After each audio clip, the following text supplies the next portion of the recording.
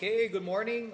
For today, we will be jumping around a little bit. The plan is to take our public hearings, followed by our council meeting agenda item relating to a briefing from the state employees retirement system. After that briefing, we'll need to head into an executive session regarding a workers' compensation claim. Following that, ES will return and continue our council meeting agenda with interviews for the Salary Commission, followed by the Salary Commission and an interview for Planning Commission, followed by the remaining council meeting agenda items, committee meetings, and then end with our last executive session item. So with that, Councilmember Evslin, you have the first two public hearings. I'd like to call to order the public hearing for bill number 2861. Clerk, could you please read the notices of public hearing? Notice is hereby given that the Council of the County of Kauai will hold a public hearing on Wednesday, June 15, 2022 at 8:30 a.m. or soon thereafter at the Council Chambers in the Historic County Building on bill number 2861, a bill for an ordinance amending Chapter 5A, Sections 5A-3.4, 5A-6.1, 5A-6.4, 5A-12.1, 5A-12.3, 5A-12.7, and 5A-12.8 Kauai County Code 1987 as amended relating to real property taxes. This bill proposes to amend Chapter 5A Kauai County Code 1987 as amended by requiring applicants to file with the County Board of Review before appealing to the Tax Appeal Court. Appeals heard at the Board of Review are less costly and require far less time from real property assessment staff and the Office of the County Attorney. The Tax Appeal Court has historically experienced delays in scheduling hearings, causing assessment years to be compiled into one case, tying up potential general fund proceeds in escrow accounts throughout the process. This bill also proposes to list all grounds for appeal in one place and clarifies the basis of appeal for dedications. Further, this bill proposes to clarify that anyone desiring to appeal as an amended notice of assessment has the same 30-day provision. We receive no written testimony and have no registered speakers.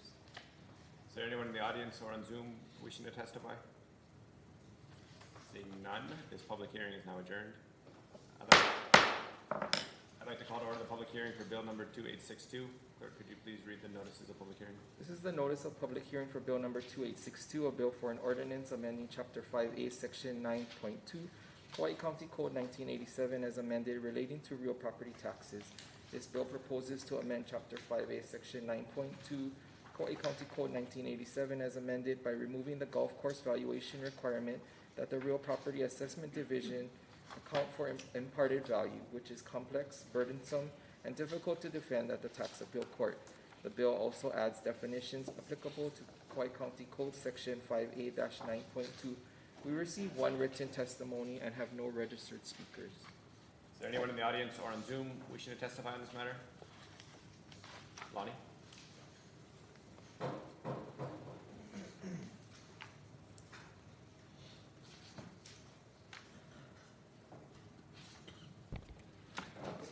For the record, Lonnie Sykos. Good morning, Council. Thank you very much for all the hard work that you people do. Is it appropriate to ask what the gist of the public testimony was that you received? Because as a member of the public, I don't know how to discern when you get written communications about these bills, what is it that the public is saying? And so we got one member of the public responded in writing to this. When I read through it, it's like complicated. It's like over my pay grade. So I don't understand it.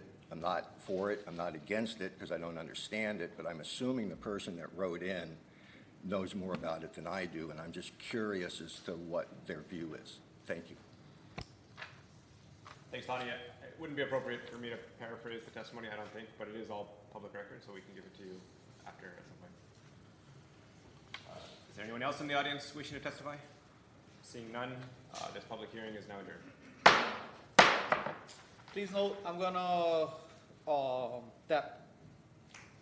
read all public hearing notices for the collective bargaining bills to be read together, which we have 5 of them. So staff will appropriately note testimony for each specific bill if necessary. Given that, I'd like to call to order public hearing for bills number 2863, 2864, 2865, 2866, and 2867. Clerk, could you please read the notice of public hearings? This is a notice for public hearing on Wednesday, June 15, 2022 at 8:30 a.m. or soon thereafter at the council chambers. This is on bill number 2863, a bill for an ordinance approving a collective bargaining agreement for bargaining unit 2 between July 1st, 2021 and June 30th, 2025. This bill proposes to approve the cost items in the collective bargaining agreement for the Hawaii Government Employees Association Bargaining Unit 2 for the period July 1st, 2021 through June 30th, 2025, based on a negotiated settlement and in accordance with the procedures contained in Hawaii Revised Statutes, Section 89-11 and Kauai County Charter, Section 19.13b. The terms of the collective bargaining agreement were recently ratified by the employees of Bargaining Unit 2. Bill number 2864, a bill for an ordinance approving a collective bargaining agreement for Bargaining Unit 3 between July 1st, 2021 and June 30th, 2025. This bill proposes to approve the cost items in the collective bargaining agreement for the Hawaii Government Employees Association Bargaining Unit 3 for the period July 1st, 2021 through June 30th, 2025, based on a negotiated settlement and in accordance with the procedures contained in Hawaii Revised Statutes, Section 89-11 and Kauai County Charter, Section 19.13b. The terms of the collective bargaining agreement were recently ratified by the employees of Bargaining Unit 3. Bill number 2865, a bill for an ordinance approving a collective bargaining agreement for Bargaining Unit 4 between July 1st, 2021 and June 30th, 2025. This bill proposes to approve the cost items in the collective bargaining agreement for the Hawaii Government Employees Association Bargaining Unit 4 for the period July 1st, 2021 through June 30th, 2025, based on a negotiated settlement and in accordance with the procedures contained in HRS Section 89-11 and Kauai County Charter Section 19.13b. The terms of the collective bargaining agreement were recently ratified by the employees of Bargaining Unit 4. Bill number 2866, a bill for an ordinance approving a collective bargaining agreement for Bargaining Unit 11 between July 1st, 2021 and June 30th, 2025. This bill proposes to approve the cost items in the collective bargaining agreement for the Hawaii Firefighters Association Bargaining Unit 11 for the period July 1st, 2021 through June 30th, 2025, based on an arbitrated award and in accordance with the procedures contained in HRS Section 89-11 and Kauai County Charter Section 19.13b. And Bill number 2867, a bill for an ordinance approving a collective bargaining agreement for Bargaining Unit 13 between July 1st, 2021 and June 30th, 2025.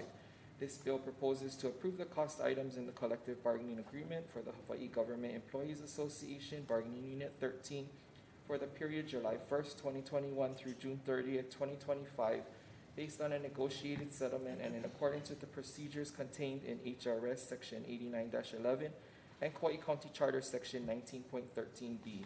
The terms of the collective bargaining agreement were recently ratified by employees of Bargaining Unit 13. We have no registered speakers, and we received one written testimony for Bill number 2866 relating to the collective bargaining agreement for the Hawaii Firefighters Association. Anyone in the audience or on Zoom wishing to testify on any of the collective bargaining bills for units 2, 3, 4, 11, or 13?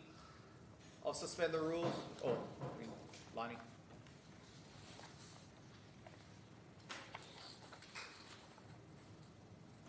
For the record, Lonnie Sykos, the ever-increasing percentage of our budget that goes to manpower has been an issue with the county council since the first meeting I attended when the council was down in Awiliwili and this building was being renovated.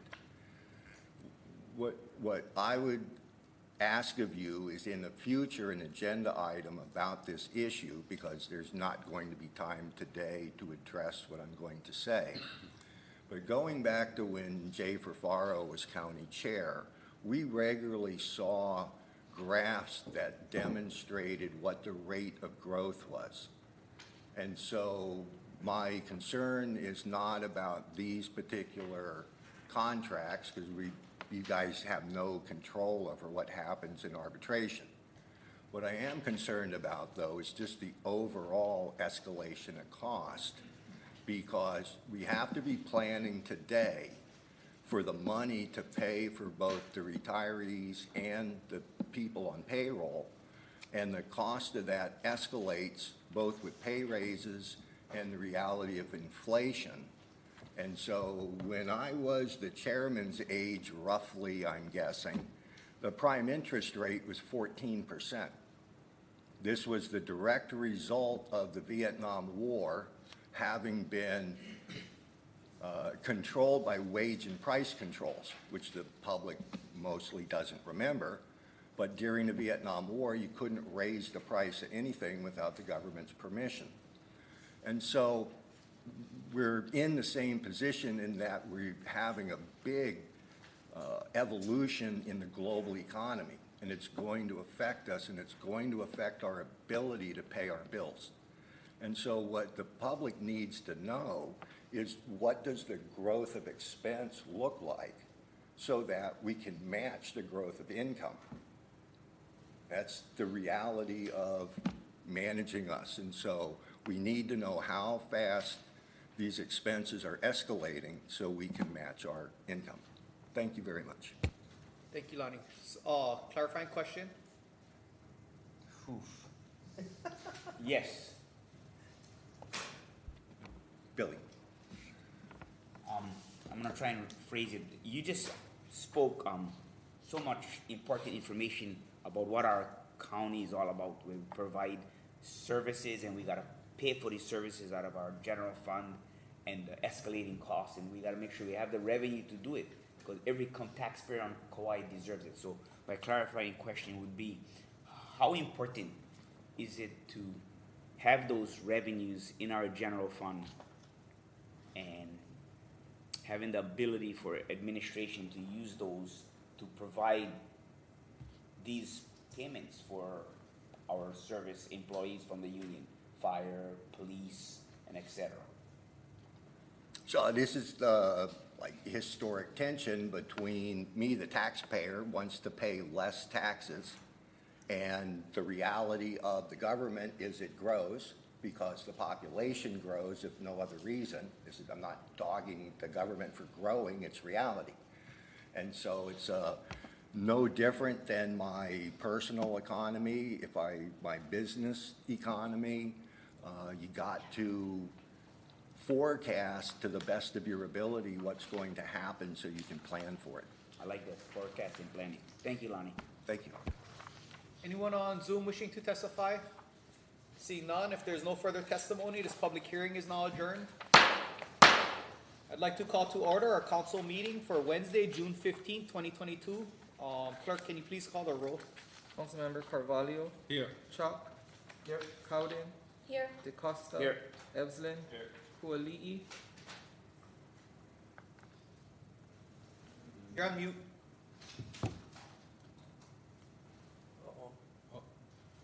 Councilmember Try it. Kuali'i is Yeah, online. he's on. Council Chair Kanashiro. Present. 7 present. Next up is approval of the agenda. May I have a motion to approve? Move to approve. Second. Second. Receive no written testimony. Anyone in the audience wishing to testify on the agenda? Anyone on Zoom wishing to testify on the agenda? If not, all those in favor signify by saying aye. Aye. Aye. Those opposed?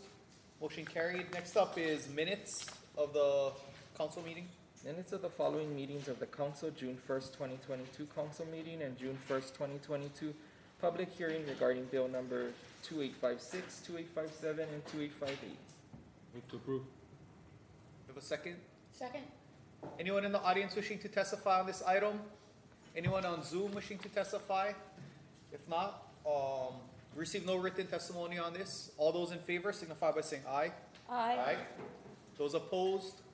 Motion carried. Okay, from here, we're gonna skip to page 2 of our agenda.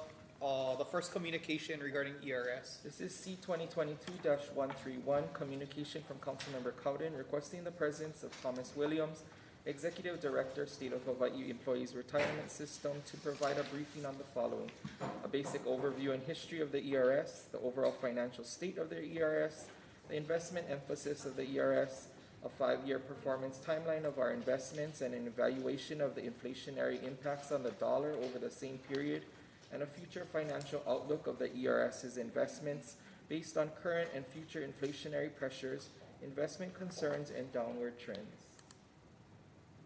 We have a motion to receive. Move to receive. Second. Second. Receive no written testimony on this item. I will suspend the rules. Thank you, Mr. Williams, for being here. We do have your presentation in front of us, and I just want to thank Councilmember Cowden for bringing up the item. So, Mr. Williams, if you want to start or share your screen, we do have your presentation in front of us also. And you're on mute. You're on mute, Mr. Williams. Hold on. So tell 'em hold on. Oh, one second. We can't hear you yet.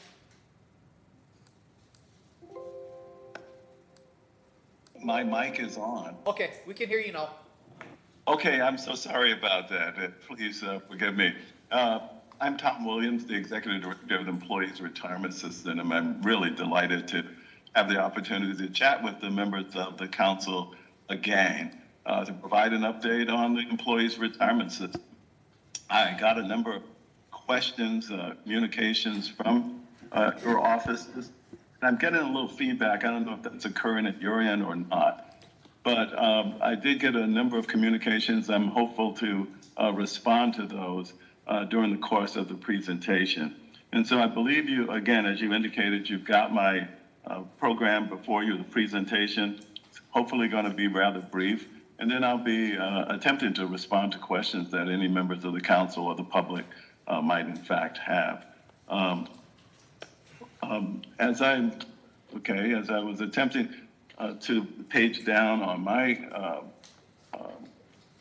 my particular program, it doesn't seem to be moving, but I might ask that if you just look to page 2 on your, it just has a summary of what we're going to talk about. It describes the ERS as being started in 1926. This is the 96th year of our organization. I believe everyone's aware that it obviously provides retirement and other benefits to employees of the state of Hawaii, as well as all of the counties.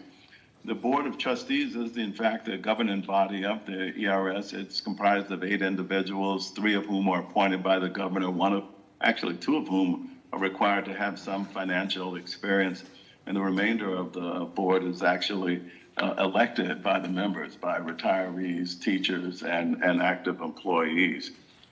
We are a so-called qualified defined benefit plan. The Internal Revenue Code establishes certain criteria for pension plans in order for the contributions that are made to the program, as well as the earnings of the program, to be deferred. I believe now my slide may very well be working. So this was just an overview of the system in large measure. To give you a little bit of the demographics of our system, we have about 150,000 members in total. I think that represents about 10% of the population of the state. We're about 1.5 million individuals, 65,000 active employees, 3,900 of which live in Kauai. That's about 6% of our active population of residents of your island. Retirees and beneficiaries, a little over 52,000 individuals are retired, 2,800 of whom are residents of your island as well. And that's a little over, about 5.3% of our entire beneficiary or retiree group. And then, of course, there are a number of people who are inactive in our system who has accrued some level of service and has received some level of employer and employee contributions, and they may in fact return to work, so they've left monies and that service sort of on deposit or to their credit in the system. And again, we have a number of inactive employees or members as well, and those are shown there. Mentioned the numbers of retirees. We paid out in 2021 $1.68 billion into the economy across the state. I think that was fairly significant because it played a major role during the recent, or maybe perhaps even ongoing pandemic, helping to buoy our economy when it was in free fall in so many respects, when tourism had reduced or stopped to zero, and there were forecast significant budget deficits and the like. Of course, the continued payment of these monies to our beneficiaries helps to stimulate the economy during good times as well as bad. The average pension is shown here to be about $31,000. Significant differences, obviously, between the highest and the lowest, but that is the average. And it indicates here that over 15,000 of our members actually can retire today. They've either achieved the years of service or the age, the combination of the two that's necessary to entitle them to retire. And that's significant for us because about 20% of these folks are teachers. There's already, as you know, a significant shortage in terms of teachers. And there were some bills in the legislature that would attempt to improve the retention as well as the recruitment of teachers. We fully supported those initiatives, but they do have an implication for the pension plan. So to the extent we pay our teachers significantly more, rightfully so, I suspect, that creates an unfunded liability or an additional liability in the system beyond what was anticipated. So we testified to the legislature as to that deleterious impact. And fortunately, they were able to allocate some additional monies to the ERS to partially offset that, not fully. This is a slide which illustrates the actuarial condition of the system, and I think it's fairly important. It shows our fiscal status, if you will, at present. And what this slide attempts to do, and it's a little busy, but it shows where we were in 2019, 2020, and what we expected in 2021 and what we actually experienced. Just looking at the first line across, the unfunded actuarial accrued liability in billions. You can see that it was 14 billion in 2019. It was expected to go to 14.6 in 2020. And in fact, we thought it would go to about 14.7 in 2021. In fact, it came in less. It came in at $14.23 billion. That's $350 million less than was forecast. And that's significant because you will see lower, 3 lines down, 2 lines lower than the initial one, the funding period, the numbers of years it takes based on all of our assumptions, if they're fully realized, for the plan to be fully funded. In other words, we'll have 100% of the assets that are needed to pay our obligations into perpetuity. At present, it was 26 years. We were expecting it to go to 25 years. And because of investment performance that exceeded the targets, we actually lowered the funding period by a full 2 years to 24 years. And so, if all assumptions are realized into the future, we've lowered the funding, the period during which you would have to make contributions at current levels by 2 years. And that's, over $1.5 billion per year. So that could represent significant savings to all of the participants in the system across our state. Below, it talks about market value of investments. The reason there are 2 different columns here, or 2 different illustrations, is the top one is about actuarial value. And because we're trying to reduce the volatility in the rates, actually, and the returns from year to year, the actuarial value actually smooths the results, gains and losses, over a 4-year period. The market value is reflective of just the 1-year value and the value, what we would have just based on that year's return. So the actual, as you could see, funded ratio or actuarial funded ratio is about 58.3%. It moved up significantly from 55.3. That's a dramatic shift in a single year. And as I said, funding period from 26 to 24. And of course, if we were looking at it on a market value basis, we'd be significantly more well-funded, 64%. But again, that's so volatile year to year, we tend not to rely on it. Assets as of June 30th and December 31 of last year. We'll give you a little update on the more recent performance as well. But you can see market value was 21.5 on June 30th. We had an actuarial return of 10.6%, market value return of 26.9%. It was, in fact, the highest return in the history of the fund that we received last year. And that had the favorable impact in terms of the actuarial funding ratio increasing fairly dramatically. This compares to what we anticipate on an annual basis of 7%.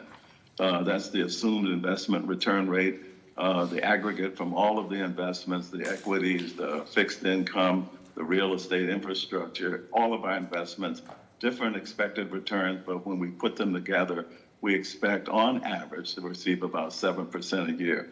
And we work every year with the investment managers, with the banks, economists, and others to validate whether or not that assumption is accurate.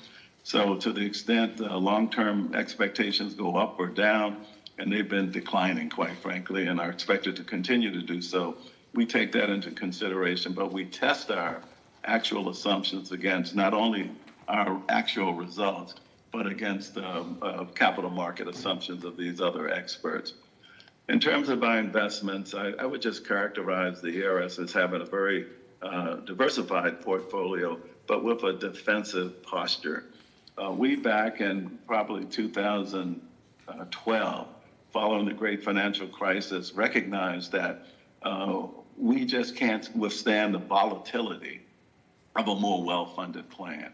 Again, we were at 55% thereabouts, and if we had experienced another 30% decline in the markets, it could put the sustainability of our plan at serious risk. So the board, on advice of investment consultants and internal staff, developed something we call diversifying strategies that tends to perform even in down markets. Most markets, most plans, particularly more well-funded plans, are geared toward growth. 75% of the time the markets are appreciating. But when they are going down, they can go down significantly and put at risk the plan. We can't afford that downdraft. So we protect our plan through these diversifying strategies.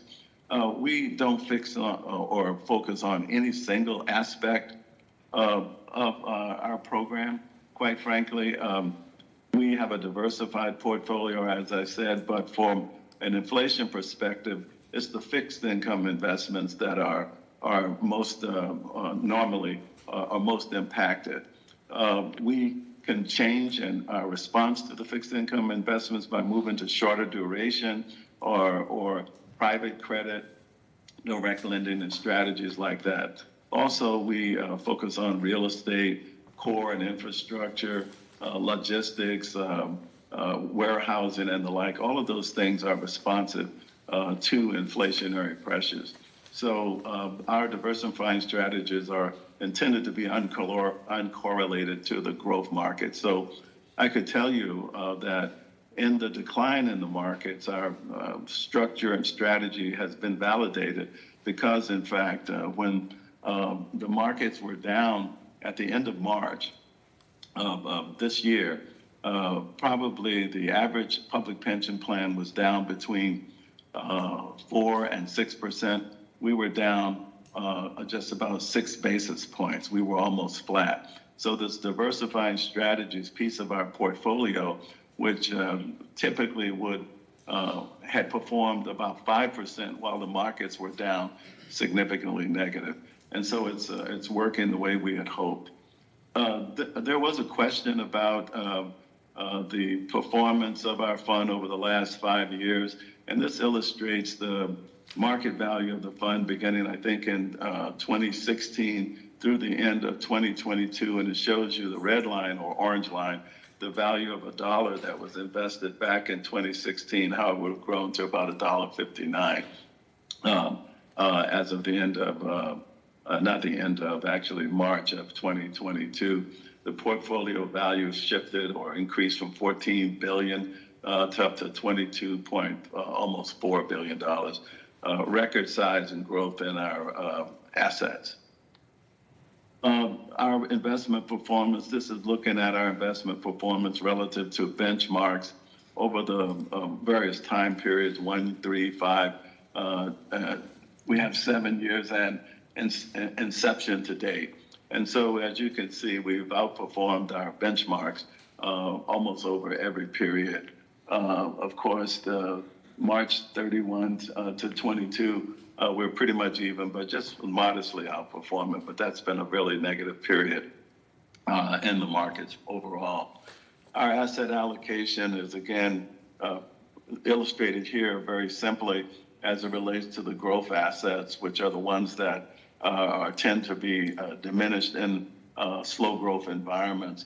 That's the biggest part of our portfolio, but these other slices of the pie are the defensive pieces that I alluded to, and there are a lot of things involved in those, like relative value arbitrage. We've got liquid diversifying, special situations, insurance related investments and the like. So there's a lot that's inside, ingredients inside the pie there that we have all the details available to you online. There's been an awful lot of concern about inflation. I think over the prior 5-8 years, inflation has been muted. The Fed has struggled to try to get to its target of 2%. Well, I think we've overshot that by all accounts significantly in the recent 6 months or beginning last fall, quite frankly. And so inflation now is averaging about 8%. I think the most recent report was 11% or thereabouts, driven, as you all know, largely by food and energy prices. Some other components of the index are beginning to stabilize, but we've got a real challenge. But interestingly, our organization investment team has been forecasting and increased inflation for probably the last 2 years, and we've been preparing the portfolio for that. We don't modify or react to really short-term phenomena, but we're investing for the longer term. But we have some inflation responsive and just investments like Treasury inflation protective securities. We talked about real estate and floating rate bonds and those kinds of things. So the U.S. is here described as a safe haven in times of political turmoil, as well as economic turmoil, quite frankly. And we find that the Federal Reserve is really moving more quickly than other nations or other countries' central banks to increase rates. I haven't heard what the Fed has done today. I think their meeting is as we speak, and it's anticipated they're going to increase rates by about 75 basis points. And I understand that there are probably at least 3 more increases expected this year and into next year, which might get rates up to about 4%. It's a really difficult balancing act, as you all could imagine, because if they act too quickly, it puts brakes on the economy and we might run into a recession. If they act too slowly, inflation continues to run amok as it has. The Fed's a little behind the curve. They probably should have started raising rates a little earlier, but hindsight is 20/20. And the impacts of these decisions are deferred. They're longer term, quite frankly. It takes 6 to 9 months for the decisions that the Fed makes today to actually have an impact in the economy tomorrow, quite frankly. It's really a deferred impact. How strong the dollar will be relative to others really is determined by not only what we do here, but what happens in other countries. And I think you'll see that most countries are beginning, apart from Japan and maybe China, to increase rates fairly aggressively. The sources of impact in our investments, again, we talk about a 7% assumed investment return. We did have tremendous investment performance. We had $2 billion in reserves, quite frankly, that are deferred through that smoothing methodology. So while we would always like the market to be going up, but that tends to offset the negative effects that we're experiencing this year. The liabilities grew a little faster than we anticipated, largely as a result of general employees getting salary increases a little bit larger than was anticipated. That changes year to year. Some years, no increases, then we get a retroactive increase, but we're assuming about 3% a year. We're revisiting all of these assumptions through an experience study that we're processing as we speak. There's an actuarial stress test that we perform on an annual basis to determine how the fund would perform in a low return environment, such as if the markets were to decline 30%, and then we were to experience not 7%, but let's say 5% for the next 10, 15, 25 years. How would the fund perform? And it shows that the fund is sustainable even in a significantly low return environment, that we would be able to meet our obligations and pay our benefits to our members. The time frame to full funding might extend, but the sustainability of the system is not jeopardized as a result of a low return environment. And that's good news. As you all know all too well, contribution rates are set in statute. They're now 24% for general employees and 41% for police and fire. We don't anticipate that this will change because our investment performance illustrates that we're able to maintain the assumptions, as well as we don't anticipate any increase in these rates. They are amongst, I think, some of the highest in the nation. And while they're important to getting us fully funded, we certainly don't want to see them increase any further because there are there's lots of competition for limited resources. Employer contributions from 2018 through the present through 2022 and estimated for 2023. We show the County of Kauai, the Department of Water, and then a total. And you can see the contributions, as the rates have increased, have gone up substantially from almost $19 million in 2018 and 19 to where they are expected to be about $28 million in 2022, and going up to about $29 million in 23-24. That's estimated, but it depends upon rates of hiring and salary increase and the like.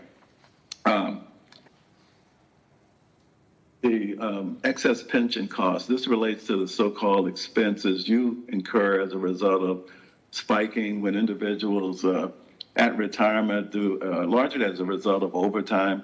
And this is largely applicable to Tier 1 employees because for those hired after July of 2012, overtime is not included in their pension calculation, but for everyone prior, it is. And so when the earnings increases significantly above the averages over the prior 10 years, we calculate that differential and determine the actuarial cost of that additional pension that we're going to be paying, and that gets charged back to the employers. Otherwise, those liabilities would be assumed by the plan and would drive up everyone's costs. So we try to allocate those costs back to the employer based on their actual population, the people who earn the service and retire from your participation. And so you can see how those spiking charges have gone up from 2014, when it was about $213,000 and only 7 people involved, to in fiscal year 2021, there were 23 people. It's not a lot of people, but the charges were $2,844,000. And each year when I visited with you in person or virtually, there's a discussion around what can you do to get a handle on and reduce the utilization of overtime so as to lower the ultimate cost to the island as it relates to those charges. That really concludes the formal presentation. I don't want to take up too much of your time on the fundamentals, but I'm available to hopefully answer questions you might have. Okay, thank you, Mr. Williams. I have Councilmember Cowden. First of all, I want to say, good job. You exceeded my expectations in terms of creating stability with this retirement fund. When I've looked at what's been happening in the markets and even in my own personal stuff, the last 6 months has been very turbulent and increasingly so. So I was worried we might be in a worse position. So I want to say thank you on that. I'm seeing mostly here up to 2021. Our 2022 numbers, you've put it in your estimate. You're still expecting us to be solid with our 2022. So that's really good. Yeah, so for example, fiscal year to date, that was through March of 2022, we had a 5.4% return. Someone had asked, I think, about the 5-year return. It's 9.7% through March of 2022. We've exceeded our 7% target. The 10-year return was 9%. The 3-year return, 11.8%. So we're not anticipating that we're going to see that level of return this year. Okay. But again, we don't focus year to year. We expect significant volatility. But over time, we expect some normalization in the context of our portfolio returns and how they will impact to these very volatile environments, quite frankly. So there could be and likely will be some difficult years ahead. But we think we're well suited to respond to those, particularly with the defensive nature of our portfolio, which really provides some level of return even during these challenging markets. And I alluded earlier, we were up 5% when the average, we were almost flat when the average fund was down 4 to 6%. And we, in fact, were at the end of March within the top 5% of pension funds in the nation in terms of investment performance. Well, thank you for that. I would assume our April and May, as you're saying, that's more challenged. You have 11% is what it seems like is the current inflationary pressure.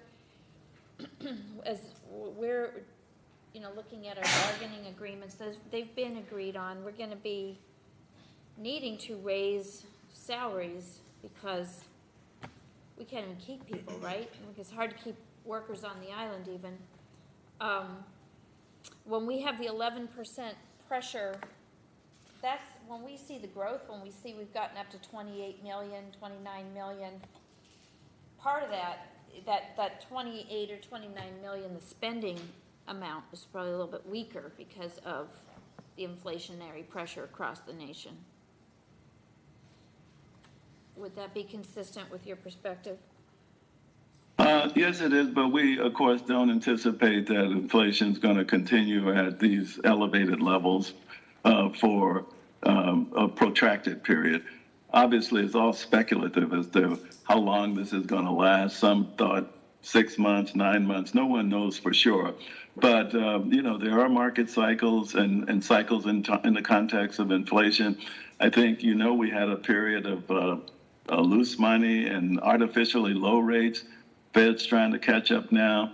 I don't expect we're going to see rates such as we're experiencing today for the longer term. But it does, as you suggest, has an implication, an influence on salary expectations.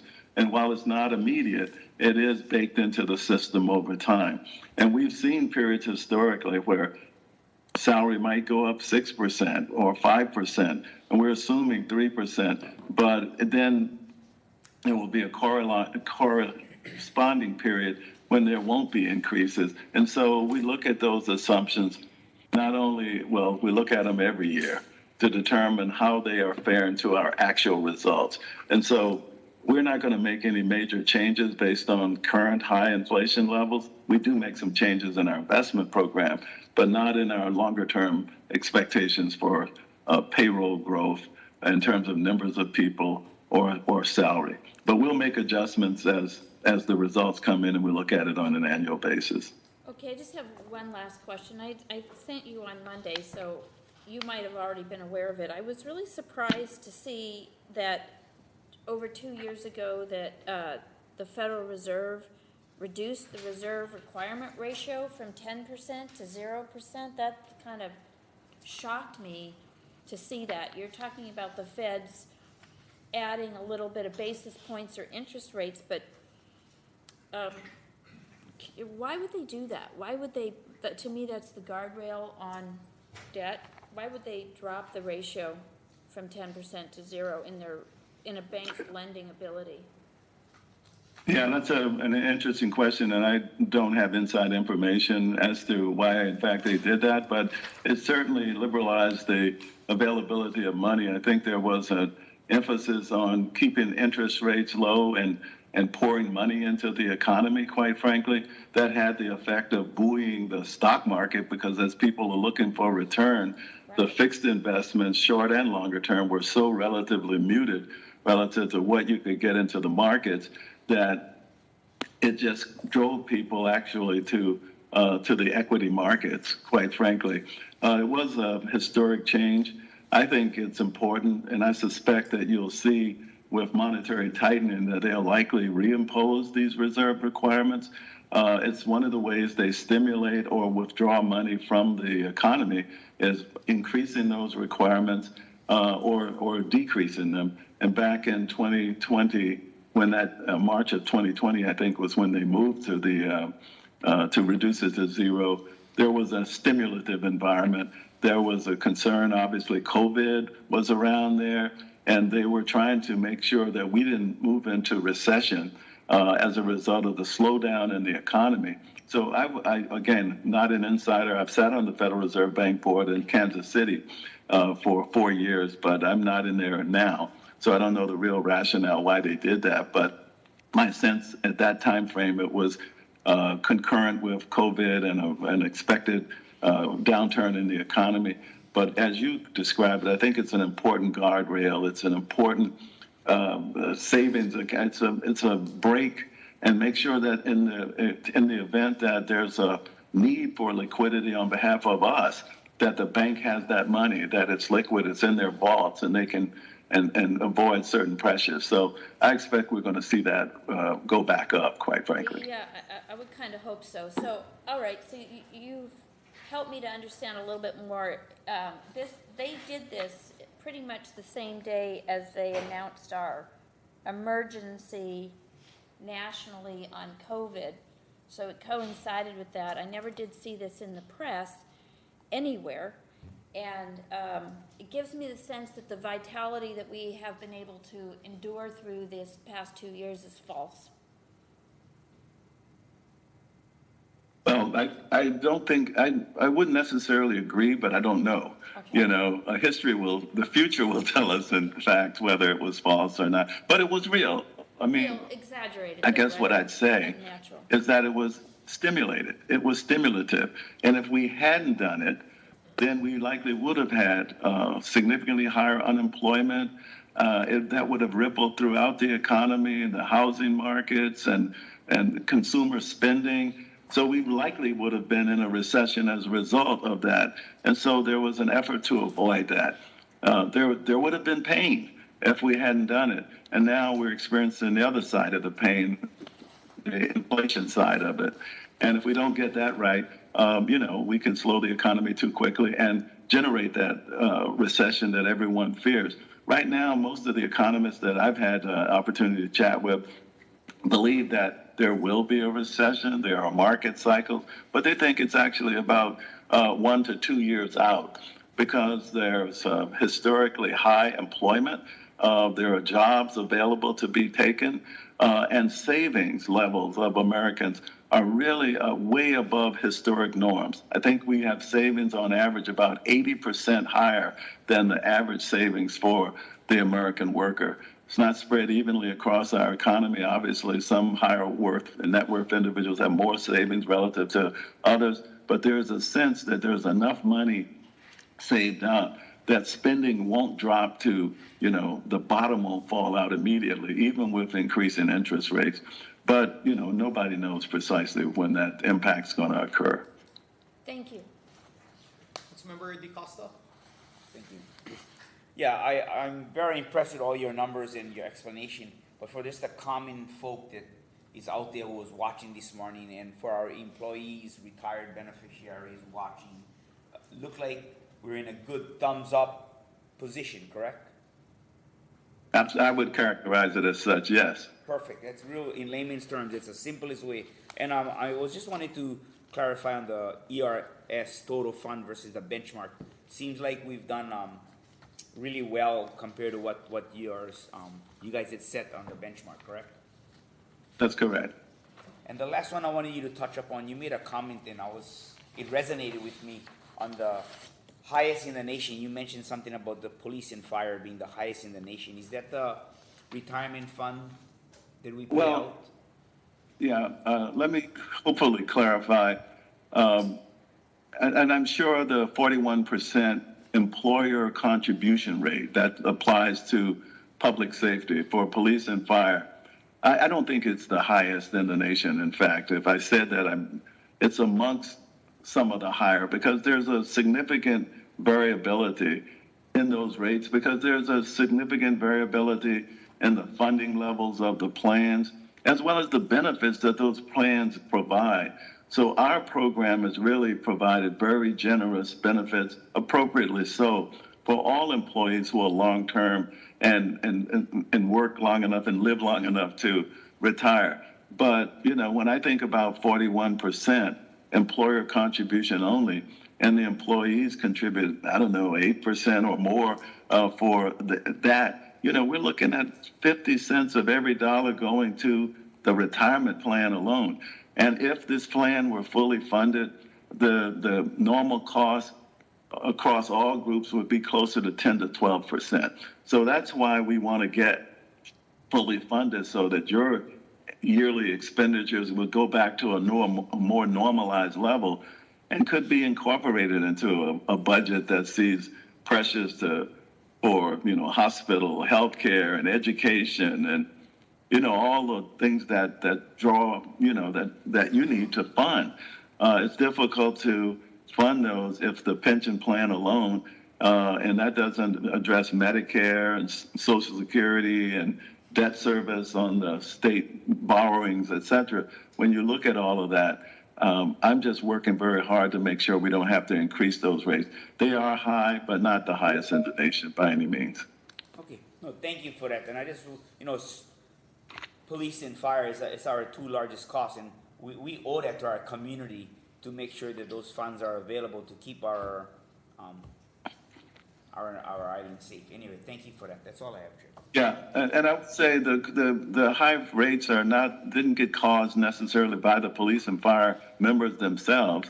It's because of the way the plan was or was not funded over a number of years. And that's why these costs are being paid today, and they're higher than they would have otherwise been. So I'm not in no way inferring that it's those professions that created this. That's just the mathematical cost of making up the unfunded liability and putting aside enough money to meet our future obligations and commitments to them. And I think they're all fair and appropriate. Thank you. Council Vice Chair Chop. Thank you. It's been a few years. Thanks for coming back and speaking to us. I appreciate the update and the good work that's really coming forth. And I can see that we have a, you know, I guess a light at the end of the tunnel, so to speak, hopefully. When last you were here, we talked about and actually explored policy change. In fact, put a bill together in that direction, and it didn't go very well. It wasn't very popular. Although, you know, I think that you supported it and wanted to see, at least from that end, us try and address it by, you know, shortening the runway on it. So I'm just curious. Has there been any more discussion or movement in terms of policy changes that we, as council members, and can work with our delegation to support you in your work that you're trying to accomplish? Well, you know, you've been enormously supportive of us, and you know, we work closely with the employers to assure they understand the various cost drivers of the system. Obviously, we don't control it at our end. We are the recipients of the experience, and we calculate the cost of that experience. But you know, I appreciate your efforts to limit the growth in the liability of the funds. We've been working with the legislature. For example, there are a number of smaller things that we're trying to do. Service-connected disability doesn't affect most of you, but it's a significant drain from our system because the courts have increasingly liberalized the definition. Because, for example, it's supposed to be for people who incur particular hazards on their job, like police and fire. But the courts have begun to expand the eligibility and definition such that it now applies to people in clerical jobs who get carpal tunnel. And they're saying they're typing as their job and it's service connected. And then we pay a larger benefit. They get about a 30% higher benefit. They don't have to have any minimum years of service. They pay no federal income tax on it. And we see that a growing area.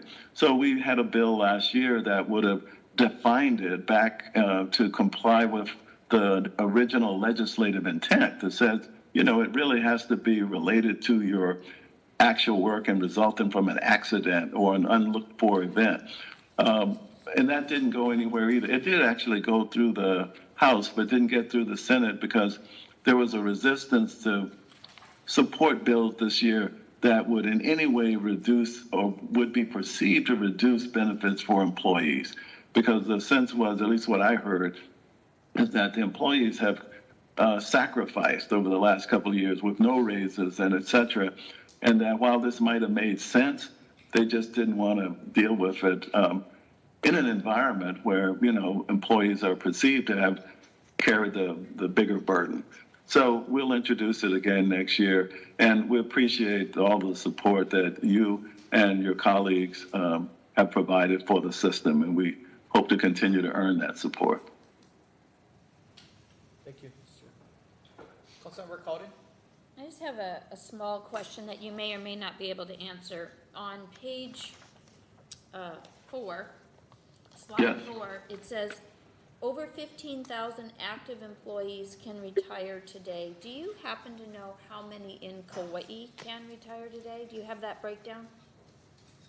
No, we don't. But again, I think the retirees, Kauai represents about 5.3% of the current retirees.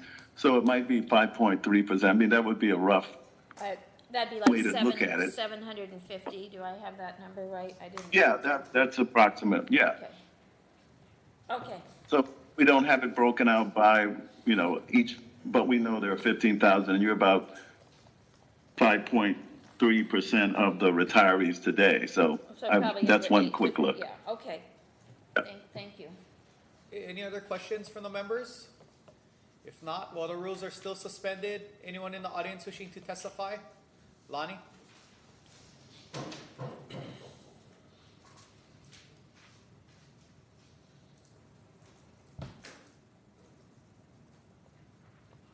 For the record, Lonnie Sykos. I'd like to thank Council Member Cowden for getting this on the agenda and for whoever seconded that. Tip of the hat. I've been hearing these updates for like 15 years now, and I would have to say this is the best report I've ever heard. Right? 15 years ago, it was doom. He was looking at, we're going to go bankrupt paying retirement because of the overtime issue, which the state legislature finally dealt with. And so we're only digging out of a hole that ended in 2012, I believe. And since 2012, the overtime is not figured into the retirement. To Mr. Williams, I believe. Excellent report, sir. Thank you very much. Your office has always done an excellent job of presenting this information in a way that the average person ought to be able to understand what the trends in the big picture details are. And I'm very happy to see that the number of years it's going to take to get caught up has been reducing over like the last decade and appears to be accelerating, which is partly because of the economy and partly because of how well this fund is being managed. So thank you very much to everybody at ERS, and thank you to the council for this most excellent presentation to the public. Thank you. Well, let me thank you as well and suggest to you that I've enjoyed my time here, but none of this is accomplished by any single individual. You didn't suggest that, but we have boards and investment in staff and the legislature and all of you have positioned us to have this success. So it's a team effort, and I'm grateful for your support. Anyone else in the audience wishing to testify? Anyone on Zoom wishing to testify? Any further questions from the members? If not, I'll call the meeting back to order. Final discussion from the members. Council Vice Chair Chalk. I just want to thank Sue Williams and ER System. I completely agree with the testifier. We were looking at dismal, outlooks a few years ago. I mean, I really feel like since he's come on board, he's literally been able to shift us, and I realize it's a team effort. Full disclosure, I am a service-connected disability recipient, right? Yeah. And to that end, I think that when we look at policy changes, what we're really needing to take into consideration, which is how we all are giving back and trying to contribute to the problem that we've created. And to that end, I support any kind of legislative changes that will help us be more accountable towards that end. It's gonna, quite frankly, it means all of us do something about it. It's not popular, it may hurt, but I think that that's sort of where I'd like to see the mindset be, instead of, not to say that our employees deserve everything that they can get, but this is a problem that we have to address, and the sooner we can address it, the better footing we can be on for moving forward. Thank you. And let me just say that the employees are not taking advantage of the system. I mean, the rules are being interpreted in such a fashion that this is the outcome. But it's beyond what the legislative intent was initially, and we're just trying to clarify so that we can provide benefits where they're warranted, but not do so when they're not. But I don't want to suggest in any way that people are doing something wrong. There are things that we need to clarify and to tighten up, and that's just one small thing, quite frankly. Councilmember Carvalho. I just wanted to say really thank you for this, Councilmember Collin, and detailed report, and really well written and well put together. I mean, I had the opportunity to serve in accounting since 1986 in different hats. We're in different hats, but it's all about the employees and assuring that they have stability, whatever level they're at. It doesn't matter. It's just that. So I really appreciate this very detailed, very well put together report. I may have some questions later, but for now, I really appreciate it. And mahalo, and thank you for that. Well, thank you. Councilmember Cowden. Yeah, I will say again, I feel much better now that I know this. This has been something that's been really eating at me through our budget system. This has been eating at me relative to how we're managing our revenue. I'm so thankful that this happened first before we talk about a couple of the other elements on our agenda. I believe the video, or at least the audio, has concluded for me. Oh, okay. Now, can you hear me? Yes, yes. Okay, all right. So I will just quickly say thank you so much that this made me feel better when I look at what we are even deciding on some of these things today. It's really, so valuable to have this confidence, because as I've watched the deep turbulence in the markets, and I anticipate that that is going to continue, I would think for at least another year or so, that we're going to be able to be making our payments to our retirees and encouraging our newer or younger workers who are in here since after 2012. So they are paying more to receive less as we move forward. I'm glad that there will be something for them, is what it looks like. So again, good job. Well, I don't want to prolong this, but let me share with you that the board's going to take a look at the effect of the 2012 changes. I think they've been very positive. Obviously, we have about 44% of our members who have come on board since 2012, but they represent 3.5% of the liability. So, the monies that are being contributed, again, focused on paying off the debt, the unfunded liability. And we want to make sure that people who are hired subsequent, that they get a fair shake out of this plan, quite frankly, because there's a 10-year vesting, they have a lower multiplier than others. And while that might be necessary and appropriate from a fiscal perspective to shore up the plan to avoid the hemorrhaging, the purpose of the plan is to provide adequate retirement benefits for state and county employees. And if you end up with a significant number of our citizens working for 8, 9 years and getting nothing out of the system, it's a huge gap in their economic security, because a typical working career is said to be between 25 and 35 years.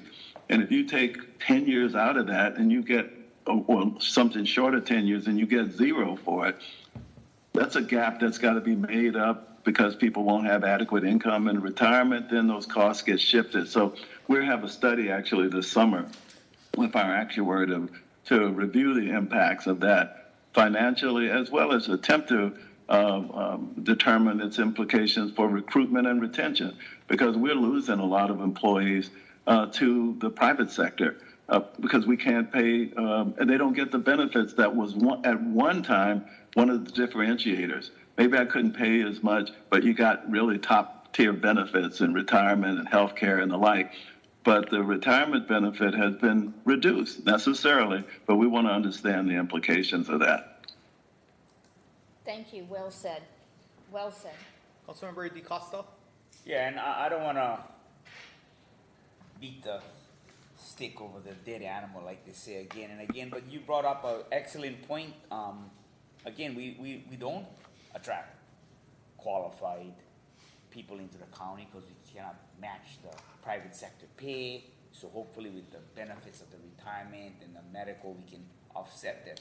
But it's so important for us to have our revenue base, so maybe one day we can pay these, top officials or top employees or in any position the money they deserve, so we can attract.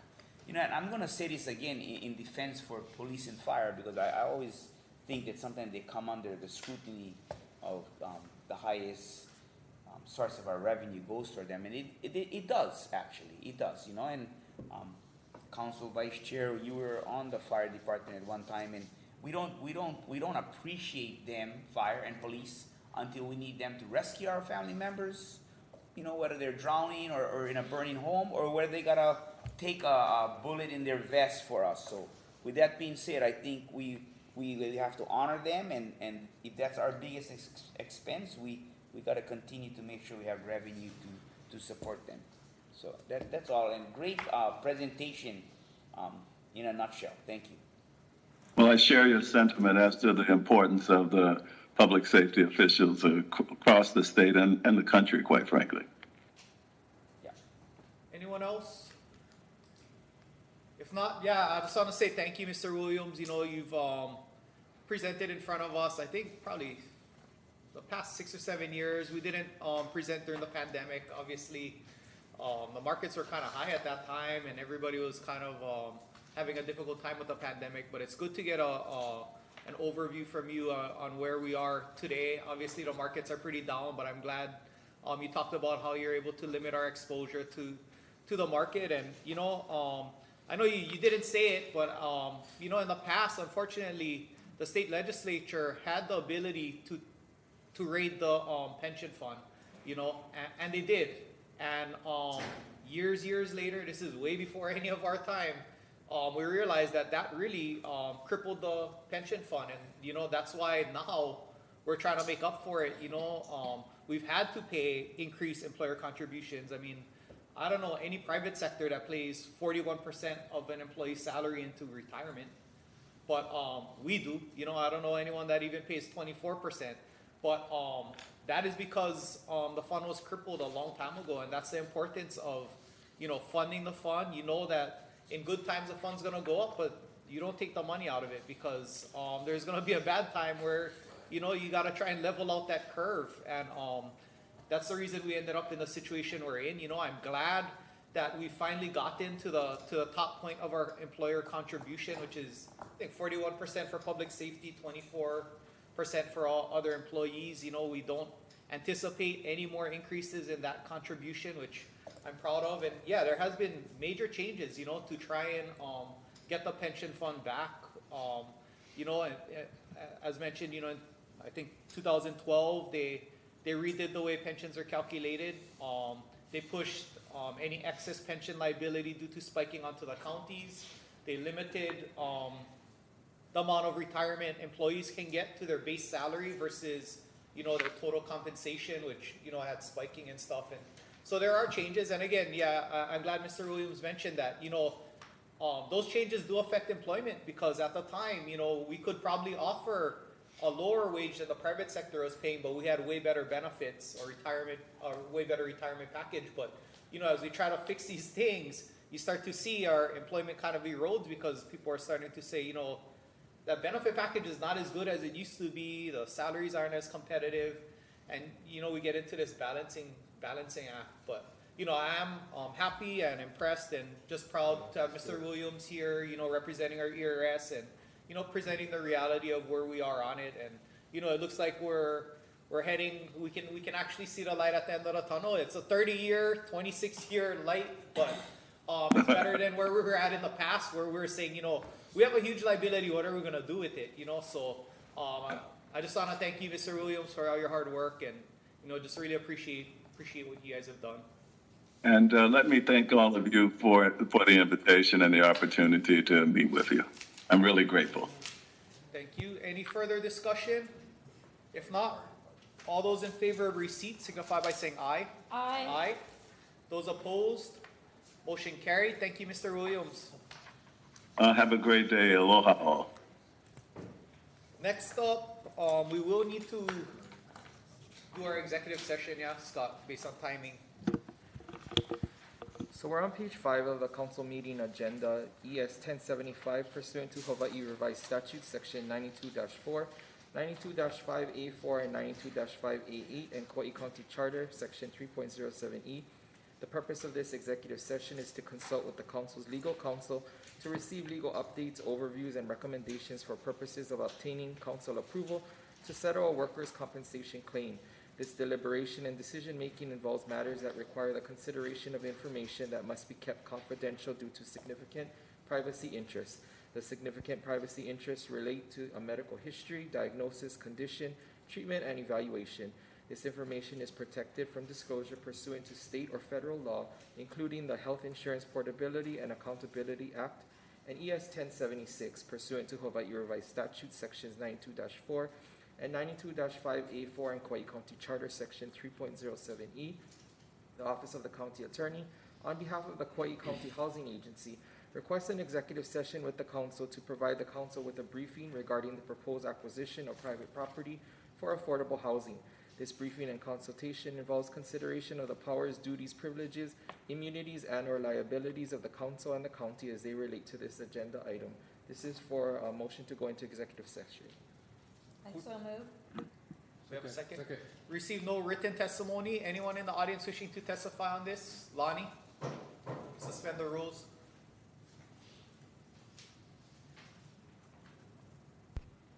For the record, Lonnie Psychos. I don't know what you're allowed to disclose to the public, but I would be most interested in the name of this employee. And the reason that I request that is because if the employee has been here publicly testifying about their health issue incurred working for the county, if they have been publicly testifying, if there's been newspaper articles written about them, it would seem only an excuse to keep the public ignorant of what was going on if in fact any of this is already public information. So I don't know who this is, but I do know that the county has some very serious cases in front of them. And looking at this, I would assume that this might be Chucky Raposo. And so if it's not, he'll be on this agenda sooner or later. But this is a recurring problem for the county of having to pay our employees for things occurring during their employment that should not have occurred.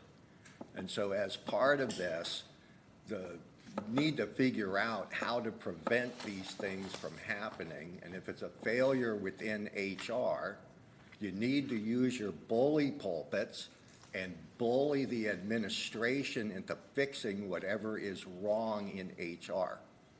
And there is something extremely wrong in HR, given could show us a graph of how much money we pay every year and if there's a growth curve in settlements with our own employees.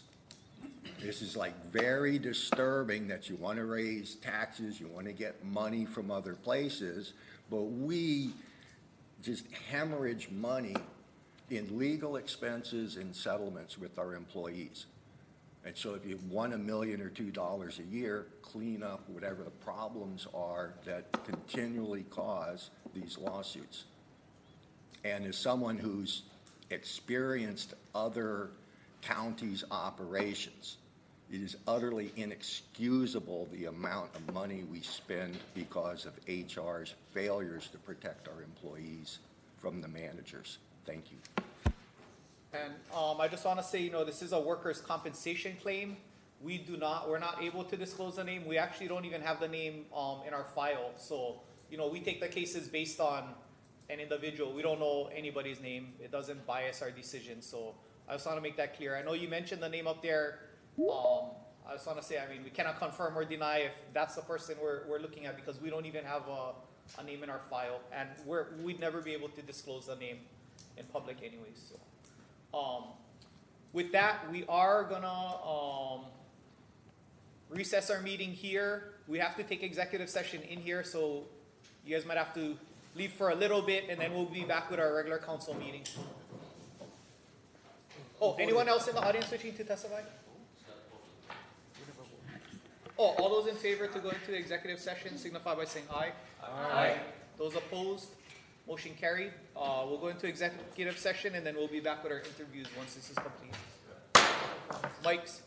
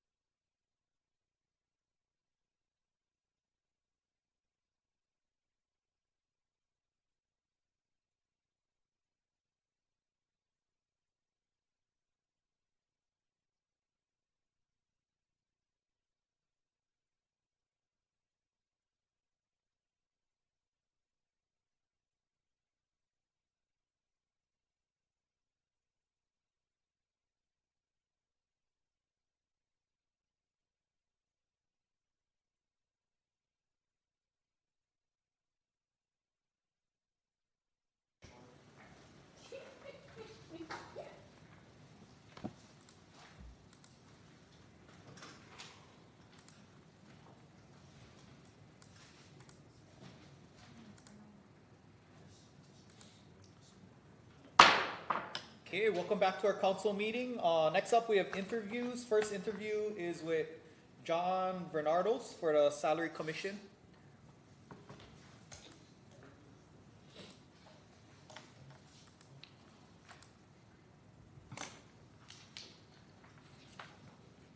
Morning, Chair and members of the Council. Ellen Tang, Boards and Commission Administrator.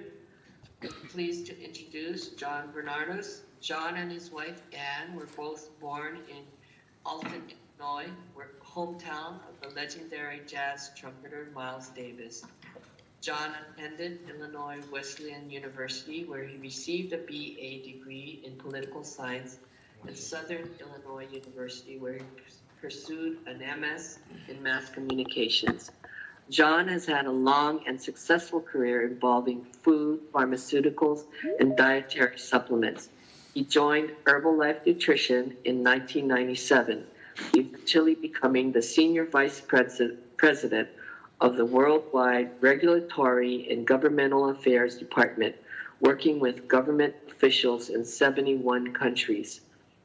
During his tenure there, he was involved in growing the company from 12 to over 90 countries and hired, trained, and mentored 38 employees worldwide.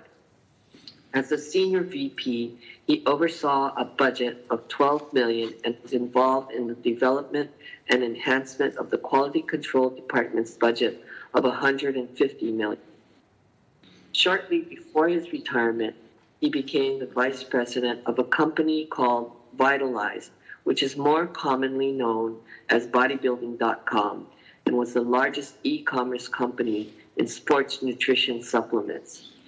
There, he led a team of 9 e-commerce employees with a budget of $7 million. Although professionally John traveled a lot, he's always been drawn to Hawaii. Since the early 80s, John and his family has been vacationing on Kauai. In 2016, as he was nearing retirement, he and his wife decided to build a home here and was able to travel to visit at least 4 times a year. Finally, in 2019, they moved to Kauai full-time. John is an avid outdoorsman and a waterman. He also enjoys walking, swimming, and scuba diving. With all the family vacations here, it shouldn't be a surprise that his eldest son, Peter, also moved to Kauai and met the love of his life while surfing at Pakalas. Peter and his life partner and local OR nurse expect their first child in September. John's depth of experience with managing personnel, measured against key performance indicators, and his ability to attract the best and the brightest in a competitive worldwide market will be most welcome on the Salary Commission. I look forward to his contributions, and I'm thankful for his willingness to serve. Okay, thank you, Ellen. Hey, John, anything you want to add to Ellen's introduction? Good morning, ladies and gentlemen. Thank you, Ellen, very much. When we moved here several years ago, we became friends with retired Air Force Major General Mary Kay Herzog. She's a neighbor here in Kaloa, where we live. And I explained to her that even though we now have our family here with us, our older son and his life partner, now that I don't have to work any longer for a living, I wanted to give back to the community. What ways might she suggest? She'd been serving for a number of years, as you probably know, on the police commission, and she suggested I speak with Ellen and explore what other volunteer opportunities exist. And so it's with her encouragement that I applied to Ellen for the Salary Commission, and I look forward to trying to answer any questions you might have. Okay, thank you. Any questions from the members? Councilmember Cowden. First of all, thank you for volunteering and being willing to do this. Sure. I'm seeing something on your form here, interesting. It says you were a security cleared trade policy advisor to the Obama administration's Secretary of Commerce and U.S. Trade.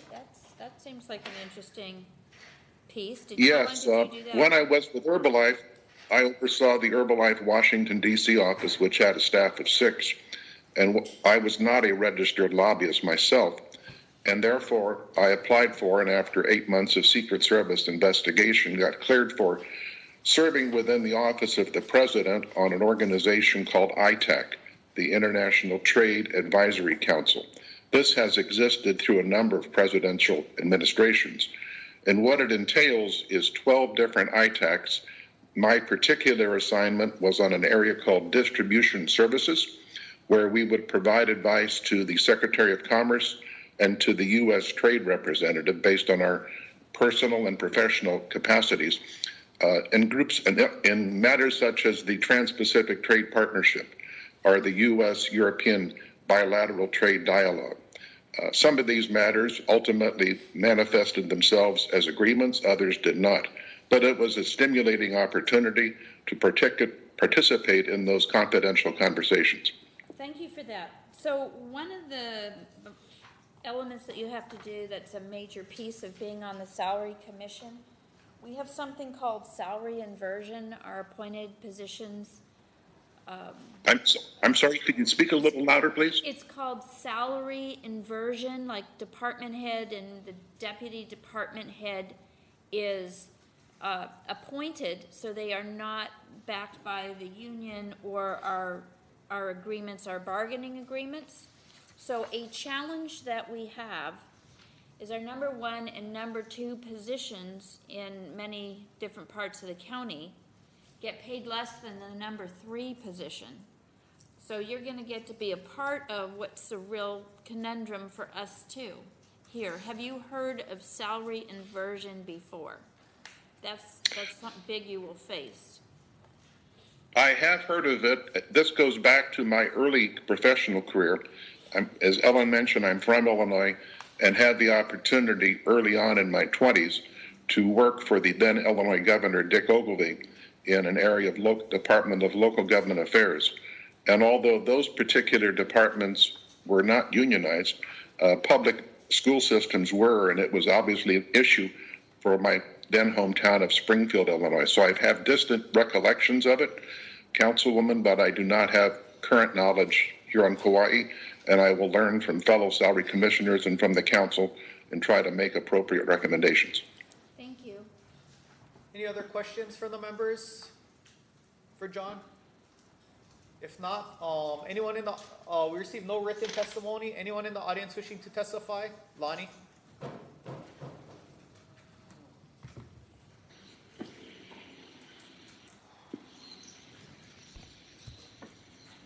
For the record, Lonnie Psychos. Thank you very much, sir, for volunteering. And I would note you are relatively new here. I am very impressed that the administration is bringing in people not from Kauai, but the newcomers who come with extraordinary life's experiences. And many people, like this gentleman, have had a life of not just a successful business for himself, but service for others. And so I'm very appreciative to see a new face on the island on a board or a commission so rapidly. A man appears to be overqualified for the position, which is a wonderful thing for us. And in regards to salary inversion, that is the result of a structural problem, not the result and it's not going to be resolved without changing the structure of how pay works. The issue is the fire chief and the police chief are on salary and do not earn overtime. Their assistants have smaller salaries, but they are allowed to accrue overtime, and it's the accrual of the overtime that leads them to make more money than the chief does. And so the problem is not being able to control the amount of overtime the assistants make to keep their wages below that of the chief. Without controlling the overtime, you will never be able to keep the chief's salary above the amount of overtime they can earn.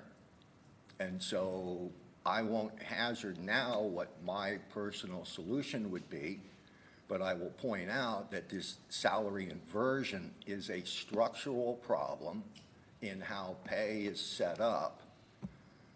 And without dealing with the structural problem, the only solution is to just keep giving everybody more money, but it's a Ponzi scheme, right? It's just you give, one guy gets more money, so the other one gets more, and now he gets more, and now he gets more, and it's endless and relentless and quite expensive. So, thank you. Anyone else in the audience wishing to testify? Anyone on Zoom wishing to testify? If not, I'll call the meeting back to order. Any final discussion from the members?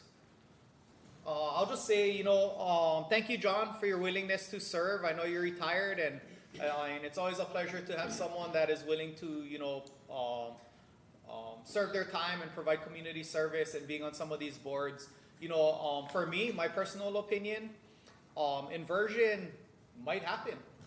Whether we like it or not. You might have an employee that works at the county for 25, 30 years, and their base salary is going to be higher than the police chief. Should the police chief who comes in and has been on for 2 years get paid more than the guy that's worked 30 years at the county? I don't necessarily think all inversion is bad. I think, that employee has served their time, they've increased their roles, they've become maybe an assistant chief, they have a high base salary, they're able to collect overtime. That's their right.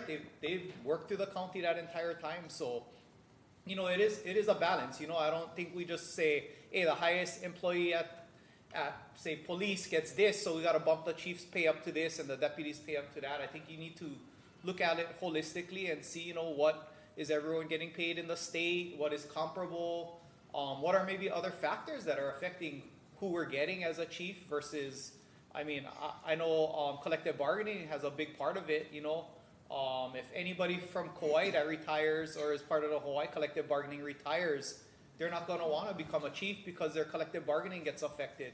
So that's why you see a lot of people that have retired from the mainland, they're able to collect their pension, they come to Kauai, they're able to collect some more, and it's 2 different pensions. Those are some of the things that I think affect that type of hiring practices. Department heads are different, but again, I don't think all inversion is bad. I think there are definitely cases where employees have earned and deserve the right to get paid what they are. And so that's all the considerations, John, you guys are going to have to make, when looking at salaries and where you think salary should be for department heads and everyone on the salary commission. So that's my opinion on it. And I know you'll come with a breadth of experience and knowledge, and I think it'll be great for the salary commission. Thank you. Anyone else? If not, thank you, John. We will be voting on your appointment at our next meeting. Mahalo. Next up, Ellen, we have Jerry Ornelas for the Planning Commission. For the record, Ellen Cheng, Boards and Commission Administrator. Today, I'm honored to introduce an icon, someone who really needs no introduction, Jerry Ornelas. Jerry was born and raised on Kauai, attended St. Catherine's, and is a proud Kapaa High School graduate. In high school, Jerry was an active member of the debate club, Future Farmers of America Club, and also played football. The Future Farmers of America Club focuses on leadership development, personal growth, and career success through agriculture education. Every year, the club activities were funded by the crops that were raised and sold. The activities included all expenses paid for neighbor island conferences and FAA jackets for each member. Jerry credits the FAA with giving him a good foundation that has served him throughout his life. Jerry was born into a farming family. At one time, his family operations included a dairy farm. When he was just a junior in high school, his dad passed, but Jerry continued to run the family farm business and complete his high school education. Jerry joined the National Air Guard in 1968 and took his first flight to the mainland. He landed in what might have seemed like a foreign country in the middle of the civil rights battle after the assassination of Martin Luther King Jr. He recalls someone asking him about interracial marriage, and he didn't know what they were talking about. For the next 6 years, he trained and worked in Lackland, Texas, Virginia, Hickam, and eventually back to Kauai in Kokee. In 1990, Jerry started working with the State of Hawaii College of Tropical Agriculture and Human Resources, UH Manoa, or CTAR, until he retired as an agricultural research technician in 2011. He served on many agriculture-related boards and committees, including the Hawaii State, the Hawaii State Farm Bureau, founding member and president of the East Kauai Water Cooperative, Neighbor Island Advisory Committee under Governor Lingle, the State Board of Agriculture under Governors Lingle, Abercrombie, and Ige, and the Hawaii Community Foundation's Freshwater Council. Jerry is also sought after as a commentator, panelist, and contributor on documentaries, papers, and videos on a wide range of subjects like invasive species, water systems, and climate change. Jerry is a study of a man in constant motion. He's never stopped farming and is currently working to revive the growth of rice as an industry. In his rare free moments, he enjoys reading. His favorite food is blackened ahi, Chinese or Japanese food, and he would love to find the time to travel to Japan again. It's my understanding that Jerry has been asked several times to serve on the Planning Commission. I'm so thankful and grateful that he is finally willing and able to share his lifelong experience and knowledge with this commission in the environmental position. Thank you for that, Ellen. Jerry, anything more to add? No, I'll waive any opening statement because it's a real nice day out there, and I don't want to take up any more of the council's time than I have to, but I'm perfectly willing to answer any questions you may have. Okay, any questions from the members? Councilmember Cowden? Well, I just want to thank you for all that you've done for so long, and I do want to say I'm excited to have somebody with as much ag background on the Planning Commission, because a lot of what comes before you has to do with reuse of ag. And so in the Farm Bureau or any of these boards that you've sat on, including CTAR, when you had that job, can you just give us a brief so you can go out into the sunshine, just for the benefit of the public, what is your experience in small farms, diversified ag, and what you see in the value of continued small farms? Thank you for the question, Council Woman Cowden. I'm sure you're all aware that agriculture is not doing well.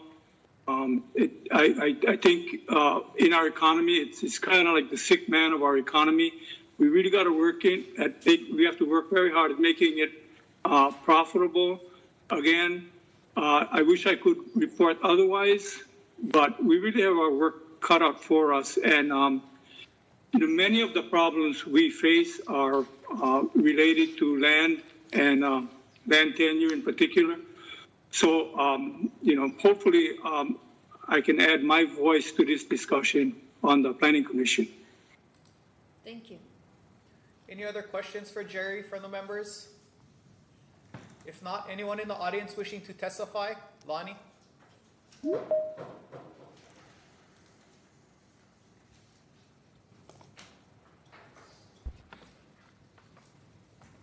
For the public record, Lonnie Sykos. Mr. Ornalis has an extremely impressive resume. I am a ex-farmer from Hanamaui myself. I got out of commercial agriculture about 1990. My last year, I exported over $100,000 worth of tropical flowers and foliage. And so have been a passionate proponent for export agriculture for a variety of reasons. Filling the empty containers to cut down the cost of the full containers coming in, as well as export provides the best opportunity to make a living wage for farmers.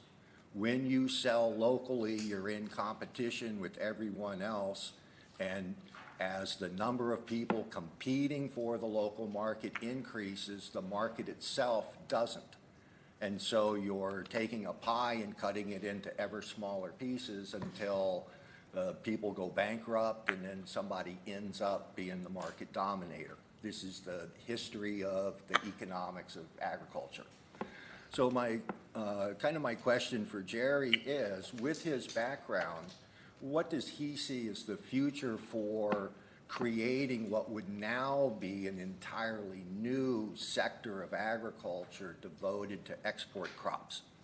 And so what is it that we could have the county assist in the development of a new branch of agriculture which would give us export crops?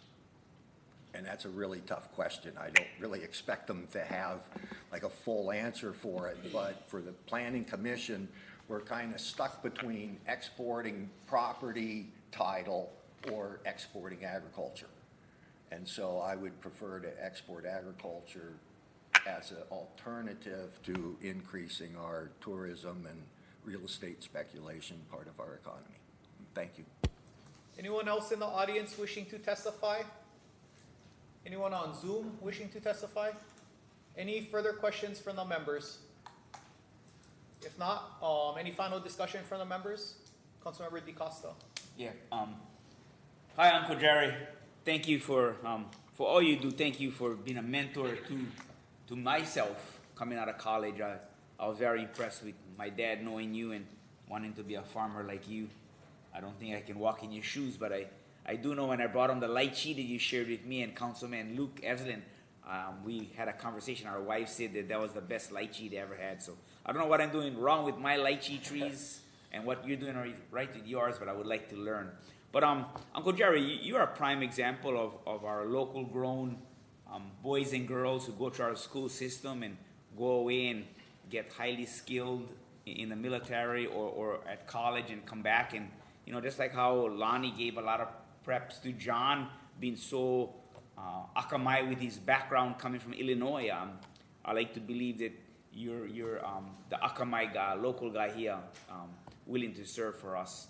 So thank you very much, Uncle Jerry. And I think that question Lonnie asked you, I don't think you need to answer it because I don't know how you would answer it. But anyway, it's a tough one. But thank you, Uncle Jerry, for everything you do on Kauai. We're lucky to have you. Councilmember Evelyn. Yeah, just to echo Councilmember DeCosta's comments, I am really deeply appreciative that you're willing to serve, Uncle Jerry. I remember when I first moved back from Oahu to Kauai, I went to there was some conference at KCC. I don't remember anything else that happened during the day, but I remember hearing you speak about the state of farming on Kauai. And I took out my phone and I started writing down everything you said, and it's still on my phone here. I have notes from my phone from that day, and it must have been 2012, where you talked about 28% decrease in farms, 1 to 9 acres, so small farms, decline of 7,400 acres of tillable land, and you said, quote, that we're the only county in the state with that with a decrease. And quote, we haven't made progress. This is a systemic problem. Farming is only marginally profitable. If the farmers cannot make money, they are not going to farm. And I think, I've heard you say similar things over the years, and you're such an important, I think, truth teller. But not only are you, communicating the dire state of farming, but you also come to the table with solutions. You're obviously walking the talk by experimenting with rice and an amazing lychee, etc. and I'm really impressed that you're, even have the time here to dedicate to the Planning Commission. But I think that your perspective is going to be so incredibly valuable.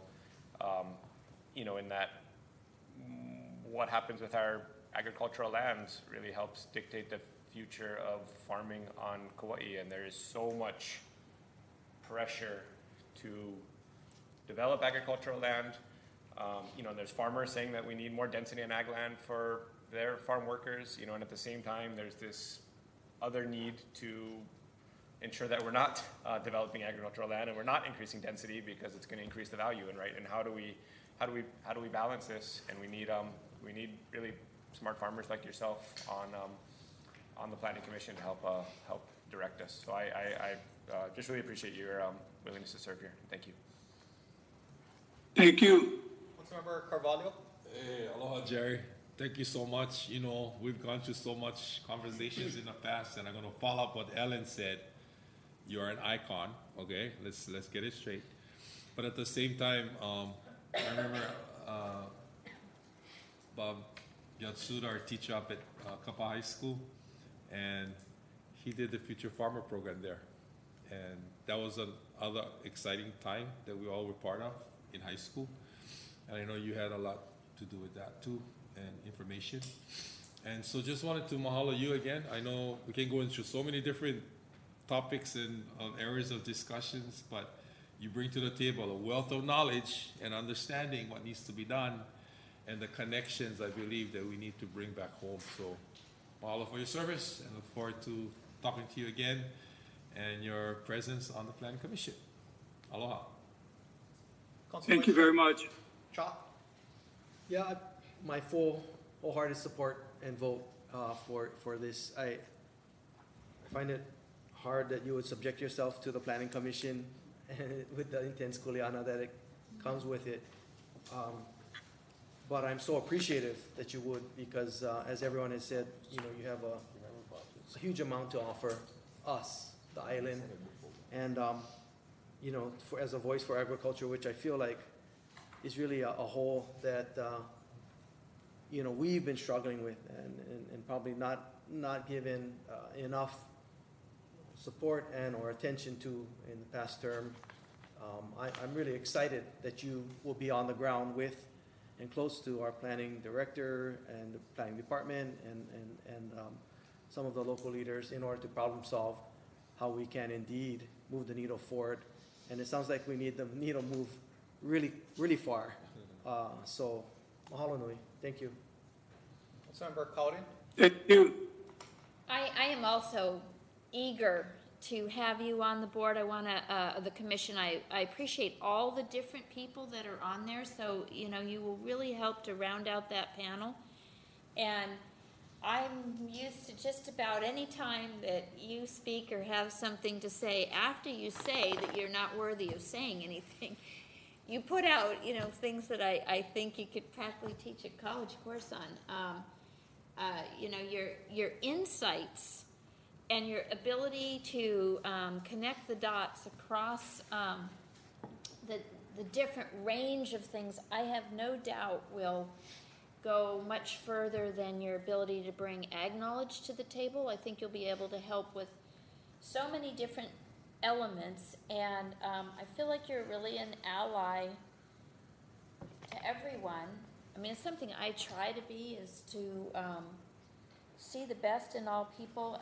We are having more large land purchases, so sometimes that makes me nervous when I see big blocks of land getting continued to be tight. So I think you have my wholehearted support, and I'm very, very happy. And, you know, as we're mentioning our prior candidate, John, I think this is two really good choices today to be strengthening out what we need. So both new insights and then long-term understanding, and you know the whole community. And I think people really respect you. So that also makes it easier to hear somebody give some on difficult decisions. And as Vice Chair Chalk said, that's a tough job, Planning Commission. So I thank you for stepping in the ring. Councilmember Kuli'i? Yeah, aloha, Jerry. I too want to add my voice to the voices of gratitude. Mahalo nui loa for your willingness to serve our community in yet another important role. Thank you so much. Thank you. Okay, well, I think everyone said enough. I mean, I just want to say, you know, you are a trusted voice in the community. You're one of Kauai's biggest advocates for agriculture and protecting our environment. And, you know, Planning Commission's a difficult board, but I think you bring balance and a rational approach, and you'll be great on the board. So thank you for your willingness to serve. Thank you. Anyone else? If not, thank you, Jerry. We'll be voting on this at our next meeting. Thank you all. Okay, next up, consent calendar. These are items on the consent calendar, C 2022-128, 129, and 130 for receipt. Move to receive. Second. Receive no written testimony. Anyone in the audience wishing to testify on the consent calendar? Anyone on Zoom wishing to testify on the consent calendar? If not, any discussion from the members? All those in favor signify by saying aye. Aye. Those opposed? Motion carried. Next item. That brings us to page 2, C 2022-132, communication from the Deputy Director of Parks and Recreation transmitting for council consideration a bill for an ordinance amending Chapter 23, Article 4, Kauai County Code 1987 as amended, relating to county business licenses, clarifying that a county license is not required for peddlers and concessionaires. Move to receive. Second. We received no written testimony on this item. Any questions from the members? This will come up as a proposed draft bill 2871. Anyone in the audience wishing to testify? Anyone on Zoom wishing to testify? If not, all those in favor of receipt signify by saying aye. Aye. Those opposed? Motion carried. Next item. C 2022-133, communication from the Executive on Aging requesting council approval to receive and expend state funds in the amount of $26,247 and to indemnify the State Executive Office on Aging to be used by the County of Kauai Agency on Elderly Affairs to support the functions of the provision of the Aging and Disability Resource Center and to be used for staff development, outreach, awareness, marketing, education, and collaboration with the No Wrong Door Network for the period June 1st, 2020 through May 31st, 2025. Move to approve. Second. Received no written testimony on this item. Do we have any questions from the members? Anyone in the audience? A question? No, I have just a statement. Anyone in the audience wishing to testify on this item? Anyone on Zoom? If not, final discussion from the members. Councilmember Cowden. My comments right now are going to be for all three of these items, which are continuing grants that they have to get step by step, but I just don't want it to pass. Like, what a great job our Agency on Elderly Affairs does, our Office of Elderly Affairs, and just key piece, and thank you for staying on top of all these grants. I don't know what we would do without our team there. Really is a needed service, and so mahalo nui. Council Vice Chair Chalk. I want to echo the great job. I was able to meet with Laurie Jean recently and talk about the programs that are being offered, and they're just exemplary. I mean, my only fear looking at this is how reliant we are on external funding to provide the services, the much needed services to our kupuna. So, you know, I think to prepare for that time in the future when we may not have that kind of support is important to me. Thank you for the good job. Anyone else? If not, motion on the floor is to approve. All those in favor signify by saying aye. Aye. Those opposed? Motion carried. Next item. C 2022-134, communication from the Executive on Aging requesting council approval to receive and expend state funds in the amount of $200,651 and to indemnify the State Executive Office on Aging to be used for the provision of kupuna care, which includes case management, adult daycare, assisted transportation, attendant care, kupuna care transportation, personal care, and home delivered meals for the period July 1st, 2019 through June 30th, 2025. Move to approve. Second. Received no written testimony on the item. Any questions from the members? Anyone in the audience wishing to testify? Anyone on Zoom? If not, any final discussion from the members? Motion on the floor is to approve. All those in favor signify by saying aye. Aye. Those opposed? Motion carried. Next item. C 2022-135, communication from the Executive on Aging requesting council approval to receive and expend federal funds in the amount of $17,901 for the third allotment of the fiscal year 2022 Nutrition Services Incentive Program, provision of congregate and home delivered meals. The total amount of the funds, including previous approved awards is $29,360, and to indemnify the State Executive Office on Aging. Move to approve. Second. Received no written testimony on this item. Any questions from the members? Anyone in the audience wishing to testify? I'll suspend the rules. Lonnie?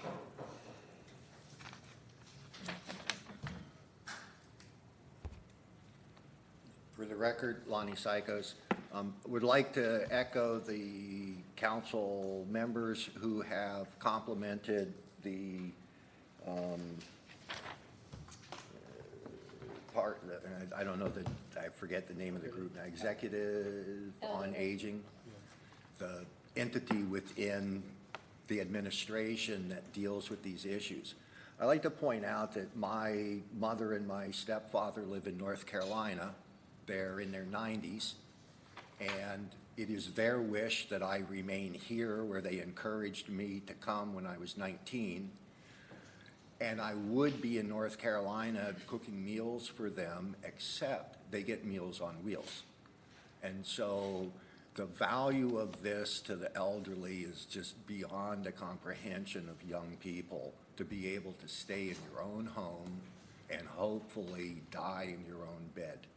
And so, as morbid as that may sound, when you reach that point in your life, your perspective will change from what it is when you're young. My gratitude to the county for taking care of the elderly. I receive a tremendous break on my real estate taxes for my home. I'm blessed that I do not need the assistance of the county with feeding myself, with transportation, with the rest, but I am blessed, and the people that are not as blessed as me, this makes a huge difference in their life. And so thank all of you, and my gratitude to the executive for being as diligent in looking after the Kupuna as they are. Thank you. Okay. Anyone else in the audience? I just have a follow-up, discussion, please. Okay. Anyone on Zoom?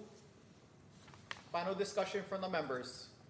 Councilmember DeCosta? Yeah, again, Lonnie, thank you for bringing light and hindsight to this elderly kupuna care that it's our responsibility to take care of. And I'm a little bit worried when, it was brought up that the grants, and if something happened to the grants, we gotta keep the funding in. So we gotta be able to make sure that we have the funding to support our kupuna. This is one of our responsibilities. And thank you for bringing that up, And I just wanted to say thank you to our kupuna care for doing that, because my own mom receives 2 meals a week, and it's amazing what they do for our elderly. And it is our job to care for them. It's part of the county service. And I'll make sure you get that when you're not able to cook for yourself, Lonnie. Councilmember Cowden? Yeah, Lonnie said so much, and I was even thinking before that, like, how this contributes to all of us is when we help our kupuna have dignified and independent living, it keeps that lighter load for what goes to our senior care facilities, even for our adult apartments. When people are able to stay home and have a happy life, it really it's so much money well spent that we save a lot on the other end, and because of the diligence of our executive on aging, it's coming from the state and the feds, because they're really good at their grant writing and looking ahead. So I want to say, I don't know what we would do without you, Ke Aloha, but I also want to acknowledge the whole team is excellent. The whole office is actually excellent, and I'm so happy to go to the meetings every month, because I love everybody in there. It's just a great group. Councilmember Carvalho? Just in follow-up, big mahalo ke aloha and the team at Elderly Affairs for all your work and really reaching out into our community and trying your best to keep everything flowing for kupuna. And that's the biggest part for all of us. So mahalo again to you and the team. Yeah. Anyone else? If not, motion on the floor is to approve. All those in favor signify by saying aye. Aye. Aye. Those opposed?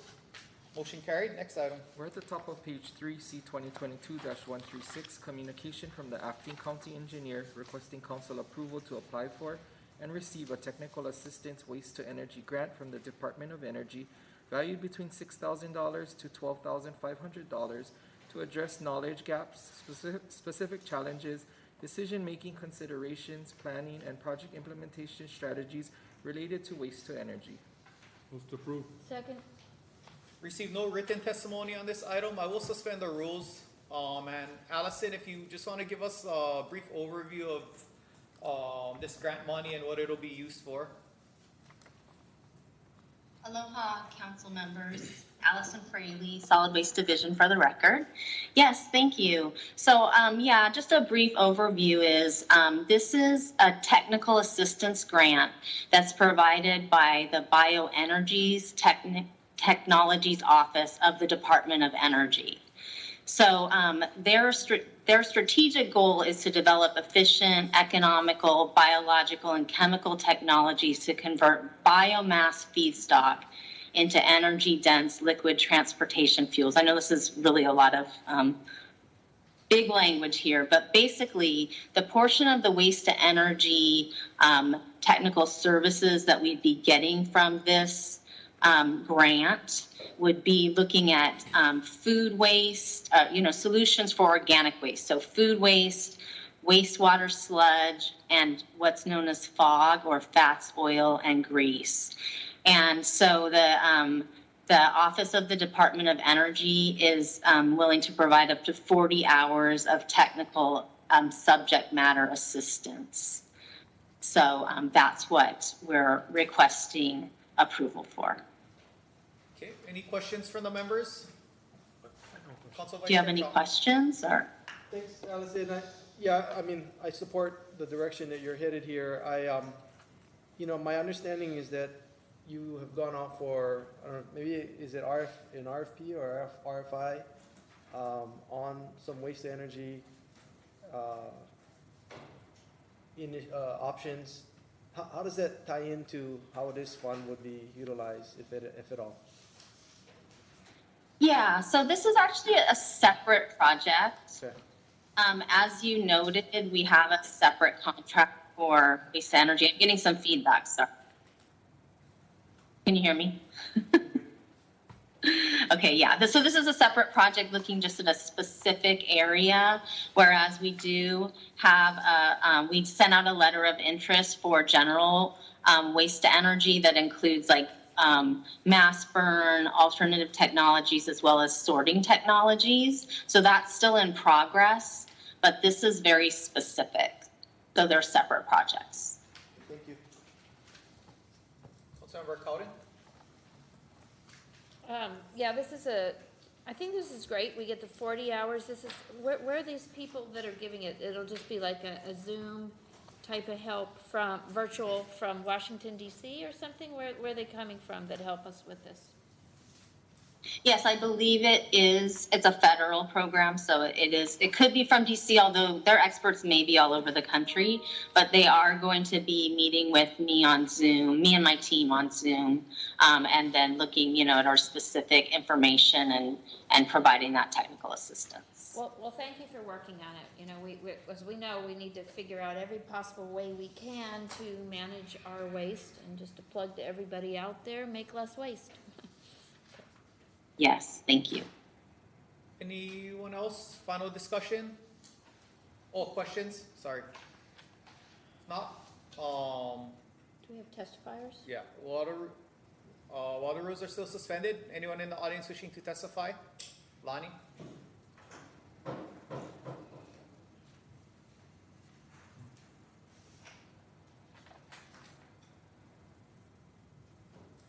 For the record, Lonnie Sykos. Hello, Allison. You're one of my favorite employees. Your competence always brightens my day. I always enjoy hearing you testify. I'm not from Kauai. I've lived in other counties in my life.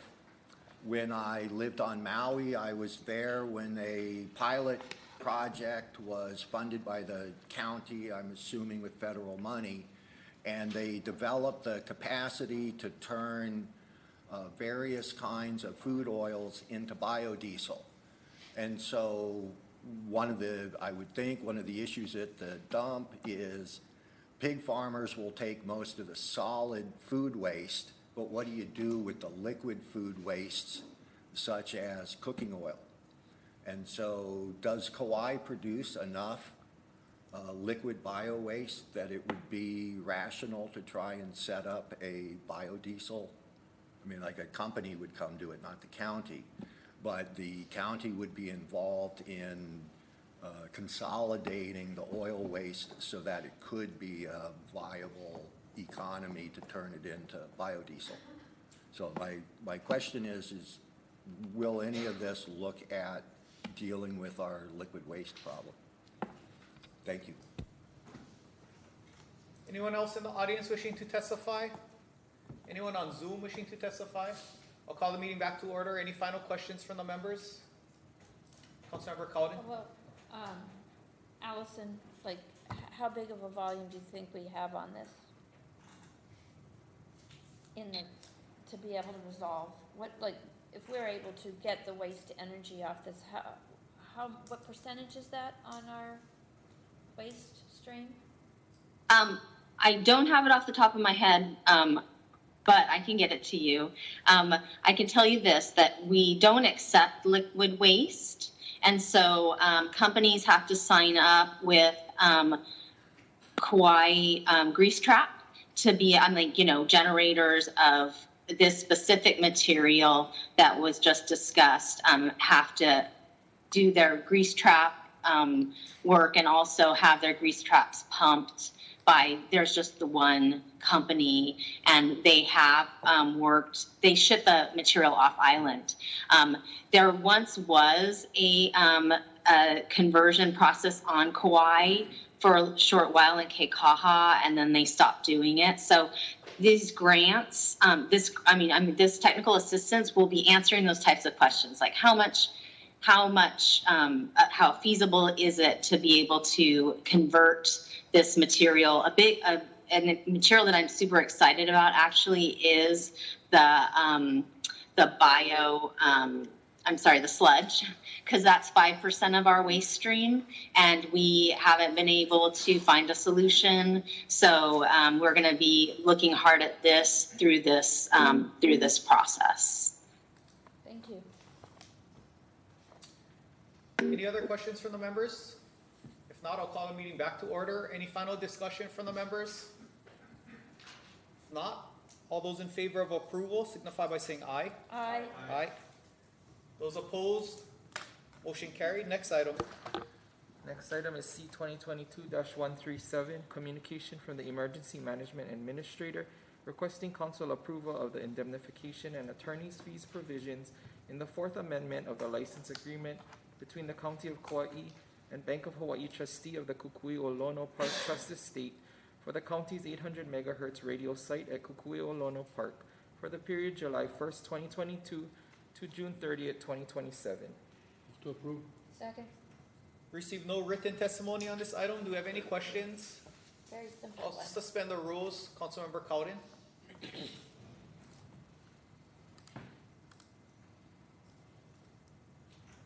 Aloha.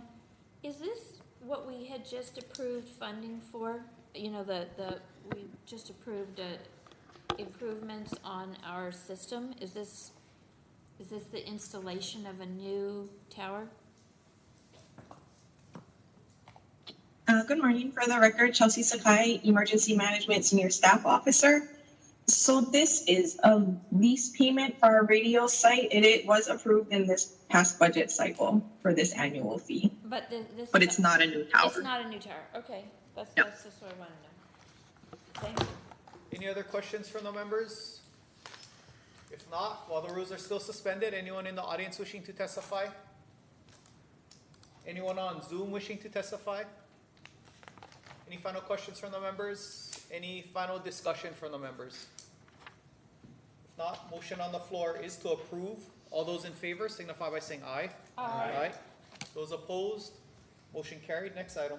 C 2022-138, communication from Councilmember Evslin and Councilmember Chalk transmitting for council consideration a bill for an ordinance amending Chapter 5A, Kauai County Code 1987 as amended, relating to real property tax, proposing to amend the residential investor and vacation rental tax rate classifications to incentivize long-term rentals and to shift some of the financial burden of funding government services to those more capable of paying. Move to receive. Second. This is just a communication. We received no written testimony on this item. Anyone in the audience wishing to testify on it? I'll suspend the rules.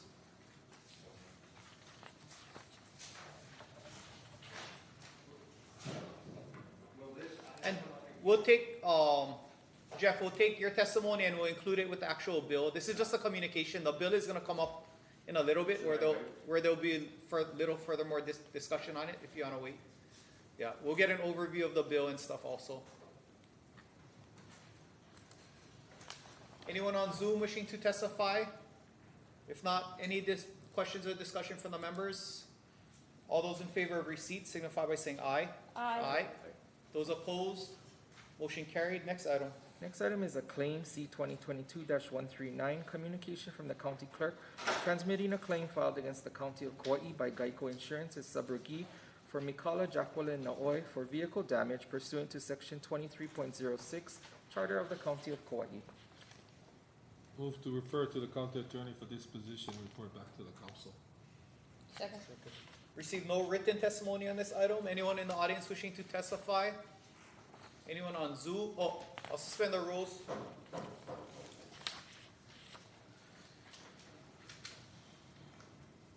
For the record, Lonnie Psychos, my sympathy for Mikala Jacqueline Naoi for her vehicle damage. And would also say my sympathy and my gratitude for Councilmember Cowden. I witnessed her tire being shredded in a pothole up the mountain. And not only that, the people that hit the pothole immediately before her turned around and came back knowing how bad the pothole was. Fortunately, I was there and I could change the tire for her. And so, my sympathy to her and my encouragement to the county to please fill the potholes in. Thank you very much. Okay. Anyone else wishing to testify? Anyone on Zoom wishing to testify? Any questions? Any final discussion from the members? Councilmember DeCosta? Yeah. Lonnie, are you just a personal tire boy for Councilwoman Cowden, or do you extend those services for myself also? I want to know that. Everyone. Thank you. Even the people that don't like me, I'll change their tire. Thank you. Any further discussion from the members? If not, all those in favor signify by saying aye. Aye. Those opposed? Motion carried. Next up, committee reports. From your Committee on Planning, CRPL 2022-04 and CRPL 2022-05. Second. Received no written testimony on this item. Anyone in the audience wishing to testify on the planning report, on the committee reports? Anyone on Zoom? Any questions or discussion from the members? If not, all those in favor signify by saying aye. Aye. Those opposed? Motion carried. Next item. That brings us to page 4, resolution number 2022-20, resolution confirming mayoral appointment to the Civil Service Commission, Lauren O'Leary. Move to approve. Second. Received no written testimony on this item. Do we have any questions from the members? Anyone in the audience wishing to testify? Anyone on Zoom? Any final discussion from the members? Councilmember Cowden. Just for both of them, gratitude for both of these people. Lauren O'Leary and Tom Shigimoto, I think will both make excellent appointees for these commissions. Anyone else? If not, we'll take a roll call vote. Council members Chalk, Aye. or Carvalho, Aye. Cowden, Aye. DeCosta, Aye. Evelyn, Aye. Kuali'i, Aye. Council Chair Kaneshiro. Aye. 7 ayes. Next item is resolution number 2022-21, resolution confirming mayoral appointment to the Board of Water Supply, Tom Shigimoto. Move to approve. Second. Received no written testimony. Anyone in the audience wishing to testify? Anyone on Zoom wishing to testify? Any questions or discussion from the members? If not, we'll take a roll call vote. Council members Carvalho, Aye. Chalk, Aye. Cowden, Aye. DeCosta, Evslin, Aye. Kuali'i, Aye. Council Chair Kanashiro. Aye. 7 ayes. Next item is resolution number 2022-22, resolution proposing a charter amendment relating to a housing development fund. Move to schedule for public hearing on July 20th and refer to the county, to the August 3rd, 2022 council meeting. Second. Received written testimony on this item, and do note that we have a public hearing and then it'll go to full council meeting. It doesn't go to committee for this resolution. With that, I'll suspend the rules, and if Councilmember Evslin or Vice Chair Chalk wants to give an explanation of their reso. Yeah, thank you, Chair. I'll be quick here. I think the intent obviously is pretty clear, to provide dedicated revenue for our housing development fund, so that we can engage in long-term planning and help get access to low-interest bonds. This came up a number of times as we were working through a budget that we don't currently have that dedicated allocation, and that if we want to create a dedicated allocation, it has to go through the charter, through this process. The dedicated allocation will ultimately help save our county money in low interest rates through low interest bonds. It'll help us leverage other state and federal funds, and most importantly, will help us build more affordable housing. I think we all know how big this housing crisis is, how it's decimating our communities, and I think we all agree that we need to continue to do more, and we've done a whole lot on this council and previous councils regarding zoning and infrastructure allocations to the Housing Development Fund, and this is just one more step in that direction to help ensure a dedicated revenue stream.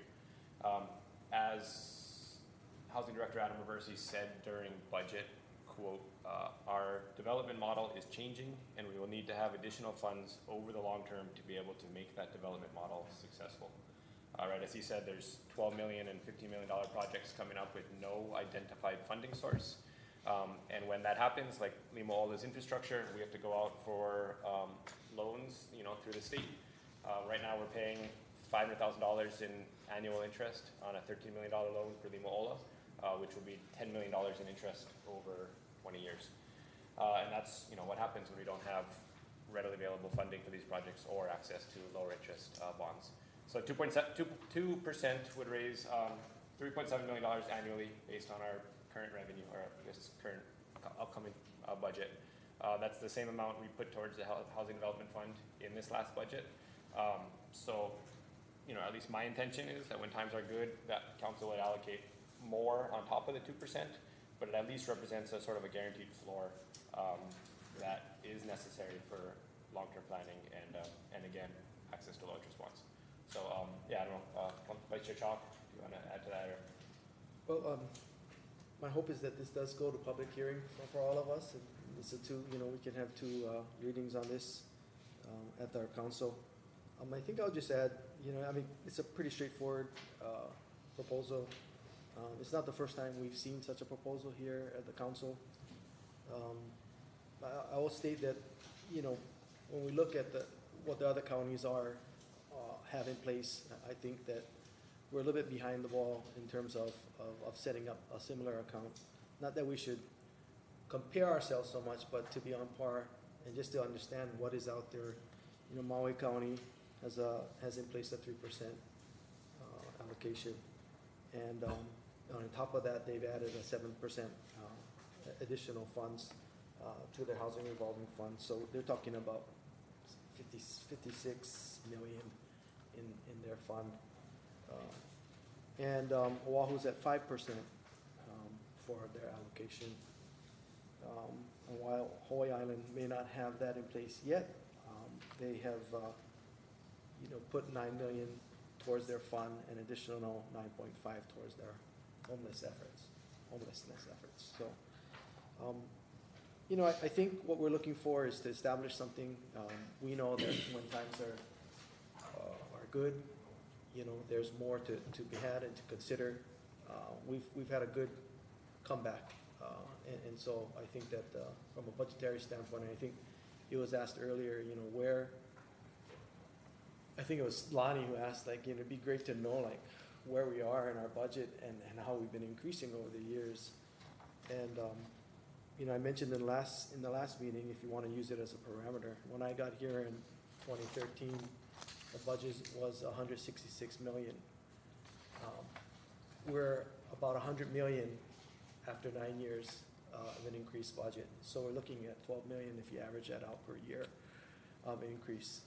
As was mentioned earlier, you know, the majority of that goes towards our internal needs, such as collective bargaining and as you saw, ERS and so forth, some of our other liabilities. Well, I think for me, you know, I've kind of come full circle. I think it's about timing. I think it's about if we have vehicles that can actually support the funding of such a fund that we should take into consideration. I think that time is now. In 2018, I didn't vote for that earmark. I voted against it. And in 2018, we were also facing challenges like the flood that just had occurred.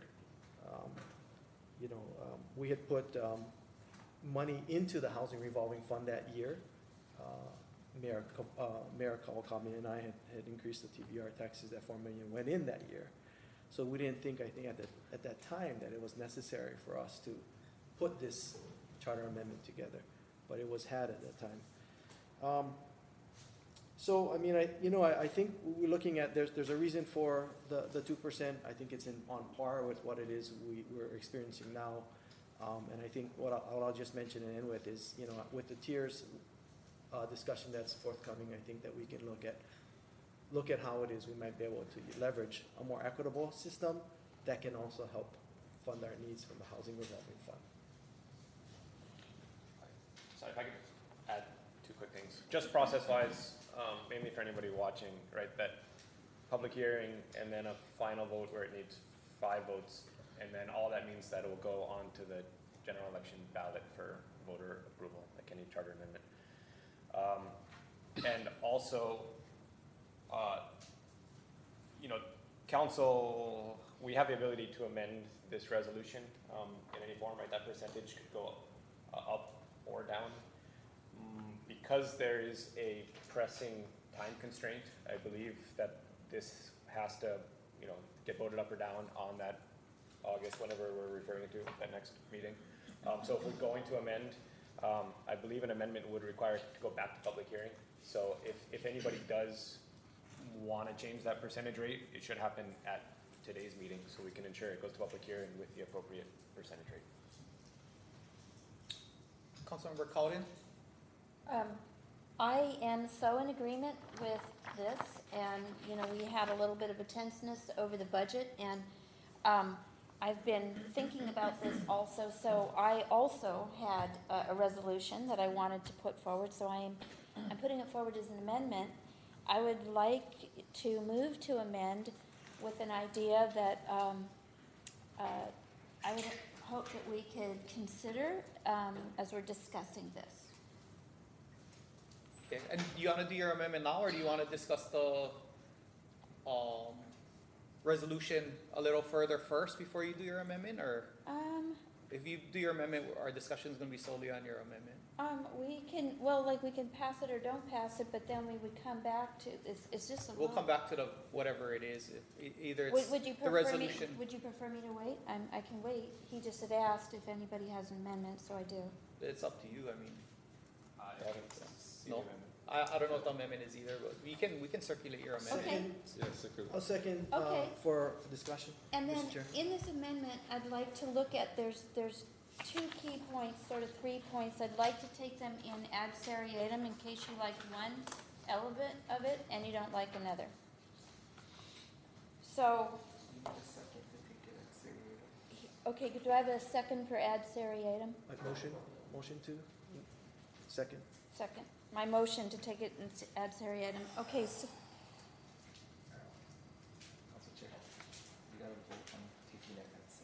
Oh, all those in favor of taking them in ad seriatim, which I think it's set up in that way already as 1 through 3,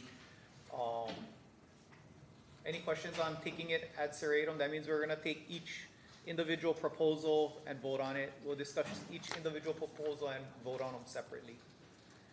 Any questions on that?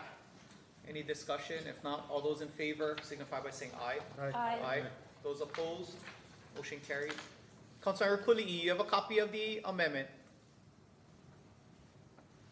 Okay. Okay, so can I explain it? Yep. So this is coming out of what I feel like we have battled over for not even just recently. We have two tax classes that have the deepest amount of impact. Those are houses that maybe remain empty for a good portion of the year, and vacation rentals that very much can overwhelm their neighborhoods. And I just want to put a point out there for visitor designated areas. Those people are even more deeply impacted typically by transient vacation rentals, painfully so. So what I put here is I said, in adopting the annual operating and capital improvements programs budget, the council shall appropriate a minimum of 5% up to a maximum of 10% of the certified real property tax revenues derived from each of the following real property tax classifications: A, vacation rental, and B, residential investor, to the Housing Development Fund for the purpose of affordable housing. The percentage allocation of the annual appropriations to the Housing Development Fund shall be approved by council. So instead of taking 2% across the whole board, this can take 5 to 10%, and it would be up to us to decide, the council, where we would, if we'd go 5% or 10%. But like this last season, that would have ended up at $7.7 million. Half of that would be, less than a little bit less than 4 million, maybe 3.8. And so I wrote this up without anticipation of a bill that's coming up, but I think it complements that bill really well. And when we have spoken in that bill is where we set the threshold levels of what's an expensive house versus a more simple house. And I think that this and that come together very well, because if there are really large changes in the economy or world environments, we're in a big war or something terrible happens, I don't want to put us towards that. We have another pandemic or something that changes us deeply. This would only be pulling from those two fat elements. We had 33 million last year from residential investor, and we had, I believe, 44 million from vacation rentals. So if we don't have a strong year, we're not going to be pulling out of every other piece. So I thought that this would be good that way, and each time this stuff has come up, we're wanting to tax and impact the areas that are impacting us. And so that's my reasoning. Does anybody have any questions on that or thoughts? Questions from the members on the first amended proposed charter? Councilmember Evson. So I'm certainly open to it. My only kind of hesitation is in setting a maximum of 10%. So certainly, I guess in practice, what would happen is there would be, the budget ordinance would allocate 10%, and then there could still be an additional allocation on top of that, correct? Not solely from this revenue source, but just allocating from the general fund to the housing development fund. Yeah, and when I picked that number, honestly, the reason why I went 5 instead of minimum of 5%, I wanted to make sure our finance department didn't get too stressed over it. There's a weakness in this. Can I point out the weakness that our county attorney pointed out? When this is so specific to something that is set in an ordinance, which is those two tax classes, which is transit vacation rental and residential investment, let's say it's 10 years down the line or whatever down the line, and the sitting council decides to rename those, they could call it Transit Vacation Rental 1, or they can just restructure all of it. Well then, because this is based on an ordinance, it's different than in the charter. So I thought about that, but really, our job as council is to set the tax rates, and we were not able to do what you had asked to do at the budget time because of the charter. So this has a weakness in there that a future council can decide they don't want this in there and change those listings without it going back to a charter amendment.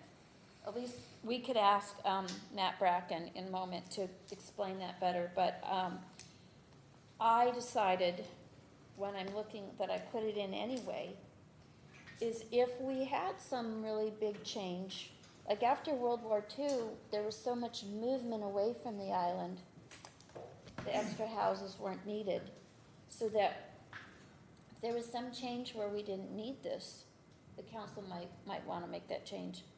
Matt, are you there? Did I explain your position correctly? Matt Bracken, County Attorney. That is part of the concern. I think I should kind of expand on it a little bit. And I think it's best to start with the Supreme Court's definition of a proper charter amendment. So what Supreme Court said is a charter amendment is necessarily limited in substance to amending the form or structure of government initially established by adoption of the charter. The court further stated that amendments are not meant to serve or function as a vehicle through which to adopt local legislation. So there has to be a distinction between an ordinance and the charter. The purpose of the charter is to establish our form of government, and ordinances, in some ways, it kind of fills in the holes. So the tax classification are set by council. There's a bill on today's agenda where you're looking at amending kind of the structure of one of those classes, right? And so at any point in time, council can amend, delete, remove any sort of tax class. So it would be, I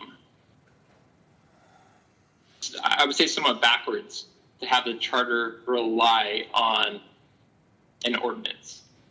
Ordinances generally rely on the charter or statutory authority to establish them.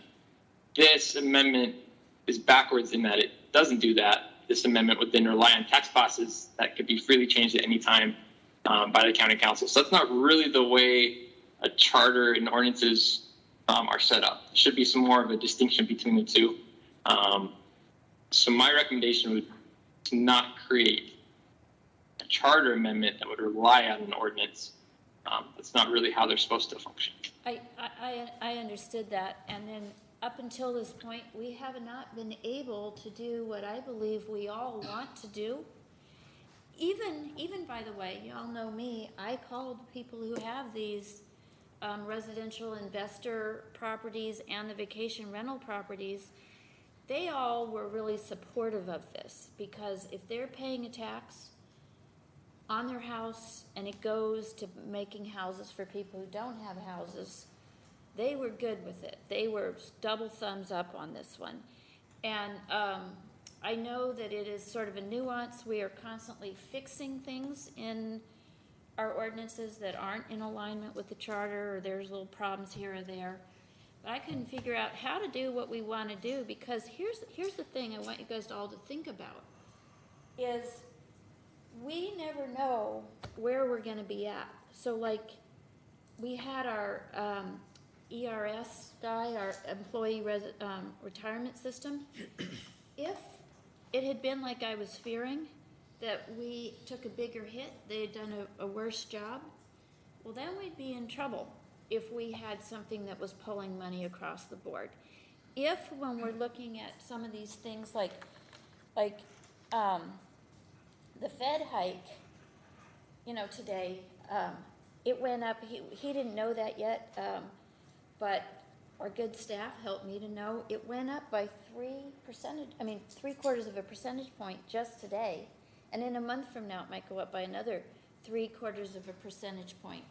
So even, you guys might have watched, like Bitcoin has collapsed in this past couple weeks, which you'd be surprised how many of our people who come here have money that way. So if we have a luxury expense, which is traveling and staying in vacation rentals and things like that, if that hits some breaks like we had during the pandemic, we won't be getting that fat tax class. If people start selling off their second homes, we won't have that fat tax class. And so what we've said each time we're looking at this, we want to be pulling from those areas so those turn back into housing. So if there's success in that, just like we wanted to stop illegal vacation rentals, so we went from 1,500 down to 50. Thank you so much, planning enforcement. So we had success. So if we have success with these other elements, then this piece might be disproportionately pulling from our core budget where we need the money. So I'm seeing this as a lever to be able to pull on that. I'm curious if y'all have any feedback on that, and if not, then I want to pull in RACO. Or, I mean, if I'm allowed to. Go ahead, anybody? Councilmember Evsley?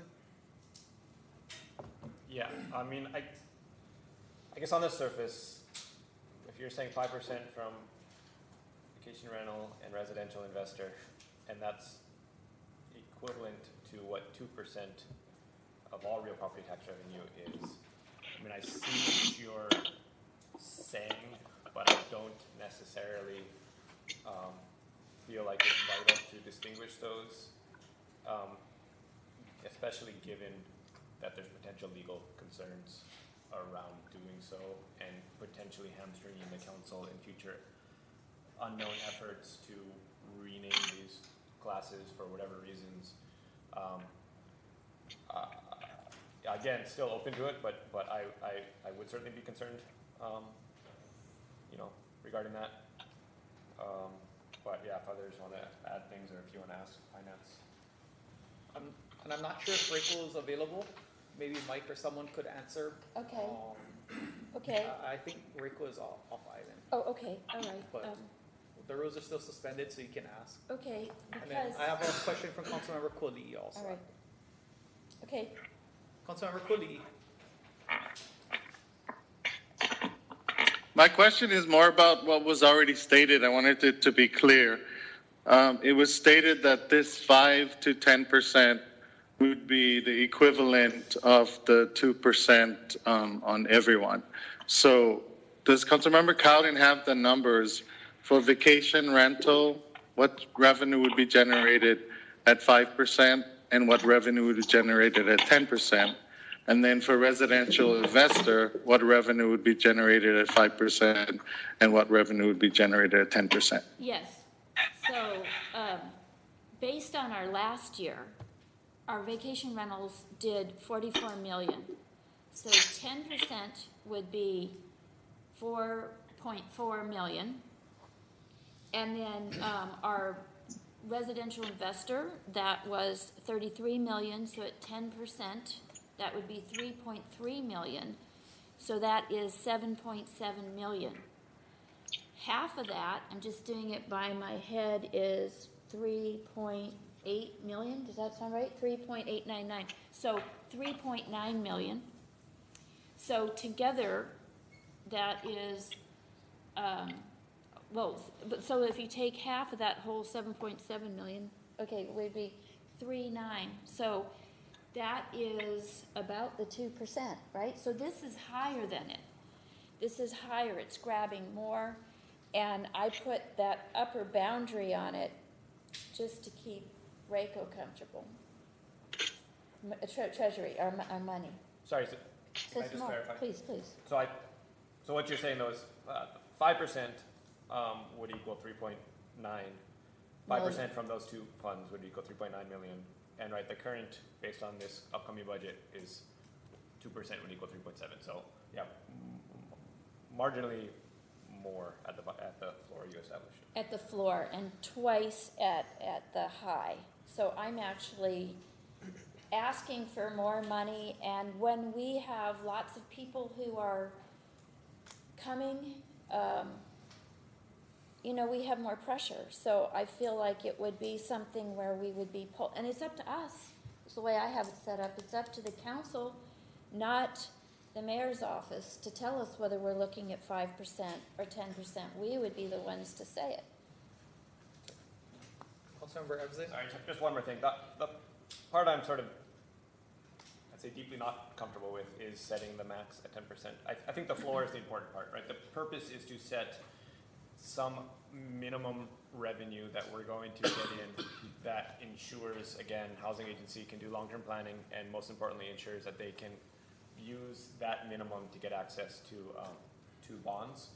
You know, so it's the intent is to set up a minimum, and then when times are good, we add to that. When times are not good, you know, maybe the minimum stands. I don't see the purpose via our charter to set up a maximum. A maximum. Yep.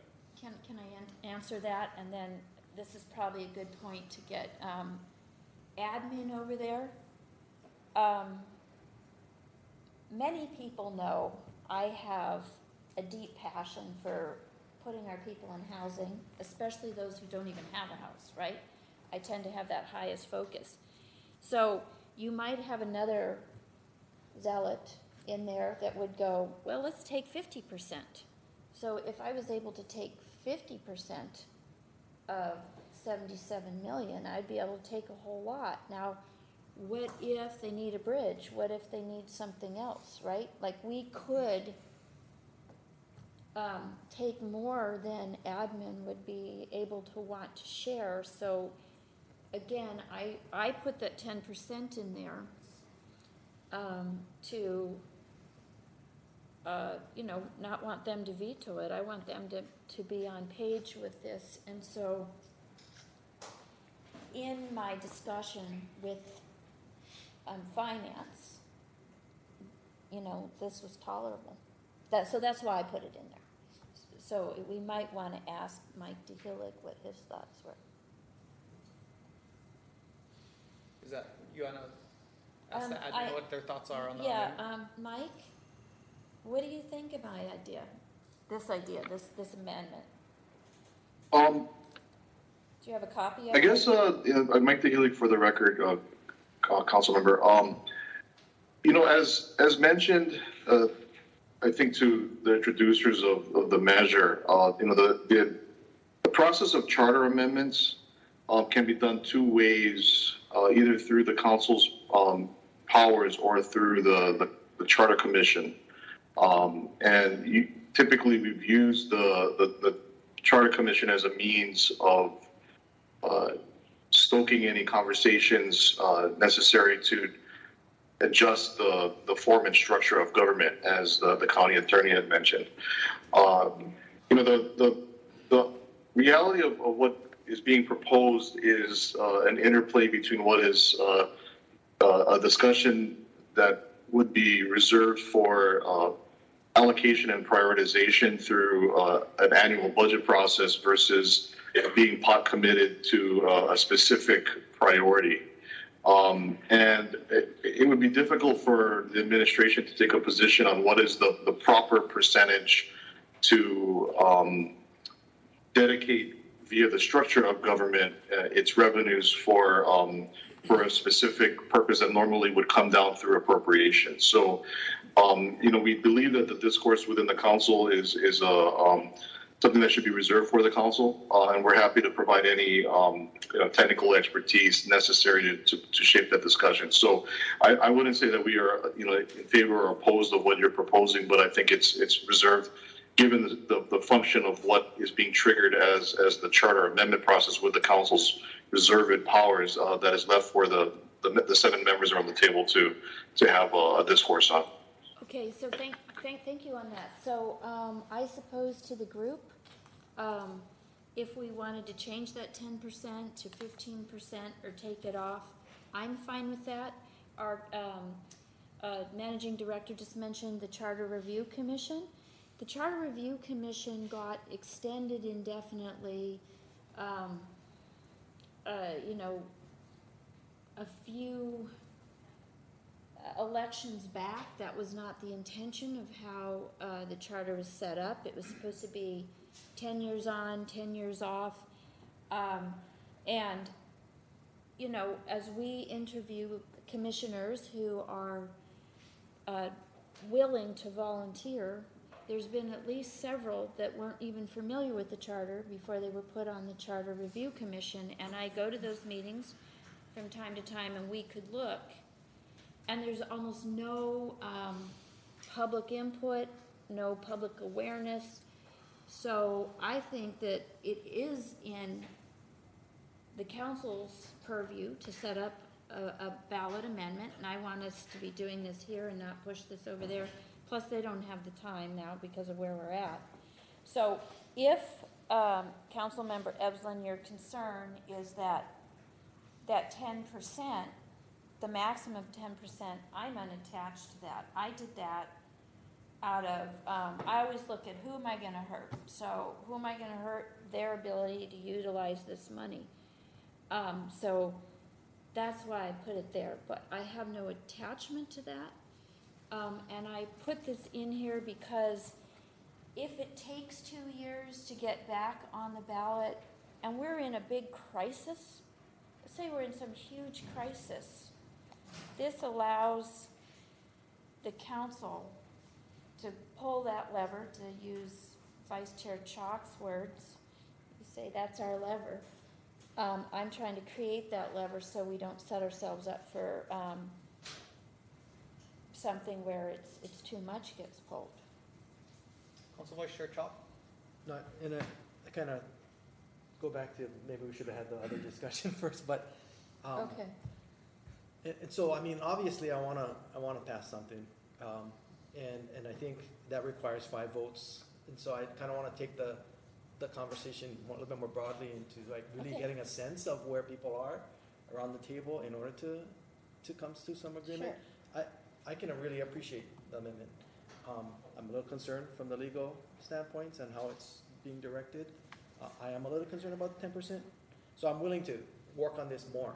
But I feel like if we take a step back, I want to be in a position where we're going to get the 5 votes, and so I want to hear from everyone. Perfect. You know, that'll determine if we should be working on this or not. So we can, for the sake right now, pretend like whether we're at 2% or 5% or whatever, how people might feel about setting up can we talk about that? Well, right now, the question on the floor is, do we change it from 2% to this 5 to 10%? So, I mean, that's what we can talk about. So are we gonna have to fail this piece to go back to the other thing? Or can we do it both? Yeah, we would need to vote it down to get back to 2%. Unless there's another amendment on top of it that wants to change this amendment. But I saw Councilor Koli'i with a question. I had a question for the housing director, but it's a question that applies to, it's kind of general to this or the original motion. And it's basically having to do we have the housing director with us?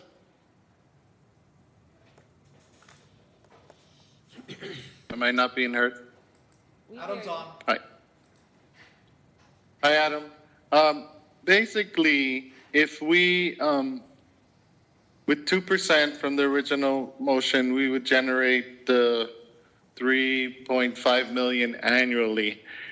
What minimum amount would we want as a recurring guarantee year after year, or would we need to be able to leverage? Like you said, you could go after other pots of money if we for sure had a dedicated amount each year.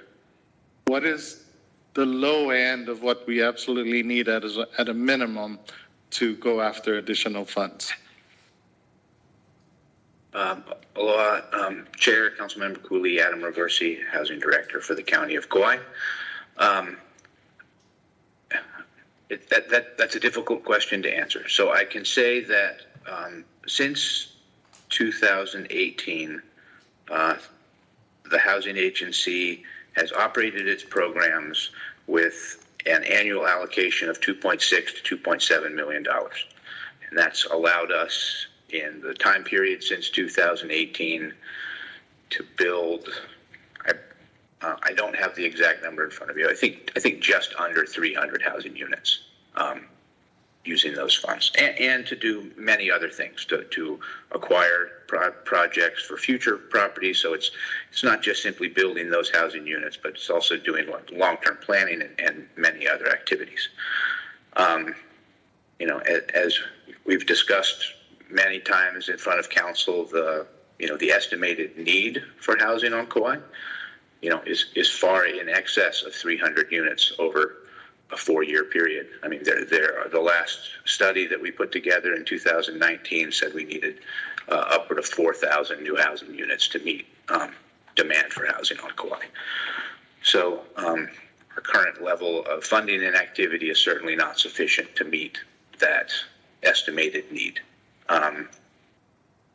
The idea of having a dedicated source of funding, as Council Member Evslin mentioned, as opposed to a fluctuating annual allocation, is the benefit of having a dedicated source is that it at least opens the door to be able to utilize that essentially guaranteed source of funding to underwrite the potential issuance of revenue bonds, which allow for example,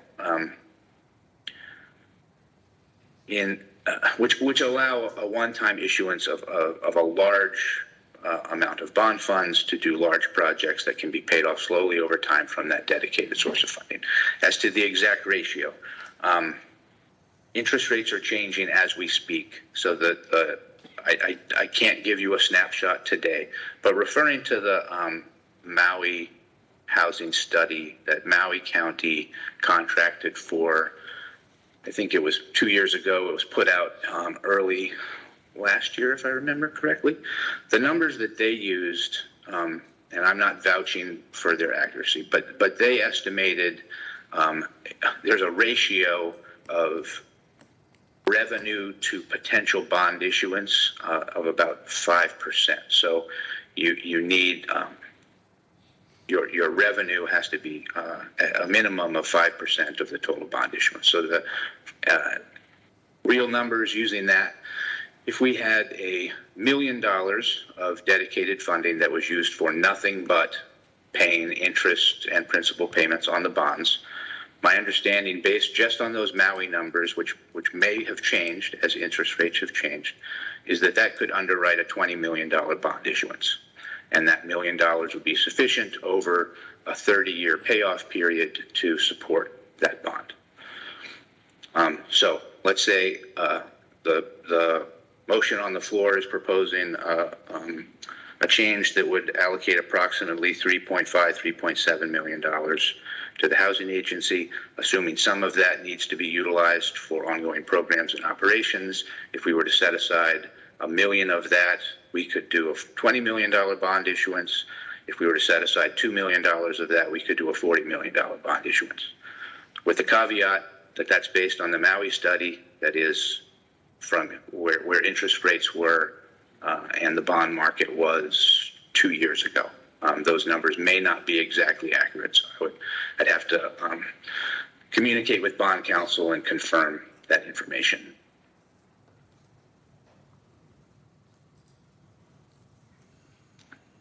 I apologize, I can't hear. Is it working now? Yes. In our housing development fund, you said since 2018, we've had an annual allocation of 2.6 to 2.7 million. So that means for the last 4 years, even during COVID, we got through with a good floor. However, because it's not dedicated, you can't use that history to say the likelihood of us having that kind of money again, year after year. So I don't want to hold myself out as a bond expert, but my understanding is that when investors are going to purchase a bond, they want to be guaranteed that they will be paid back. If the funds that will be utilized to pay back those bonds are fluctuating or iffy or not guaranteed in some way, the investment is not attractive, and it would be difficult perhaps to put together the bond issuance and sell the bonds. So it would require, so revenue bonds broadly require a dedicated source of revenue to underwrite the bonds. And whether that is like in the Kukui'ula Infrastructure Improvement District, it's a surcharge added to the properties in that area, which is guaranteed to guaranteed funding to pay off the bonds, or municipalities use revenue bonds to do things like build a toll road, and then you have the guaranteed funds that would be paid in tolls to pay off the cost of the road over time. So there's many different ways that you can structure a dedicated source of revenue, but some assured source of revenue is required to utilize revenue bonds. Thank you. That was the exact information I needed. And it seems then that any amount that we end up with will be better than zero as far as a dedicated amount. And that 1 million could get us 20 million. I think that's great in the bond issuance. So.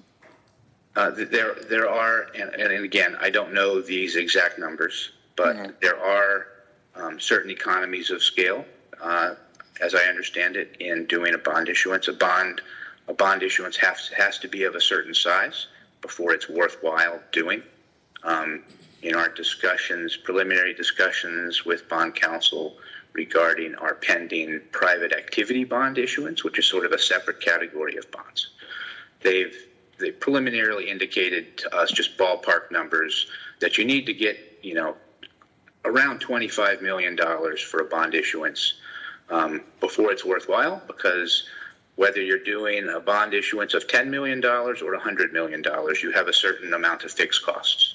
So you need to get above a certain level to make it worth your while to spend the fixed costs to hire bond counsel and do the legal work and so forth, to make it worthwhile going through the effort in the first place. Otherwise, your cost of borrowing for a small bond issuance is more than it is worth to do it. Again, that's bonds for dummies, given my level of expertise. Yeah, thank you. I have a follow-up on bonds. I guess we're gonna beat it to death now. What's preventing us from going after bonds now? I mean, we have a bond fund, county bond fund. We have CIP money. And if you wanted to go out for a $20 million bond and needed $1 million every year, what is preventing you from doing that now?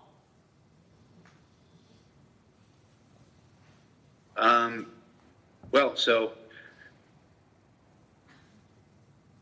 good question. So we regularly submit requests for housing agency projects within the administrative framework for inclusion in the CIP project list. Sometimes those are accepted, sometimes not. For example, the current phase 1 work at Limaola is being partly financed by, I believe, a $5 million CIP bond that was issued back in, I want to say 2018. I'd have to go back and confirm exactly what that was. But so there are still funds remaining from that. So I guess the difference for CIP, to the extent that those are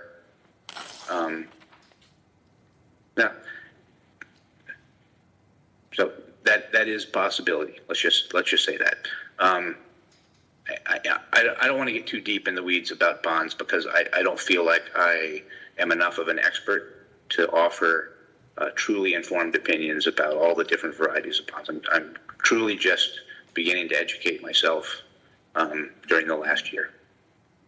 Yeah, I mean, it's important to know, though. I mean, if we're basing our decision on a charter amendment and bond funding that, if we're not able to do it now, then, there's reason to pass a charter amendment. But if we're able to do it now, then, what is the, urgency to pass a charter amendment for it? So I think that's an honest question we need an answer for,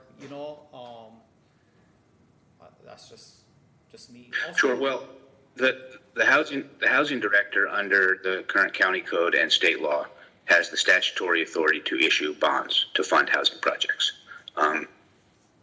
However, there's no practical ability for the housing director now to issue bonds because there is no source of dedicated funding that we could rely on to pay those funds, to underwrite those bonds. That's separate from whether we want to try to fund housing projects via the county's just general obligation bond issuance. That's not dealing with this. There's an array of tax-exempt bond types set out in state law that the Hawaii Housing Finance Development Corporation can authorize and issue. The housing director under state law of each county has those same authorities, which is sort of a different creature from just the general obligation bonds that the county can issue underwritten by its general fund. Yeah, but I guess the question of liability and us issuing bonds, what the bonds are for, what type of project it's for, I mean, there's a whole, I guess, I don't know, downhill battle of questions and answers. To be clear, even though the housing director, as a matter of law, has authority to issue bonds, any actual bond issuance at any time in the future would all require both administration and council approval. It's not something that a future housing director could just go off and do willy-nilly. It would require multiple levels of approvals and review. Because I mean, we got a DERF loan from the state. We're required to pay interest of $500,000. What would be the difference if you said we need 500,000 or $1 million for a bond? I mean, we're doing it with that debt already, with that loan debt. It's in the budget. Well, in either case, we're still having to pay it back, right? I guess I can use the private activity bond issuance that we're currently working on as an example. So historically, projects on Kauai that we are almost always doing in partnership with a private entity, whether it's a for-profit or a non-profit developer. Historically, those have always been dependent on applying to the state through their once-a-year competitive annual application process. Some years our projects receive bond funding, so the HHFDC, the Hawaii Housing Finance Development Corporation, issues and controls most of the housing financing in the state, not the counties. So our project, I say our projects because we're in partnership. We're not applying to the state directly almost all the time. It's our development partner that we have an agreement with, and we're partnering with. We're providing them some subsidies, and we're providing them vouchers and so forth. They go to the state once a year to apply for funds. If we keep their fingers crossed, they win. And in those instances, they are receiving bond funding to develop their projects. However, the reason that we wanted to do this special private activity bond issuance, specifically to fund our Limaola project and the vertical construction of homes there, is because it frees us from the control of the state, to be blunt. We can utilize those funds on our schedule, and we can dedicate them to the projects that we deemed most worthy on Kauai. We don't have to go to the state in a competitive application process with 20 developers from every other county and keep our fingers crossed that we'll get funding. We could have done that at Limaola, but then we would have faced at least the potential possibility that we don't get any funding and our project sits doing nothing until the next funding year comes along. So being able to doing this private activity bond issuance, which I want to be crystal clear, is separate from, it's not a type of revenue bond. It doesn't require the funding that you're talking about right now. But the purpose of doing that ourselves, instead of relying on the state as we have traditionally, is because on a certain level, even though it requires more work on our part, it allows us to have a greater control of our own destiny. What projects get funded, when they get funded, and how much funding they receive, so that we can rest assured that the projects that we're trying to push forward on Kauai can happen in a timely fashion and not be beholden to the state's annual process. And I guess I want to go back then again. Why can't we do that now?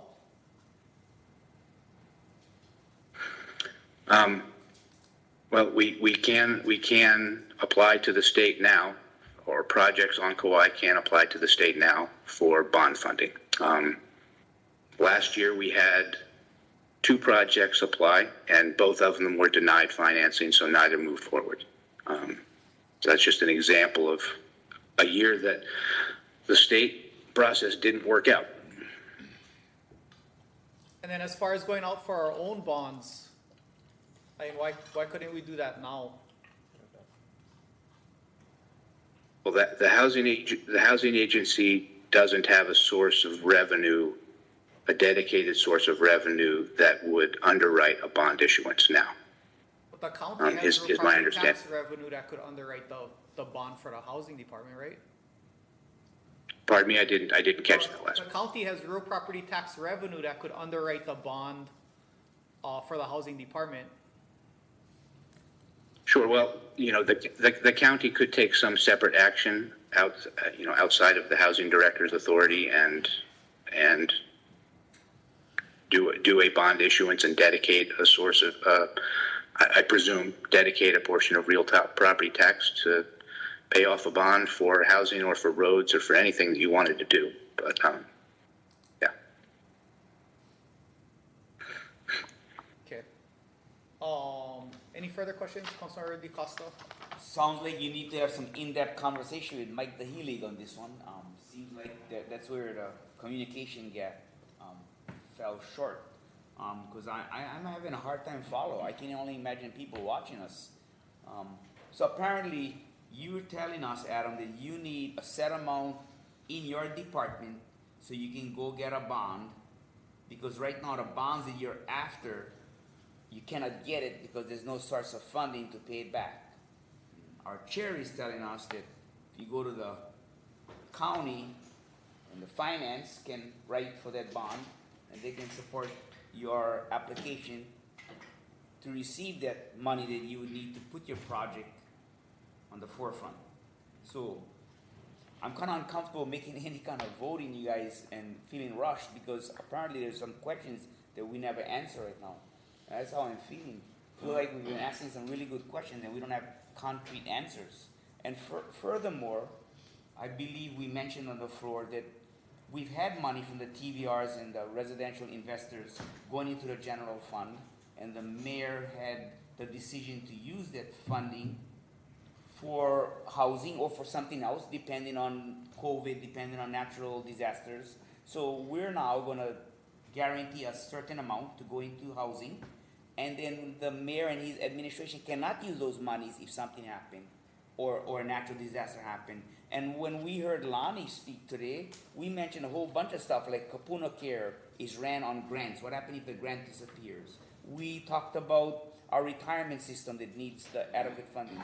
We have a sewer system problem that aging infrastructure. We just had all of our meetings with that. Wastewater, Lake Gate, our facility at the sewer plant is almost deteriorating as we speak. So we get so much issues. Do we want to take away the power of admin to make the decisions where those fundings have to go? And I don't know. And I feel rushed, you guys, a little bit. So until somebody can give me a little bit more concrete questions and answering, that's how I feel. I have a follow-up question that I'm asking Adam because I'm hoping it helps to answer your question. Adam, if I heard you, are you saying that if you had a dedicated funnel of money into the housing revolving fund, it makes it easier for your housing department to go ahead and get those bonds? If you have it, it makes it easier in a more reliable way than to wait every year for us to do it. Is that what I've heard? So let me say this. I'm going to give a little point of historical context. So I don't want to opine on the relative merits of funding housing versus roads versus a new fire station or anything else. As the housing director, my job is to work on providing affordable workforce housing. That's my focus. I'm not going to pretend that I know better than the mayor's office about competing or council on competing budgetary needs. I can just say broadly that housing projects don't happen in a budget year. They take many years of planning, permitting, zoning, completely irrespective of whether the housing agency were to ever issue bonds or not.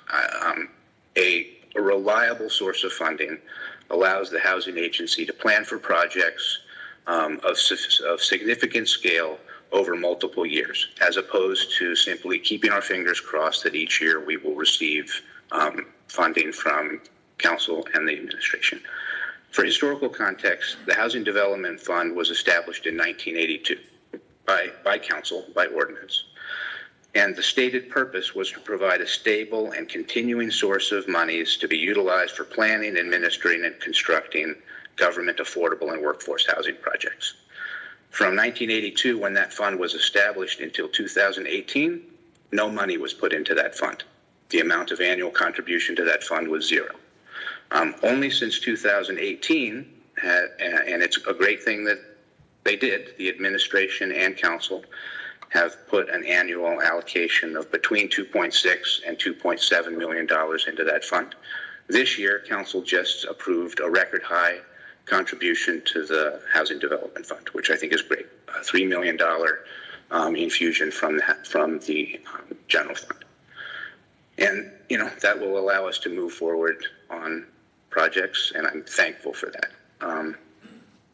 I just leave it at that. Having it could be zero next year, which makes it difficult to plan long-term for infrastructure projects, property acquisitions, and so forth. I don't want to opine further on the bonds or not issuance of bonds and other types of bonds, simply because I don't think I'm well enough placed to offer expert opinion on it. Thank you. I feel that you answered my question. A follow-up, Councilmember DiCosta. I have a follow-up. So you made a clarification with a time frame. Can you do the math for me real quickly? Because I forgot the beginning date. I know the ending date was 2018, but what was the beginning date that you said that this was set up as a fund and $0 went into this account? So give me a time frame. As council established the Housing Development Fund in 1982. So in 1982 till 2018, and our ex-mayor is sitting here, and some of you council members, Mason, Arrow, you guys been on the longest, you know, we haven't put any money into that fund. So either two things that happen. Either that fund is not that important to receive any money over that time frame until 2018 with the rise in housing costs, so made us apparent that our locals need help, or our mayor and past mayors and past council felt that the money was better spent someplace else for services that our overall community needs. So I'm just a little dumbfounded to figure out that for 20 plus years we never put any money in there, and we're not blaming anybody, but we got to figure out why wasn't the money appropriated there. And it could be because mayors like Bernard felt he had more important things to do with the funding, or more important services that he had to pay for. So again, I'm worried that if we hold that money to your department and our mayor like Derek guys need it for something else, or something happens in the future, you cannot use the money. Am I correct? If the money sits there and we have a natural disaster, you cannot go and take the money. Like, there's no emergency ordinance that gives them the authority. That money got to sit there, correct? So what had happened? I don't know if I'm asking you, I was asking. Yeah, okay, I'm sorry, I had an answer, but sorry, yes, go ahead. Not me. So what had happened? When did you come aboard? I will have been the housing director for 3 years in September. So prior to you in 2018 and beyond that, you weren't around? Correct. I was working at the county attorney's office previously. Okay. No, I just think there's quite a bit of stuff that we got to ask. You know, I want to know from maybe I can ask Bernard, did you feel important that you have to use those funding for other stuff? Okay, I mean, yeah, you gotta make decisions, you know, as Mayor Kauai and myself and all that.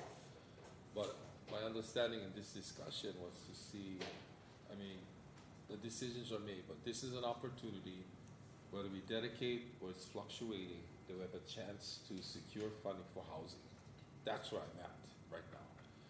And I'm sure administration, if we can really come across the street and say this is an important part for us and how do we secure the funding to allow housing agency to be able to have it. It's not fluctuating, it's dedicated, and we're moving. Then that way, if we agree, I think, I appreciate what you put on the table in the amendments, and the 2% one you said was, to me, it's a beginning. It's something that I think would bring in the funding to start and say this is dedicated here, and let's go. And I understand what Councilmember DeCosta is saying. You're correct. I mean, the mayor has the authority to, God forbid, another disaster happens. You gotta go and find funding to ensure you can help the people. But here, it's all about housing. And for me, I'm hoping that we can get to that point where we can say this is what it is. This is gonna be dedicated, not fluctuating, because I know. You have funding that you got to be coming in, you can match that funding and secure funding from the federal, state, wherever else, because they know that will bring an additional amount of funding into the account so you can move if housing is at the forefront. And that to me is my understanding. So that's all right. I have a follow-up question, I guess for that first, and then I'll have a follow-up question for Mike, but don't you think every department wants dedicated funding? Of course, I mean, like sewer had dedicated, right now sewer gets general fund money. If they had dedicated money, then they could go and look at how they can expand, what they can do. I mean, if we're going down this road, solid waste, landfill. I think every department would want dedicated funding. And is that the policy we're gonna go towards as far as how we budget? Dedicating money to every single department, or do we go through a year-to-year budget and you fund things based on priority, based on need, based on where we're at? I think that's the philosophical question. And that's like, I totally agree, Chair. In my mind, I thought housing was a big, big issue for us right now, at the forefront.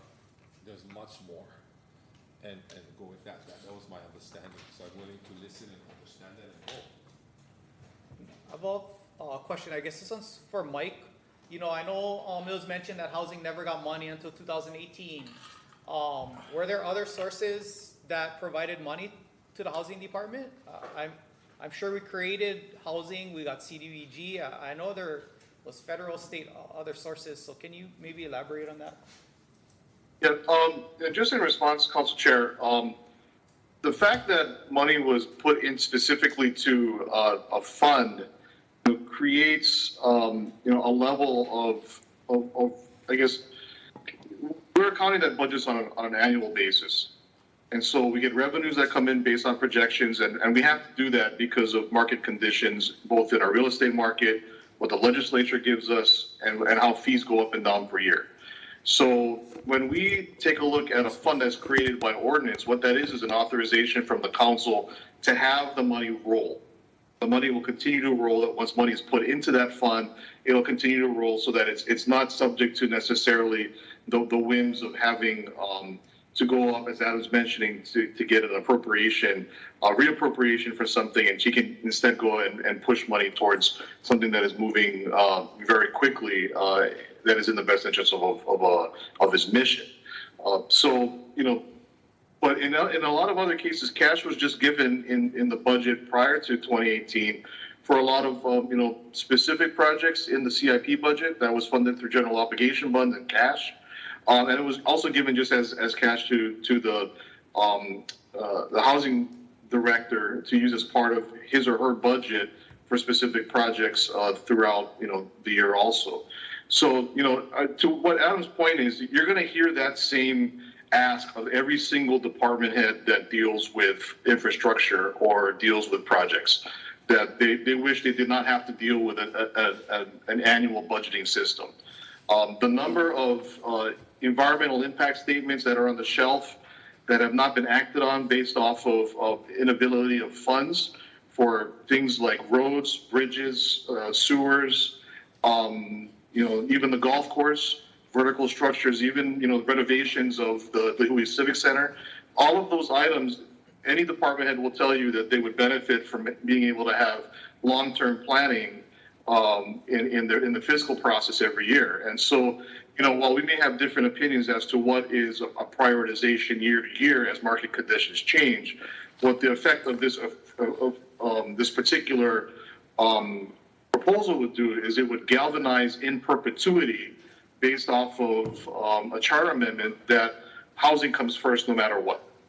That is what, this is looked at. It would be similar to what the state constitution has as its amendment within the overall structure of the state government, that the very first bill you pay is the retirement system. And once the retirement system is paid, then everybody else gets money. So that is what the effect of this is, that, regardless of water, sewer, roads, et cetera, that the very first bill that gets paid is housing. And so, if that is the will of what the council wants to put to the electorate, that's fine. But it would behoove me to just mention that while Adam is asking as one department head on the call and saying, hey, I can always benefit from long-term, revenue sources, you're going to hear that from our you're going to hear that from our county engineer. You're going to hear that from our parks director. You're going to hear that from, even the folks that run our vertical construction around the county through project management. You'll hear that from even Elton. When it comes to radios, you'll hear that from the police department because they need new buildings. You'll hear that from the fire department because they want another fire station somewhere. So all of these projects, they're all the same type of analysis where you're going to have, annual budgets juxtaposed with long-term development, and anybody's life here on this side of the street would be made a lot easier if they had the benefit of not having to deal with annual budgets. But again, having annual budgets is the nature of the revenue source. So that's how we would interpret it, that the council's desire in this case, in perpetuity, would to have housing be the first bill that is paid no matter what. We already do that with open space funds. That open space fund is the first bill we pay no matter what, before we get to all the other things that have to be, weighed in a budget process on an annual basis. So I just want to put that in context that, again, we're not taking a position per se as to whether, this should be the budgetary policy of the county in perpetuity, but that is in effect what this would do, is that the housing bill in perpetuity the housing fund would be given money in perpetuity first before all the other bills get paid. Council Vice Chair Chalk. No, I appreciate that. I mean, I like the perspective that, you both have played out. I think, at least from my seat, I would love to be able to see dedicated funds to where all of our high priority needs are. The general plan outlined that. I think that's why it was such a big push after 20 years of not having a general plan that outlined where we were in the housing crisis. But I just wanted to ask, I mean, we have dedicated funds such as the GET that goes to roads, correct? I gotta put in a question. That is a GT. So a GT is a 10-year authorization from the legislature that once that money is lapses, and you need another authorization and another ordinance from the council to do so in 10 years. The money is not specifically for roads; it's for transportation purposes.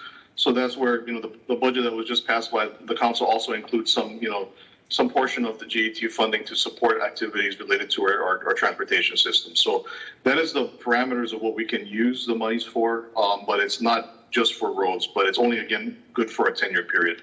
Right, thank you. And my point is that we have funds that go towards priorities that we have, whether transportation agency or roads, just as we have TAT funds that are directed, well, maybe not so directed, but definitely have been, and an increase of it at to that end in the last year, because now we have our own means to develop the TAT. And so we have these funding mechanisms available to us now that we ultimately need to manage, correct? I would add, I would confirm that, but I would add also that it is a specific additional tax that was initiated in 2018. So the legislature allowed councils to raise taxes on the public for a specific purpose. The difference in this proposal is it would earmark general revenues from real property taxes and the TAT, which would be considered a general revenue source, to go to this specific fund. So it is it is in that effect. Yes, there is money that is dedicated based off of state law for a specific, function within the county civic portfolio. But, it was predicated upon the counties actually increasing taxes on the overall public, in order to do so and create that money. Well, thank you, I appreciate that. Councilmember Evslin, then Councilmember DeCosta. Yeah, just a quick follow-up. Thank you for mentioning the GE, which it's also worth mentioning that's 6 times more allocated towards transportation through the GE tax than we're talking about here with this allocation. But also in regards to, emergencies, this came up, this was introduced, as Vice Chair Chalk said, in 2018. And this came up, the conversation around emergency relief money came up at that time too. And the fund can be used for, emergency measures, temporary housing and that type of thing. So I think it is valuable to have money available in times of natural disaster for housing purposes, which this could be used for. And I think that was a good question, Councilmember DeCosta. Councilmember DeCosta? Yeah, and I want to ask Mike a couple questions real quick. Mike, you mentioned the first bill we pay is open space, am I correct? Yeah, so, based off of the, an existing requirement, 0.5% of the real property tax and, I believe, real property tax revenues has to go to this fund. That's all. So it's not, go ahead, Councilmember, sorry. Yeah, so an open space fund benefits everybody on Kauai, right? When we purchase a access way to the beach or something, it benefits everybody, not just one certain group of our taxpayers. It represents everybody. Am I correct? It does, but the difference with that specific fund is that the monies still have to be reappropriated for a specific purpose. So while the monies are yes for the general welfare of the overall county, in order to spend monies out of that particular allocation, it still has to go through a full money bill before the council in order to meet the appropriations test. So, there was a Supreme Court case, and Matt can also refer the council members to that, related to where the county attorney sued the mayor. And that was related to how tax revenues are essentially needing to go through still an appropriations process before your body, because that's a fundamental element of our separation of powers democracy as set up by the charter. This next question, just a simple yes or no, Mike. Our GE fund monies that it goes towards roads. Whoever drives a car benefits from the road improvement, correct? Yes or no? Everybody uses roads. Perfect. What I'm getting at, Council, is that is the charter in our government set up to build housing for everybody on Kauai? Will this money benefit every taxpayer on Kauai that can afford and want a home? Or are we targeting a select group? Let me finish. Are we targeting a select group of financial income people that qualify, and the ones that go on and go to college and come back and get a better job, they don't qualify? I want to make sure that our county money is going to be utilized for everyone on Kauai and not just for one select group. And that's where I was trying to distinguish between the open space benefiting everybody, the roads benefiting everybody, money allocated for the landfill going to benefit everybody.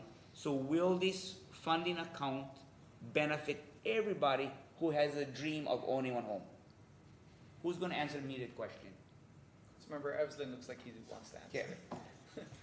Yes, unequivocally yes. If you are building housing, even if it's workforce housing dedicated for people making under 120% AMI, that's that's housing for our teachers, for our blue-collar workers. 120% AMI is our own salaries if we don't have second jobs. That's a large contingent of the island that qualifies for workforce housing.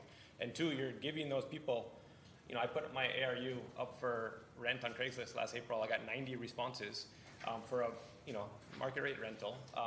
many of those people competing for my market rate rental could have qualified for workforce housing, right? So if you're providing housing for them, that takes less competition off of our market rate stuff. And two, the Housing Development Fund can be utilized to build infrastructure for affordable housing development, which can tie into other market rate developments nearby. So yes, it for sure benefits everybody on Kauai. The workforce housing cannot be bought by any mainland investor who comes here, and because our workforce housing community that we're targeting cannot afford to get the mortgage loan, does this amount of homes that we built now, is it open for the rest of the mainland market to come and purchase? Can they purchase these homes? You'll have to ask Adam Rivers, Housing Director Reversi, for details on that.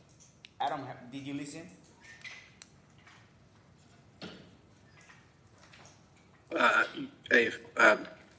Councilman Acosta, you asking, can a mainland investor purchase a county-produced workforce housing unit? Was that the question? Come again? What did you ask me? Are you asking if someone from the mainland, a mainland investor, can purchase a county-constructed workforce housing unit? Is that the question? Yes. Let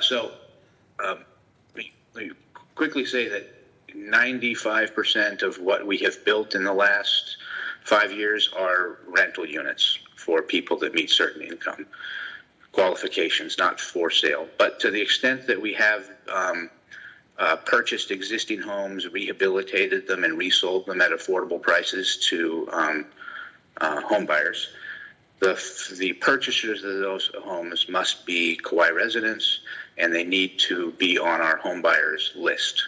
To be on the home buyers list, you also have to be a Kauai resident, and you have to have taken a home buyers education class.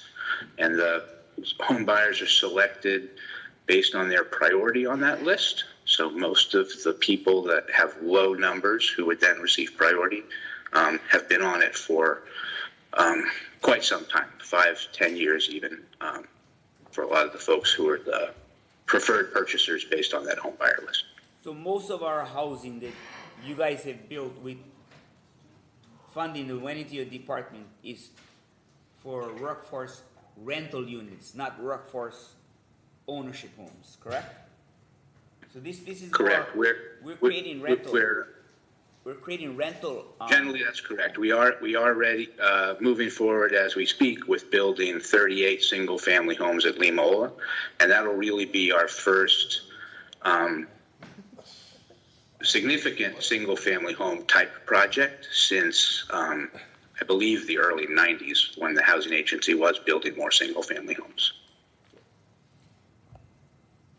Councilmember Cowden? So, this isn't really a question. I wanted to be able to, I just can't see him for a second, if that's okay. Sorry, just, can I summarize some answers to what's been brought up that is essentially summarized? I'm just looking at the time. My amendment, I appreciate that we've been talking about everything, right? Whether it's my amendment or not. So I thought I might be able to summarize it so that we can have that completion if we like it or we don't. Oh, yeah, no, that would be good to at least, I mean, we have three other proposals, two other proposals in addition to this one, so yeah, I mean, that would be a benefit to us to get okay. somewhere to a decision. Okay. And if not on the whole bill, but at least to get through the amendments, and then we can go back to talking on the bill or the bill as amended or whatever it is. Okay. So this first portion of the amendment is a nuanced funding structure, for resolution, sorry. Not bills. Okay, yeah. It's a resolution, just so anybody just tuned in, to have a ballot, right? A ballot amendment that the whole population is going to vote up or down on. Right now, we're voting up or down whether it would go on the ballot. So this is nuanced funding structure to a special housing fund that, in my view, is putting our policy where our mouth is. Since I've been on the council, we've had a clear message of our priorities to be that we have to keep people in their homes or we have to create housing. This has been a long-running housing crisis. So we see it even came up in 1982.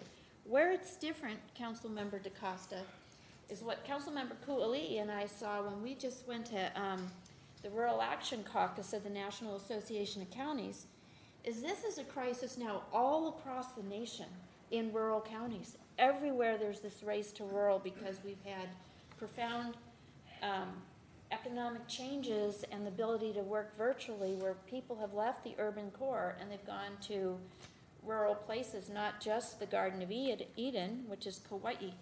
So this has been a long problem, but now the heat on it has turned up really hard. So the amendment that I am proposing offers more potential than the original proposal, and while it's not structurally ideal, it's still legal. It's still legal for us to do it, it's just not structurally ideal, but that anomaly of where it's a little different than how the charter wouldn't be tied to something that could be changed with an ordinance. I think this is actually a great piece of it, and why I decided to still do it, because it creates the needed flexibility in these times of potentially continued high inflation. We heard our smart guy, Mr. Williams, tell us up to 11%, right now. And we might have this economic volatility when we're looking at a 0.75% change happening this month in June, maybe another one next month. We could go into what's called stagflation. We are arguably already in a recession, so we don't know where it's going to go. So this allows us to be able to move it around. And so what we're doing with my amendment, it's shifting the burden of the housing revolving fund onto the tax classes that are creating the very pressure that's pushing people out of their housing. Our long-term renters or homeowners are getting pushed out because of how desirable our housing is. And it is a financial instrument. Like when I brought up some of these Federal Reserve challenges, people don't even know where to put their money. So putting their money in real estate with a house on it is one of the safest places to put it right now, unlike 2008 when that was a debt bubble. These are cash buys. So again, addressing Billy's statement that maybe Luke did, without the less than rich people, we won't have anyone to work for the rest of us. I mean, work to take care of the rest of us. As I say regularly, we can't have everybody riding in the cart. Somebody has to pull it. We all benefit by having people be able to have a home and be stable and not falling apart in the bushes on the side of the road, whatever it is. We need people to be healthier. So I want to make a comparison to the landfill argument. The landfill, in my view, is an equal priority. It's like a number one priority in terms of what we're chartered to do, because we're going to have garbage everywhere very soon if we don't find a solution. But that problem isn't so much funding. It's that we don't have any viable land that we can do with all the rules. So it's not an apples to apples situation. We don't have land that we can choose to put it on is our problem. It's not that we couldn't find the money. And infrastructure is chartered by the county. That's why even when we came up with $49 million last time, our admin did largely deferred maintenance, which is what we're supposed to do. We're supposed to do that. And so even though it might seem like Vice Chair Chalk and Councilmember Evslin and I have a little tug of war over some of this stuff, we have the same goal. And that goal is we have to put people in a place to live. So when we are putting this ballot amendment out there, we are basically helping admin by charter be able to put this priority in where when we have a housing director be able to apply for some sort of other additional funding, that we have a stable, or relatively stable, because we could still, a much more stable foundation of money to be able to make it happen. And so I think we're solving a lot of these problems. And with our deferred maintenance on our infrastructure, that's where we have to be able, with our main general fund, to address that. They come first. So without this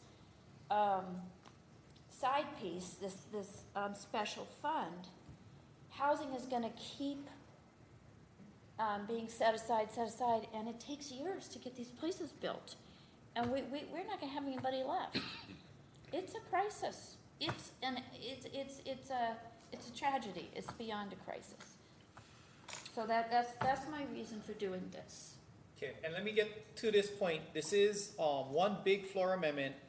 I want to get all our questions about each one out now, so Okay. that once we get our questions out on every single portion, we can take public testimony, and then we'll take the vote on it ad seriatim, each one. I'm looking at the time. Okay. I don't know if we're gonna get to finish in time, but we're not obligated to have to finish by lunch. You know, we can always come back, but. I can give the two other ones. Are you saying you want to know these other two? I mean, I've read it already. I don't need a clarification on it unless someone else. Well, the public might. Okay. So the second one, I put, any unencumbered balance in this fund at the end of each fiscal year shall not lapse, but shall remain in the fund, accumulating from year to year, which is what is in the original. But I added this, and this came from admin, because I hadn't thought of it. After a 5-year period of no expenditure from the, I added to it, but after a 5-year period of no expenditure from the housing revolving fund, the annual appropriation shall cease. Annual appropriations shall continue after expenditures of affordable housing strategies are encumbered. Any unencumbered balance in this fund shall not be used for any other purpose except those listed in this paragraph. So that's saying, like, say we just kind of keep building money in there, and there's $60 million sitting in there, and we need to fix something else. You can't just sit there and keep holding it. We might want to save for a few years, but this can't just sit there and get fat and then not get utilized. So it's got this lever to stop it, and it also has the less than ideal element that it's tied to an ordinance that can also be a lever. So there's two levers to roll this back, to be able to allow this money to go into the regular budget if it's either not being utilized right, or it doesn't look like it can be utilized or is needed. So that's the other piece. So it's just a safety brake. Okay, I guess, did you run that one through the county attorney? Because I think I did. in reading it, I'm thinking the charter doesn't state that. You know, the charter just states that the money goes into this account based on a percentage. It doesn't state, the actual charter amendment doesn't state that, you know, if it doesn't get spent within 5 years, then it can be taken out. So I'm not sure if, I added that. Matt, you said it was okay, right? Tell me. I can't remember, but I think you said it was fine. Matt Bracken, County Attorney. So I reviewed slightly different language, and my analysis was based on slightly different language and the combination of the two pieces, right? You have the first piece and the second piece. But I did actually recommend a change that was made to it. So I'm actually less concerned about the amendment in number 2 to paragraph 3. I'm more concerned about the amendment 1 to paragraph 1. Just in terms of legal defensibility, right? The original resolution language, defensibility-wise, if I had to put percentages on it, I would say 90 to 100% defensible. If I had to put percentages on, if someone legally challenged this because of the way that it refers to the ordinance and the way it's tied to it, I would put it less than 50% defensibility. Section for paragraph 3, with the language as it is now, I don't really have any concerns with that. I think that's probably okay. Can I ask him one more question? yep, Councilor Corbin. Like, when you say defensibility, usually I think about that in the context of we were sued for something. where's this gonna get challenged? Somebody's gonna say we can't put it into housing because we need to build a new bridge. Is that where we would have to be defending? When you're saying defensibility, just help me understand the use of that word. Yeah, I mean, that's exactly what it is. When the county is sued, so a taxpayer could challenge, they could challenge legislation, they can challenge a law, they could challenge a charter amendment. So if somebody challenged this on grounds of legality, that's when I'm talking defensibility. Can I defend this if someone challenged it? Less so than the original language. But we could fix it pretty quickly without the lawsuit, right? Because of the weakness in how it is. I'm sorry, could you ask that question one more time? Let's say somebody had some real big issue there. It wouldn't be hard for the council just to fix it. It wouldn't have to go back to the ballot. No, it would. I mean, so if the proposed amendment language is adopted and it's sent to the voters, and the voters were to vote in favor, then it's placed in the charter, and then it's actually very difficult to change. So there is no quick fix if the policy could be completely fixed. adopted. The weakness in this is we could fix the policy, so the problem would be gone. We could fix the policy. We wouldn't fix the wording, but we could fix the policy, so that would undermine whatever the suit would be. By changing the ordinance, then all of a sudden there's no issue. Not necessarily, right? So the way the courts look at, because what you're kind of describing is mootness, right? When a court looks at something and then you fix the policy behind it, is it actually moot? Or will the court still consider it? When you're talking about a charter amendment, say you were to somehow fix a policy, you were to say, okay, we're going to delete vacation rental class and residential investor class, and that nullifies this charter amendment. The fact that the language is still in the charter, that the court still might consider it, saying, well, at any point in time, council could put those two classes back in there, so we are going to take up the legality of that charter provision. So okay, thank you. I don't really think there is a quick fix to it. If it's challenged, basically up to a court to decide, but I think they would have grounds to continue the case, even if it was somehow fixed to be a policy by deleting those classes. Thank you. Councilmember DeCosta. I have a follow-up from Matt. Matt, you just crossed my mind right now. How do you become a resident of Hawaii? Let's say these workforce housing teachers from California or from Idaho want to come to Kauai and get a job, and what qualifies them as a resident to apply for this workforce housing? What legally ramifications can we ensure that our local school teacher from UH, who's going to relocate from Oahu to Kauai, going to get the job, versus a Idaho teacher who claims that they have a driver's license on Kauai for a year and now they qualify as a resident? So what is the legal way to be a resident in Hawaii? Generally, it's just changing your driver's license, registering to vote. Perfect. Here. Perfect. Thank you. Perfect. Okay. Any further questions on this amendment 2? If not, we can go to amendment 3. Councilmember Cowden. Oh, I thought I just, oh, okay. It says, it says, shall a maximum of 5% up to a maximum of 10%. Shall a minimum of 5%. Shall a minimum of 5% up to a maximum of 10% of real property tax revenues derived from each of the real property tax classes of vacation rental and residential investor be placed in a housing development fund for the purposes of housing strategies. And that's just to be consistent with section 1. Yeah, so that's the question that would end up on the ballot. Okay. That's what people would vote on. Any questions from the members? Further questions from the members on these amendments? If not, while the rules are still suspended, anyone in the audience wishing to testify on the amendment? Lonnie? Is this just the amendment or the whole thing? Just the amendment. But later can talk on the whole thing? Yeah. I'll wait for the whole thing. Thank you. So the amendment would be all 3 elements, right? It's the 5 to 10. Right now would be all 3 elements? Yep. I'll testify.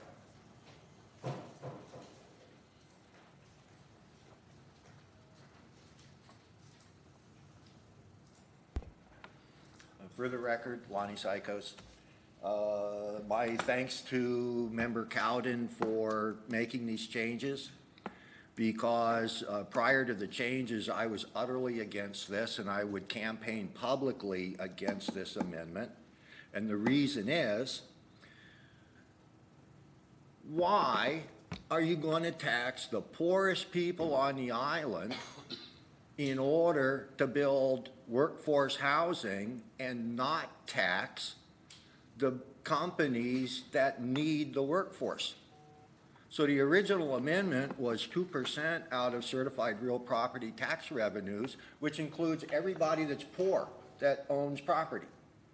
And so you want to gouge me for another 2%, and it's no, not a new percent, but don't shake your head at me, because the money is getting shifted within your budget, and thus this 2% is not available for anything else. And now, why do you want the public to build housing for the tourism industry? My problem with this thing is you should have started out taxing resorts, right? Think about the amount of money you would get if you taxed a resort, and it's the resort industry that drives the need for the employees. But what you're trying to do is tax the employee to build the employee's own housing, which is just a Ponzi scheme. It's an impossibility that the workforce can pay the taxes to come up with the money to build the housing for them. That's like nuts. That's like elementary school level politics. It's not even the high school political, high school council level. It's like horrible, right?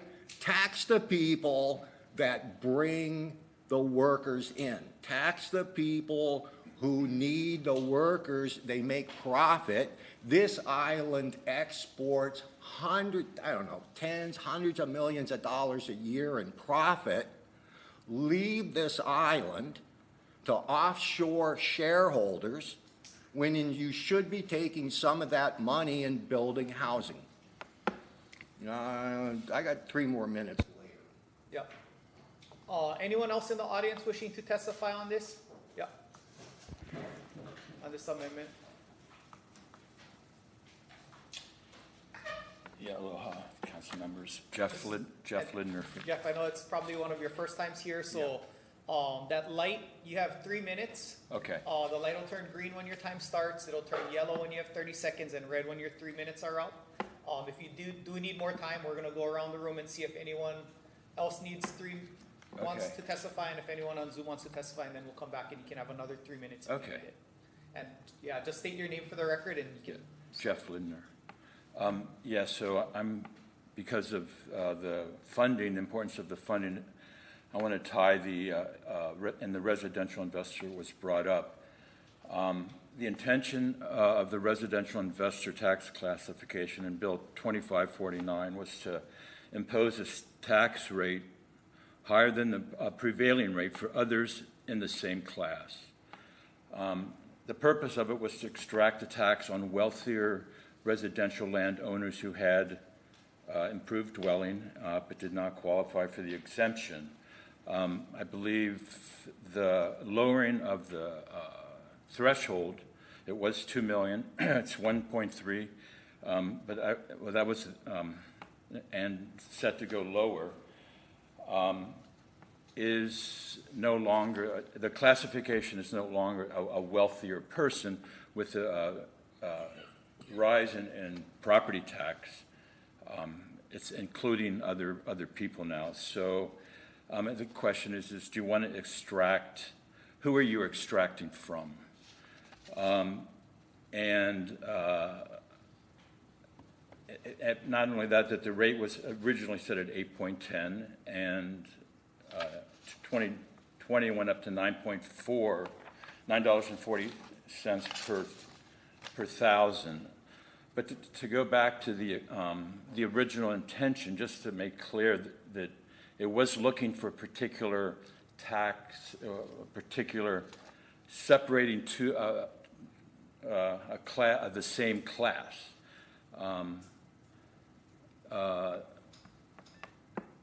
So the residential tax rate is higher than the residential investor tax rate is higher than the residential rate. It's currently the highest rate the county charges on property except for resort and vacation rental. The tax class was even compared to a luxury tax by the council when it was created. Committee report for Bill 2549 indicates that the bill was designed to create a separate category for the residential investor class where the property is used for residential purposes. The bill was compared to a luxury tax on $1 million properties where the owner did not live there and was either a second home or a long-term rental. Councilmember Bynum stated that he favored increasing taxes on those who could afford to pay for homes in Poipu. During the council meeting, to amend the bill to raise the threshold from 1 to 2 million, Councilmember Yukamura stated that the bill was intended to apply to high-end property. And she went on to say we needed the category, I believe. Sorry, Jeff, that's your Okay. first 3 minutes, but you can come back up again for another 3 minutes. Now. No, I Okay, gotta later. go around the All room right. again. We can point out to him he's on a different item. He's not on this item. Yeah. Lonnie, did you want to do another 3 minutes?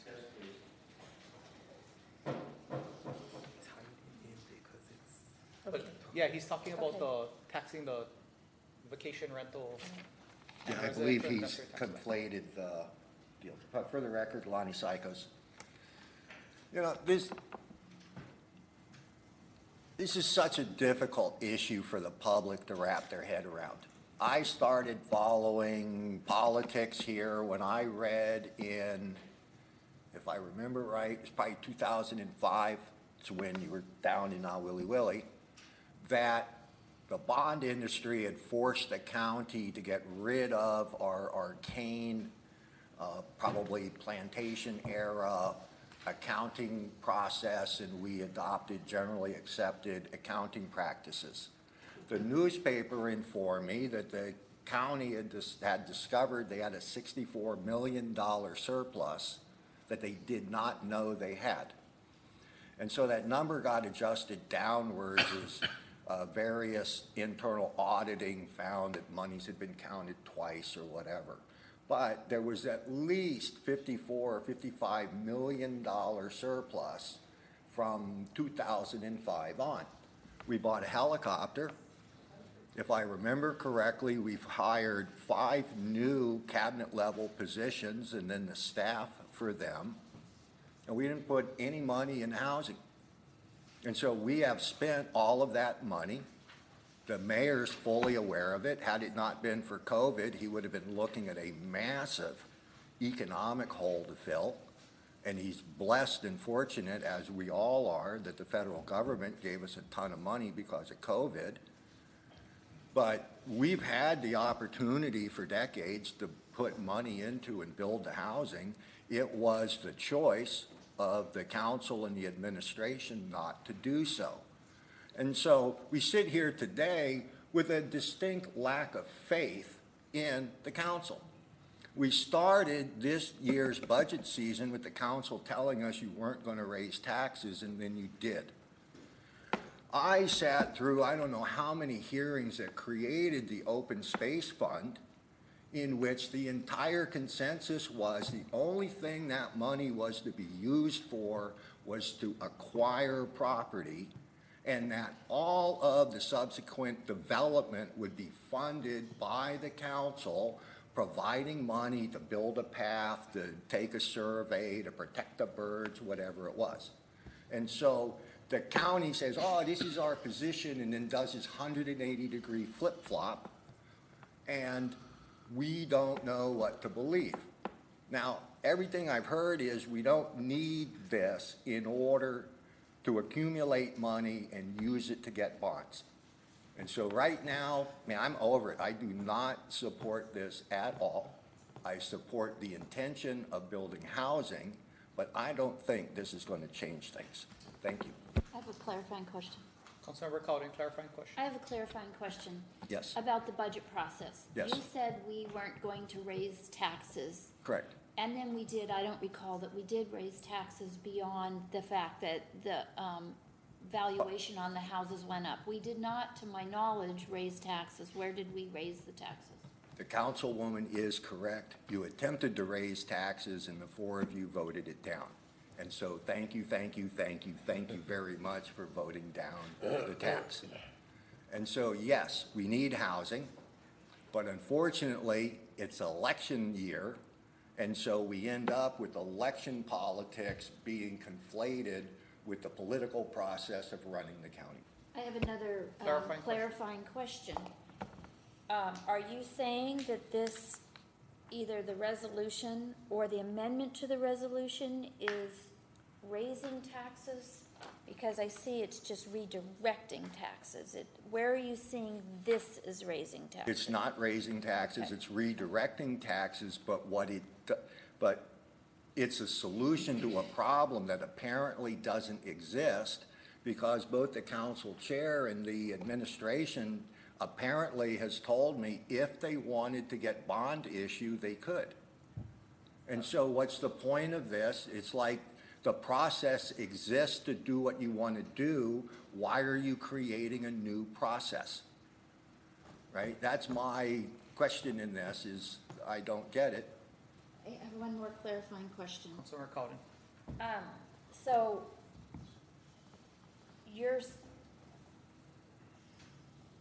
I want to say that, to me, the problem that exists that we are struggling with all the time is that our people don't have housing. You're not suggesting that that problem doesn't exist. No, that problem definitely exists.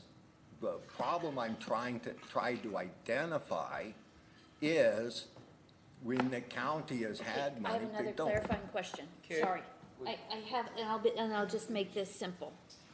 If I'm hearing you say that the council and the admin don't have the political will to help the people with getting housing, when we put a ballot amendment on there, this is up to the people. So having heard the people say over and over, yourself included, that we don't hear you, we are not prioritizing housing, when we have a ballot amendment, does that not allow, does this not really give it to the people to make the decision? It just kicks the can down the road because the problem was the lack of political will to take the money that existed in the past and build housing. And so the political decision was to spend the money on other things. Okay. I will point out that your budget this year put millions of dollars into economic development, and I challenge any of you to show me a single job created by our economic development office. It is packed with tourism industry people. It's incapable. Lonnie, I think you're going past Yeah. council member's question, so thank you for your testimony. Thank you. Jeff, you wanted your final 3 minutes. No, we have it already. Yeah. Push the microphone button. What is your name again? It's Jeff Lindner. I get to meet you first. Hey, how's it Yeah, going? I did. So, yeah, I want to move on. I just think the residential investor, you're going to trap lower income people within that. But what I hear is there's a concern about, the money, how it's spent. And so market forces is a better way to go as far as to provide housing. And as it currently stands now, the county does not assess density in the real property assessment. And so when you do not assess density in the real property, then basically so take urban land, say somebody you've converted agriculture to residential can be 1 per acre, it can be 40 per acre. If you don't assess that and tax the owner for the higher valuation, the highest and best use, then basically you're losing that revenue, and you're also not putting incentive on that landowner you have to use that density, you have to pay for it, or you have to develop it. You have to put it out for the people. And so the fact that the county, and I guess that's not a rule, it's more like a unwritten rule that's happening, but the county is not assessing, and so you have ag land. Ag land has 5 houses per acre, and residential can have 40. So those are market forces. Those are market forces of the people who own the land. Tax the density. Tax the density of the owners who have that. And also when you could also pass laws that when you change upzone from ag to residential, that those permits only are good for 1 or 2 years. They have to do something with it. They can't hold on to it for 10 years, 15 years while the market goes up. So I believe, it's my understanding that's what's going on, that the real property is not taxing for density. Yeah. Okay, thank you. Anyone on Zoom wishing to testify? If not, I'll call this meeting back to order. I do want to get us to voting on these amendments, and then we're going to have to take lunch and come back. So if that's my main goal, we can get through the voting on these amendments. Any further questions from the members on the amendments we'll be voting on in seriatim? Councilmember Evslin. Yeah, so on the second amendment, so that's saying 5-year period of 0 expenses from the housing revolving fund.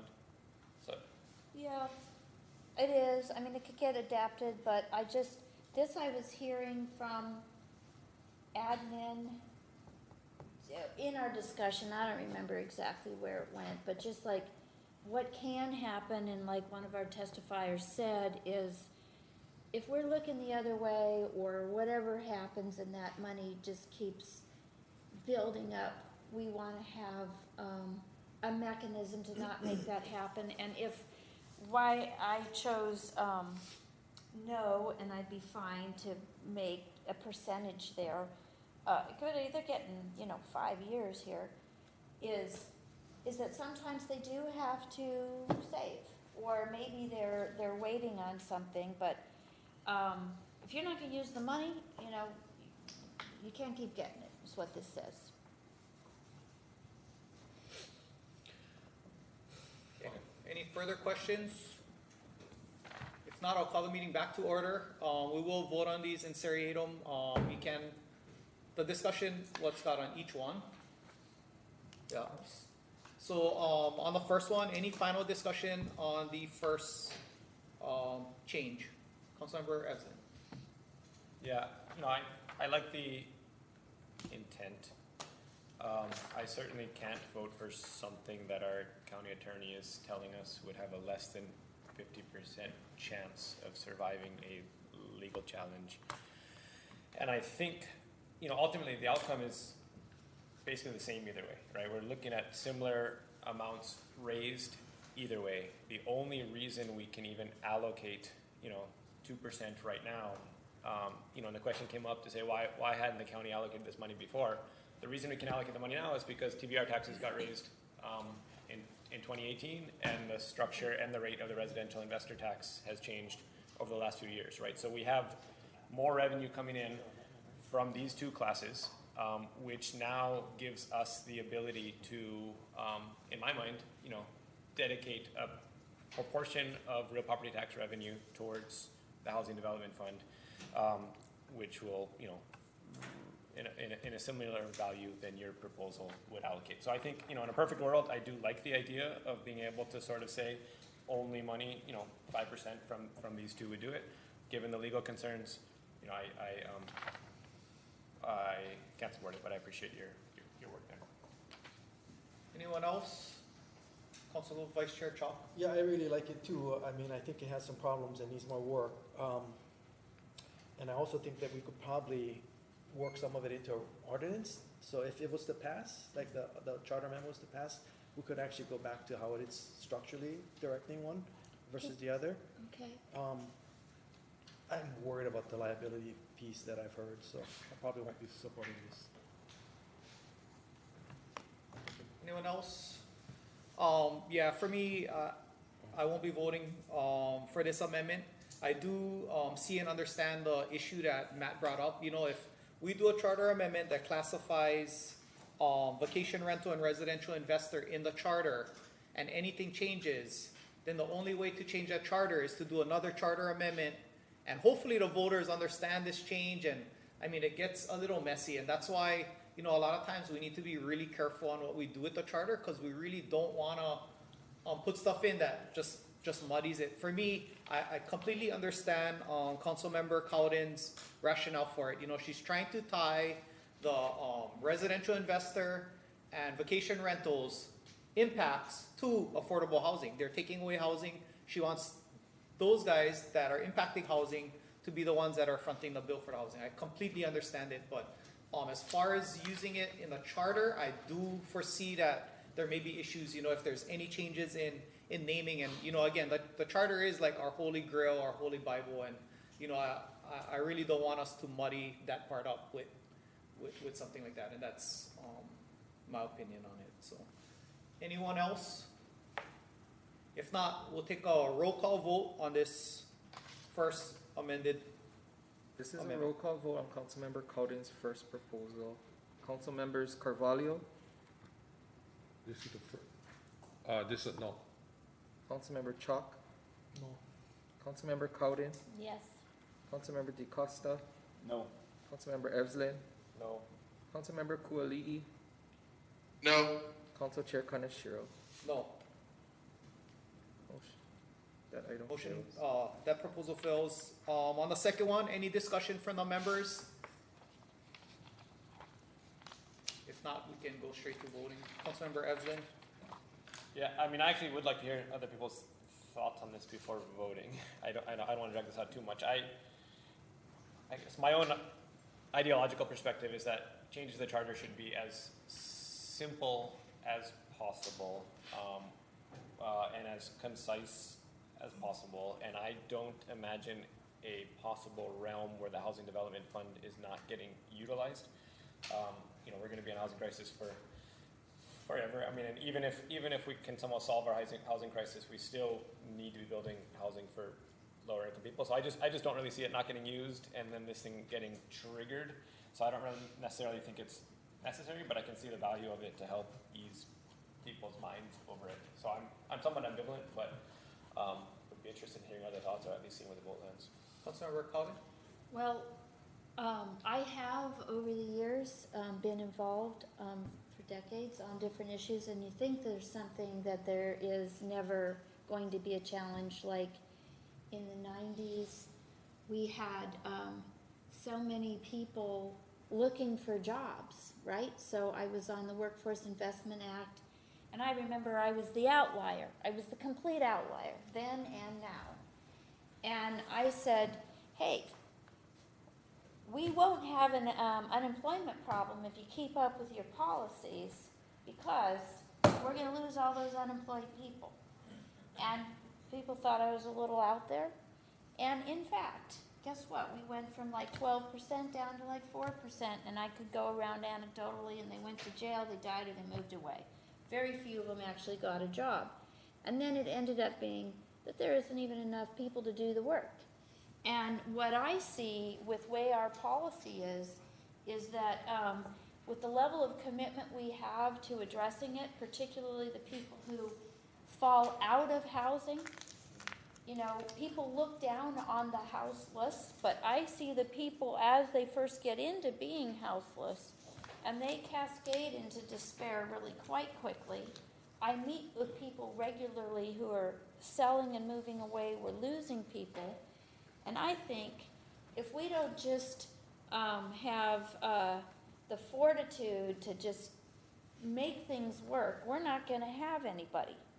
You know, we're not going to have anybody. And when I hear, you know, this effort to put in, like, what, I forget, but dormitory style housing, so you can bring people in to work there 4 shifts and then they fly away.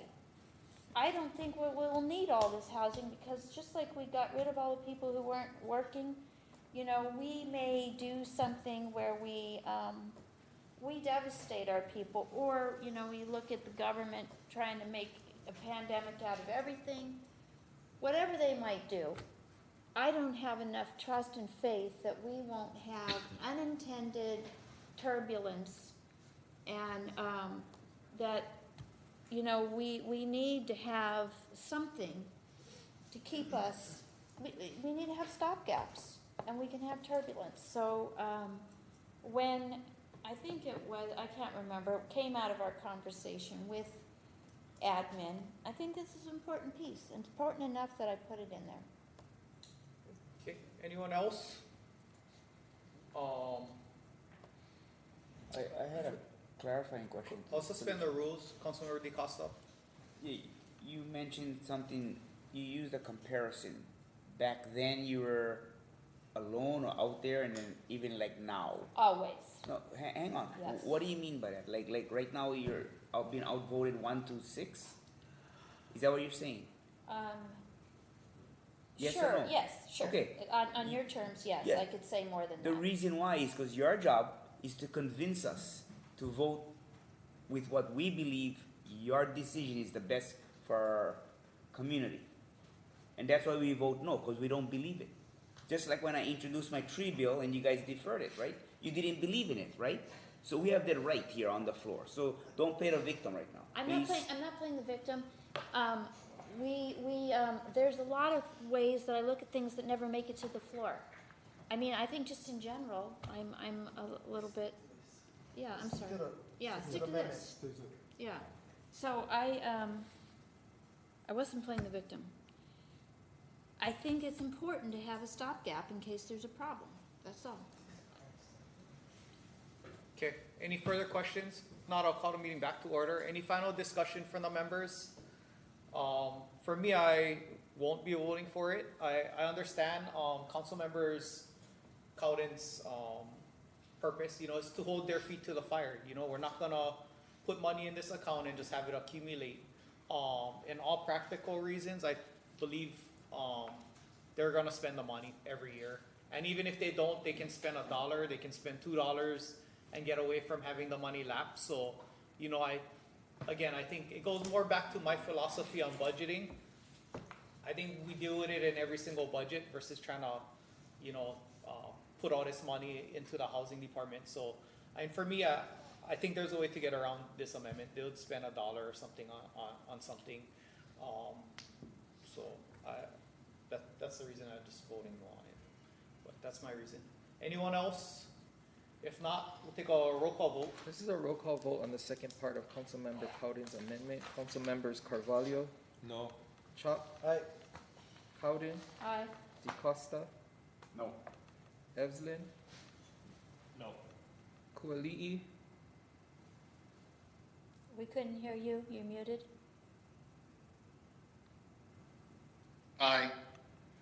Council Chair Kanashiro. No. That item fails. On to the third item. I believe the third item goes with the first item, Yeah. you know, so because the first item fails, the third item basically would have, if the first item passed, the third item would have to pass to make it consistent. In this case, the first item didn't pass, so there's no rationale to have the third one pass, because then we would have a major inconsistency in our language. So do we have any questions on this third item from the members? Any final discussion from the members? I just Councilmembers? want to say, I appreciate About it. you putting this on the table, okay? Just something. And I totally understand where you're coming from, but at the same time, I just felt that we just need to stick to the same original format. But your intentions were there, really. But at the same time, I think that what we have right now is the one that will take it to the next level, as far as I'm concerned, so. Thank you. And if I can respond, I just felt it was really important for us to be in integrity for what we have said throughout at least the past year, if not 3 years. And so I wanted to bring it into integrity so that it would be consistent with all our purposes, whereas the original, I believe, is out of integrity with what we're saying. Councilmember Evslin? Yeah, I just want to also thank you, Councilor Mercado. I do think that that was a valuable conversation for us to have, and I do think it's clear to establish, as we kind of did through that discussion, that the intent here is not in any way to be raising this money through taxes on residents, right? That we have the revenue sources through residential investor and the vacation rental property tax, and even if via the charter, we're not explicitly saying that 5% of these have to be dedicated, that we can still do the exact same thing at the end of the day via, this other thing, but also via a commitment to, look for increases in those tax classes first, if there's ever a time when we somehow can't fund this 2%. So I think by having this discussion, I feel like we at least still set up the framework for the intent is to always have this revenue in some capacity be coming from those tax increases. And just again, we haven't increased resident taxes in years in any other class. The only classes that we have increased over the last, certainly my term and the previous years before my term, was residential investor and vacation rental. Thank you again. Any further discussion from the members? If not, we'll take a roll call vote. It's a roll call vote on part 3 of Councilmember Cowden's amendment. Councilmembers Carvalho, No. Chalk, No. Cowden, No. DeCosta, No. Evslin, Nope. Kuali'i, No. Council Chair Kanashiro. No. That item fails. With that, we'll take our lunch. We're probably way past lunch. Captioner needs a break, and we'll still be on this bill. I am sure there's going to be a lot more further discussion on this resolution. So I'm sure there's going to be a lot more discussion on the resolution. But we're going to take a 1 hour lunch break and come back. Mike's.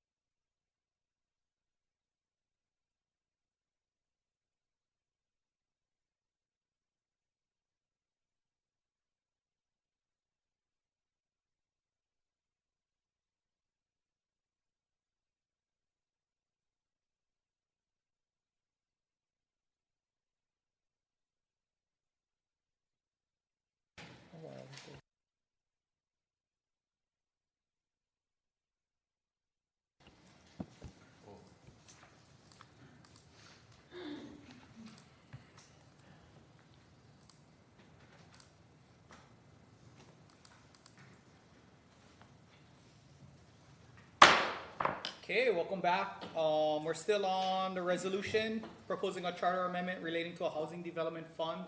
Councilmember Cowden had some amendments. They didn't pass, so we're back to the main resolution. Do we have any other questions on the resolution? Councilmember Cowden, I'll suspend the rules. I have a process question. So, if we vote yes on this today, it goes to public hearing. And then, so when it goes to public hearing, we don't talk about it again? Not a public hearing. What's the second phase? Like, if we say yes today, It'll go to public hearing and then it'll come back to full council. And at full council, we'll talk about it and vote on it, and that is gonna be the up or down vote on it. okay, so we have another chance. Yeah, So I don't have any more questions. okay. Anyone else with questions on the bill? I have a question for the admin, if, maybe Mike's available. The question is, by passing a charter like this, does it affect our bond rating? Because we're obligating money, ahead of time. And maybe I can always send it in writing to Reiko if. Yeah, Council Chair, that probably would be something that, we do have both our bond counsel as well as our bond advisors that can probably give some indication as to what that does.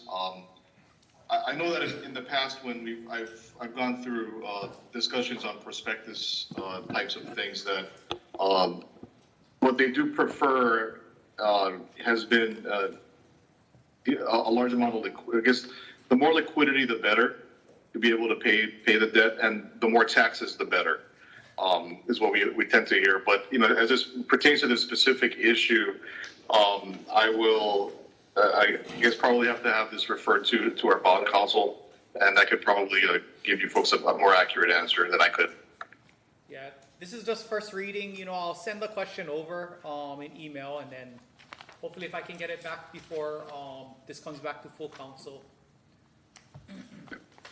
I'll keep an eye on it, Chair. Okay, any other questions from the members at this time? Okay, if not, anyone in the audience wishing to testify on this bill? Anyone on Zoom? If not, Councilmember Cooley, you had a question or final discussion? I have another amendment. Oh, okay. My amendment is very simple. In an effort to get more votes and hopefully unanimous votes if possible, to lower the percentage from 2% to 1%. I think it's critical that we establish some kind of minimal commitment, some kind of dedicated allocation as a commitment to leveraging and giving our housing agency a tool to get more housing done. And I think this is just simply a policy call. And it is us as a council giving up some of our flexibility. But at 1%, we're only talking about 1.75 million a year. And I'm really confident that we would be doing that anyway. But at least if we have a floor, the housing agency can use that as, a dedicated source of funding. And my hope, of course, is that the council and the administration would then add on top of that each year. But I recognize the chair's argument and the administration's argument about having that flexibility. So by lowering that percentage, it just gives more flexibility. Ultimately, I think this is a chance for the public to have a say in guaranteeing at least that minimum amount, so that even in a difficult year, we would guarantee that. The public has decided years ago to dedicate 0.5% to open space. I think the public would also be interested in dedicating 1% to affordable housing. And then it's our role as the council and as the administration to make sure we build on that, because clearly we need 3 to 5 million minimum per year to do even small amounts of what we need to get done. But I'm just putting this proposal forward with the hopes of getting at least 5 and hopefully 7 votes.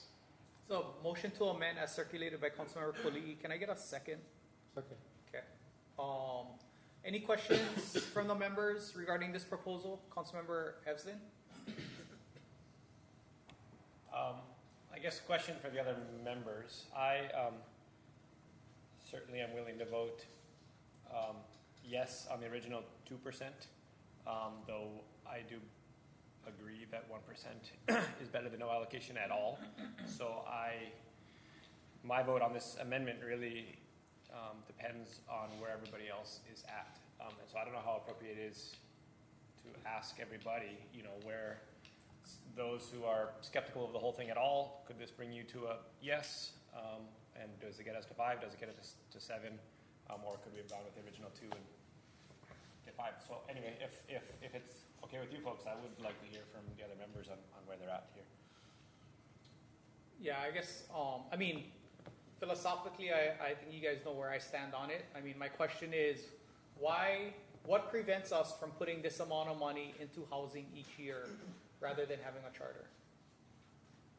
And that would be my question on both, this and the 2%. What is preventing us from putting this amount of money into housing?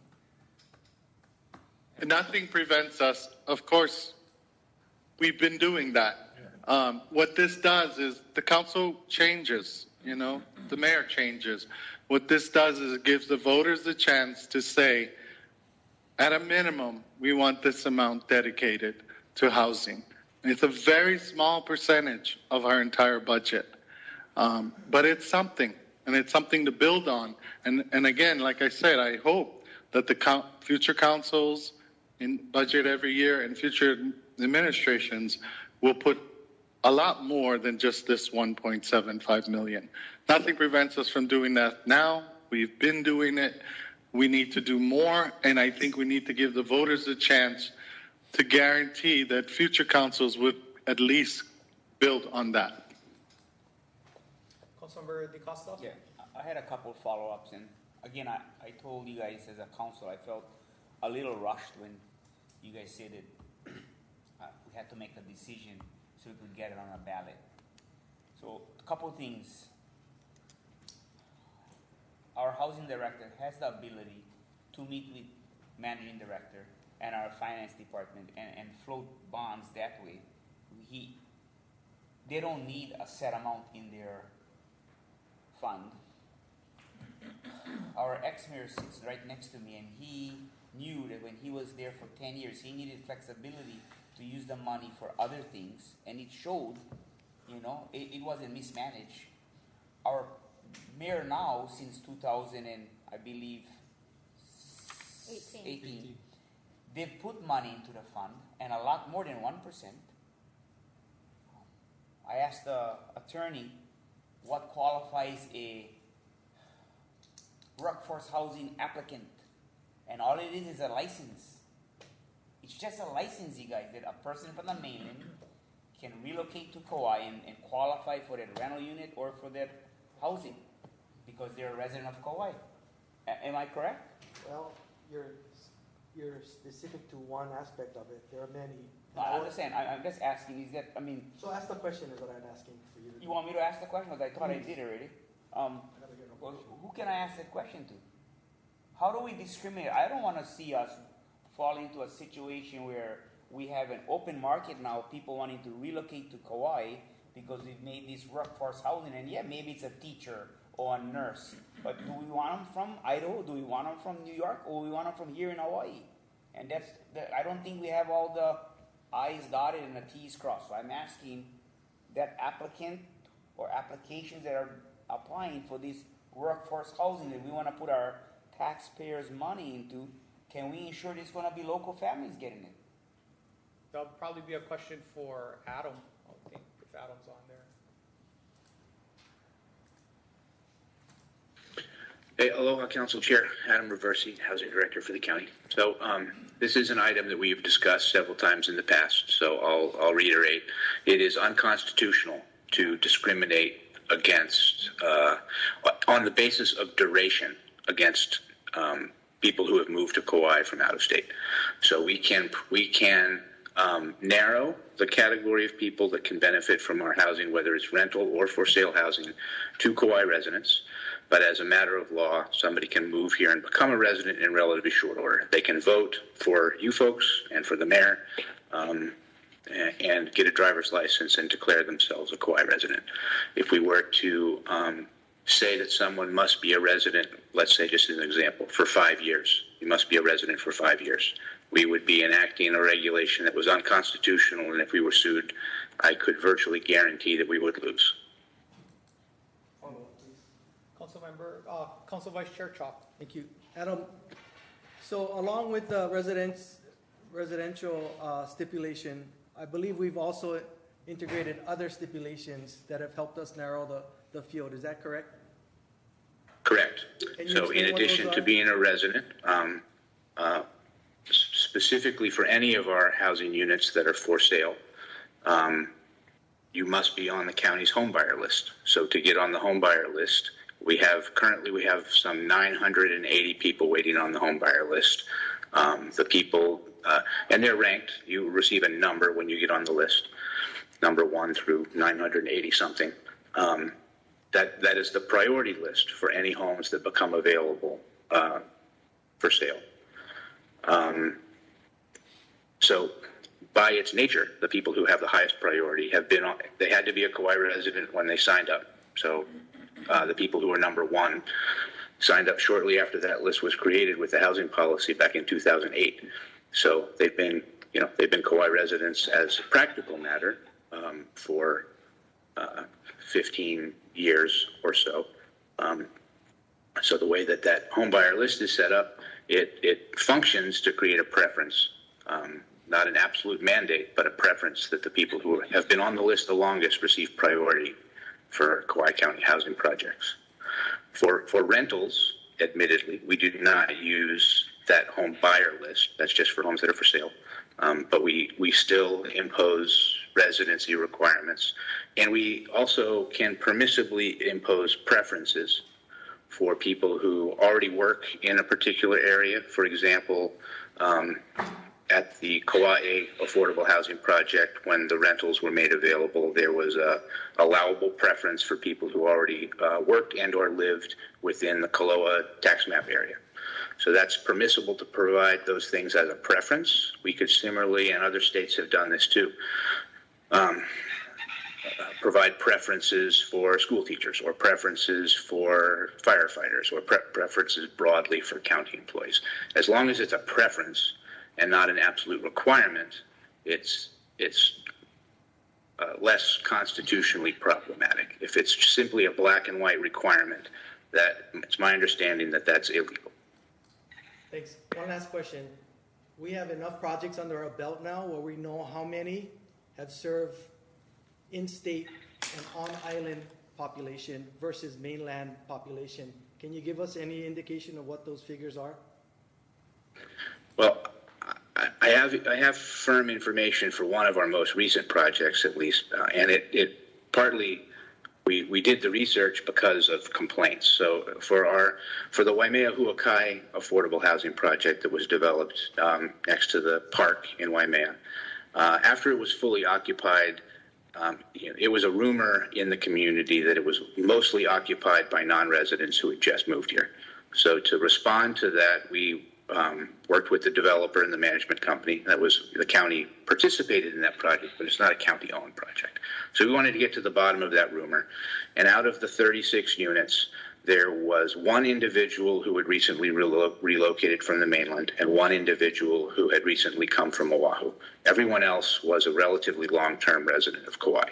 So the sense in the community that we had built the housing project for a bunch of non-residents who just showed up here, even though it was a vibrant rumor, was false in practice. Thank you. Isn't it true as well with the Hanamalo housing development that was recently done? that the similar outcome was, claim was made, but in fact, the super majority of it was in-state and on-island residents that had purchased that housing, and I can't remember the name of it, I'm sorry. Ho'oluana. Ho'oluana. Yeah. And this is Yes, mid-level housing, there this is was- not a county housing project. Yes, in that project, there was a specific percentage of the units the developer was required to set aside as workforce units. And it's my understanding that those were all sold to Kauai residents. Thank you. And none to outside buyers. There were other market rate homes, and I have no data on who those were sold for, but the workforce housing units were exclusively sold by residents. I had a follow-up. Councilmember DiCosta. Yeah, and thank you for those figures, and thank you, Council Vice Chair, for bringing it to my attention. And I feel a lot better, although again, what qualifies a person to be a Kauai resident, Adam? You declare Kauai your residency, you get a driver's license and some proof of an address that you have a permanent Kauai residence. And that allows you to, as we mentioned, get a driver's license. That's the same requirement to get a driver's license. It's the same requirement to vote.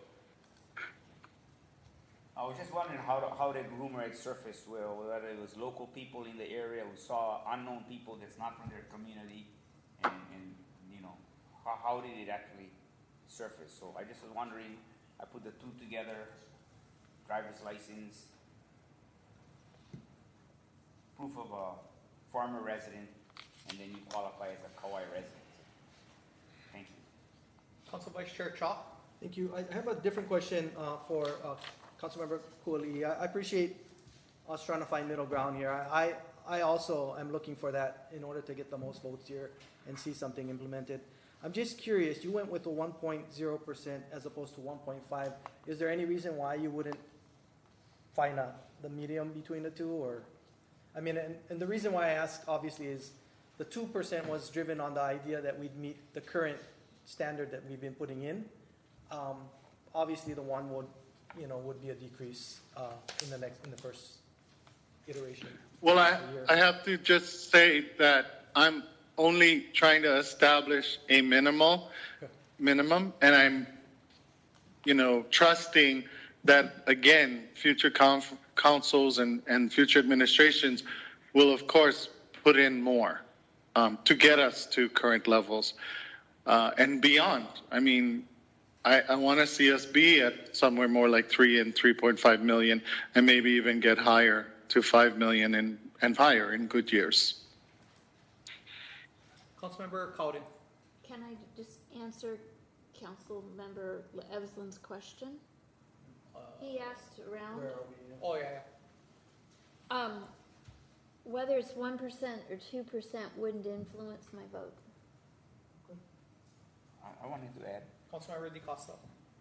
Are we giving our position on how we feel? Well, we can still ask questions. You can, kind of give your position if you want. I mean, we're going to have to vote on this anyways, so if we're all ready to vote, we can state our position. Can I ask you guys a question? Not Bernard now, because he's as new as I am, but I want to ask you guys, been on the council. In the last 4 years, you two, the last 8 years, did you guys cut the budget? Personally, cut our area of the budget to put money into housing? How come? Were there areas that you guys could cut, or was the budget managed so efficient and fiscally responsible that there were no extra money to cut? Are you asking? Yeah. Okay. If I would housing say is that important, why didn't you guys cut the budget to put money into housing? It's I always say ahead of time that housing is my priority. Okay. We have had a flood emergency we were dealing with. We've had a pandemic emergency. Actually, since I got in office, we've been in an emergency till maybe 2 months ago or 3 months ago. So this is the first budget that we've had where we haven't had a crisis. Where'd you go, Mason? Yeah, I have tried to allocate money to housing twice. Both times based off of a increase to, first time was an increase to vacation rental, residential investor, and hotel. And partially going that route is because I believe ideologically, as I think you guys probably all know, that vacation rental tax rates should be higher and should be equal to resort. And so for me, that's the low-hanging fruit to be out on where this money should be coming from. And so I've tried that twice and failed twice. I understand, but I was asking you, did you cut the budget at all to put money from housing? I'm not asking about whether you had proposed something to increase taxes to get the money. The question was, did you cut the budget to find money to put it into housing? Yeah, but if the assumption is to make this 3.7, we need to cut the budget, cut services, or repair and maintenance costs somewhere else to be able to make this 3.7, the answer to that is no, because the money can easily come from tiered property tax rates, which we'll get to in a second, or by an increase in the vacation rental rate. So no, the money is there, and if we need it. And you wanted to? Oh, yeah, I can answer just from my perspective. There's a couple of things. One is, the general plan was completed in 16? Was it 16? I can't even remember. It wasn't that long ago that we passed the general plan. I believe that the biggest indicator was, or outcome of that was highlight the crisis, the housing crisis that we were facing. And for me personally, that is when it came to light. So learning how it is you navigate towards it is a difficult thing. So I think it's through that realization that we came to understand what are the areas that we could make a difference in trying to save some funding to go towards that crisis. The Housing Revolving Fund became more prevalent. It's probably why it wasn't looked at for 20 years up until that point, because one, we didn't know about how much attention we needed to put to it, and then we needed to look at the vehicle, a way that we could help from the council side. I can tell you in my 9 years here that, and every budget that I've been at, I think the most we've ever been able to cut, and it was like pulling teeth, has been about $200,000, right? Not even enough to, and when we make a cut, right, we're always looking for where, it's probably for a reason that we want to get something done. It wasn't until, again, 2018, where we actually raised the taxes in order to put into the Housing Revolving Fund, where we saw that we could make a difference, and quite honestly, we did make a difference with that kind of move. And so I think we're learning as we move here, and we're at this point. So it's hard to, I think that's just more context into why cutting the budget isn't necessarily the best tool for us to answer the need. Councilmember Ebsen? Sorry, also, and somebody who's been here longer, Councilmember Carvalho, or Chair Conchero even could correct me, but I believe there was something like $41 million that came for affordable housing after Hurricane Iniki, and that's what the housing agency was running off of for a long time, and built some incredible 5,000 units or some huge amount of units off of that funding. The money then, I think, dried up. You guys did the tax increases that now has funded this program, and all we're saying here is that should be funding it in perpetuity at these levels. And as far as I go, I haven't heard housing say they needed more money. When they did get more money, they actually asked for more money that 1 year. I think Kanani, in the past, we had Kabuela Cobb Adams, who he never asked for money. He came in, he said, these are all the tools I'm using. This is the state funds I'm leveraging. This is the federal funds I'm leveraging. He never did ask for money. He said, this is what I'm doing with what I did. We got like Lihui townhomes, or I'm not sure what we're calling it now. He did a whole bunch of development, not asking for any money. I think when Kanani was housing director, she finally said, I could do more if I had more money. And, this is the kind of money I need. And at that time, then the council considered, do we put more money towards housing? And that's where that tax increase came in. That's where the money went towards housing. And again, I think each budget you gauge, do you need money? What are you going to use the money for? And that's kind of always been my position on it. And, again, there's like a number of swings you can take at it. Housing can take a swing at it with their initial proposal and say, I need X number of dollars for these projects.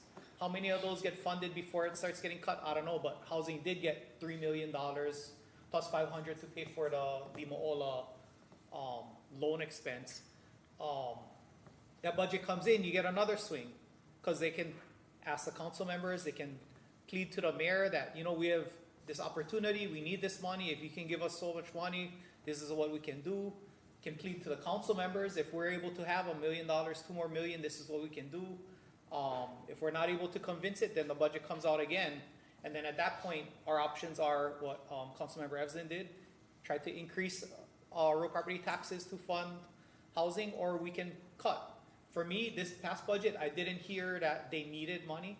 If they really needed money, if they needed 2 million, then we'll go through the CIP list and cut projects off CIP. I mean, we put a lot of money into IT. We could probably say we don't really need money for this IT project this year. Let's cut one and put it into housing. But to me, I did not hear that need. I heard, you know, that he has a lot of projects going forward and that the 3 million was covering them. He said many times that part of that 15 million was not shovel ready. It was dependent on getting these studies, which all those studies were funded by the 3 million that was in the budget now. So again, that's the process you have.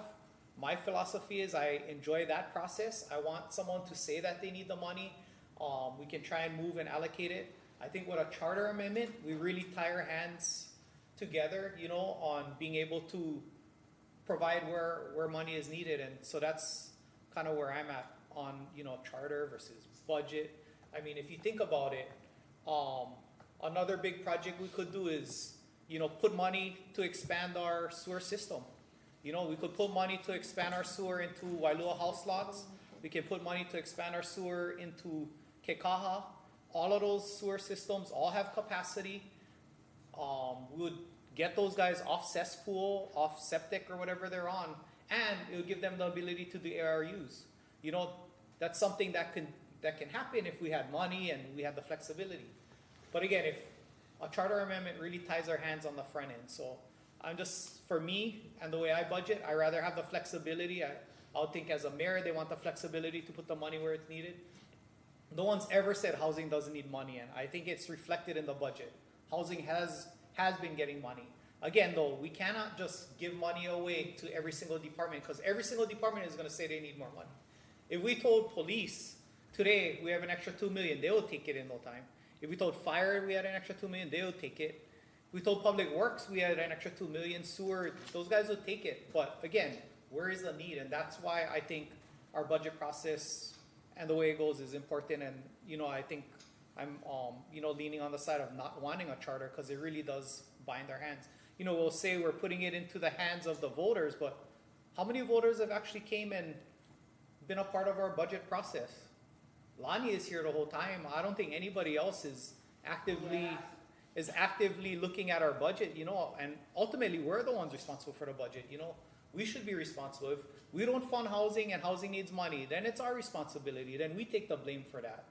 And that's kind of where I'm at on it. Council Vice Chair Chop. Just process. We're in discussion now, correct, Mr. Chair? Well, I think everybody was trying to, Luke asked a question on where everybody is on the bill. I think Councilmember DiCosta was trying to get a better feel for it. We're pretty much in discussion, I think, because you pretty much heard where everybody's kind of leaning on it already, but. Well, I just wanted to make my point why I asked that question. I wasn't trying not to believe in the philosophy that we need housing. Of course we need housing. And it just never surfaced. Seriously, in 2003, the prices had doubled. I know because I sold a house for twice as much as I bought it for. And I bought a place, and my place has doubled since that time, since 2012. So never just surfaced. The price of housing has been escalating for a long time. The point I'm trying to make is that when Mason, Council Vice Chair Mason Chalk, and Mayor Derek Kalkami had imposed a tax increase, they put a bunch of money into the housing fund, right? But after the next year we didn't, because we had all these natural disasters and all these uncontrollable, foreseeable things that had happened. When we tie our hands, there can be other things in the future that can happen. And now your mayor and your administration don't have the flexibility to use the money. So that was, I said, we're going to try to fix something that's not broken. And if it's broken, then it's our job to put money to housing. So when we looked at the budget and we didn't make any cuts, it's like, it's our fault. Like, if housing needed the money, Adam expressed that he needed the money, which I didn't hear him also say that. So Okay, that's and why if I we're asked at a that. point of discussion, do we have any further questions on this amendment? I mean, the amendment basically is dropping it from 2% to 1%. Any further questions on that? I have a question regardless of whether it's 1 or 2%. Okay, Councilmember. And it's for Mason. Mason, you said when I had what I wanted, that there's a way to do an ordinance to shift it. How would an ordinance Well, shift I think what I heard from our county attorney is the charter, right? You want to keep it broad. because it's a charter, and you can't, it's very difficult to change. But as you insert items like this, like the open space, then I believe you can also manage it with additional ordinances. Maybe you want to add something that, and I thought that's what I heard from Matt as well. Okay, because, all right, I can. As you want to further get details that related to it, just like we have ordinance, then we have ability to do administrative rules. Well, so like, actually one of our people said, what I'm in agreement on, like, is I don't want to tax the average person who barely can struggle, or redirect the tax from the person who can barely make it, or even if they can make it. I don't want to redirect their tax funding away from fixing infrastructure when we have fat money that we're targeting it on two classes that they start to help solve that problem. So when you said we could probably fix it even if we did this 2%, I just, in my mind, I can't see how we could write an ordinance that would change that. So I don't know. Matt, can we?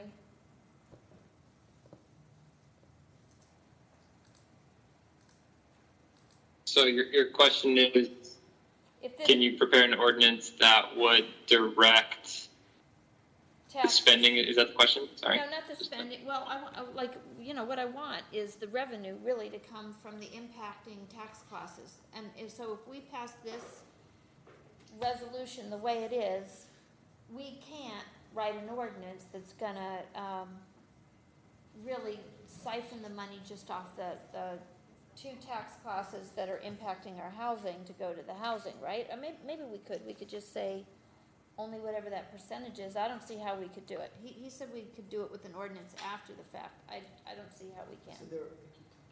So sorry, I just want to say, I think that there are aspects of what you were trying to get done that could be addressed in an ordinance. All right, I can drop it. I just don't see how that's the case. Any further questions on the amendment? If not, water rules are still suspended. I'll take public testimony. Anyone want to speak on the amendment, dropping the percent from 2 to 1? Lonnie?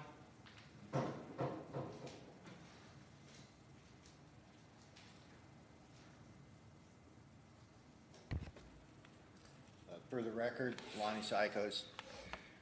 Errol, I'm really going to miss you when you are gone. You present a very unbiased view of what's going on. You have the ability to look at all the different sides and then articulate that to the public. I utterly agree with the attempt to build more housing. I simply disagree with this attempt to do it through the charter.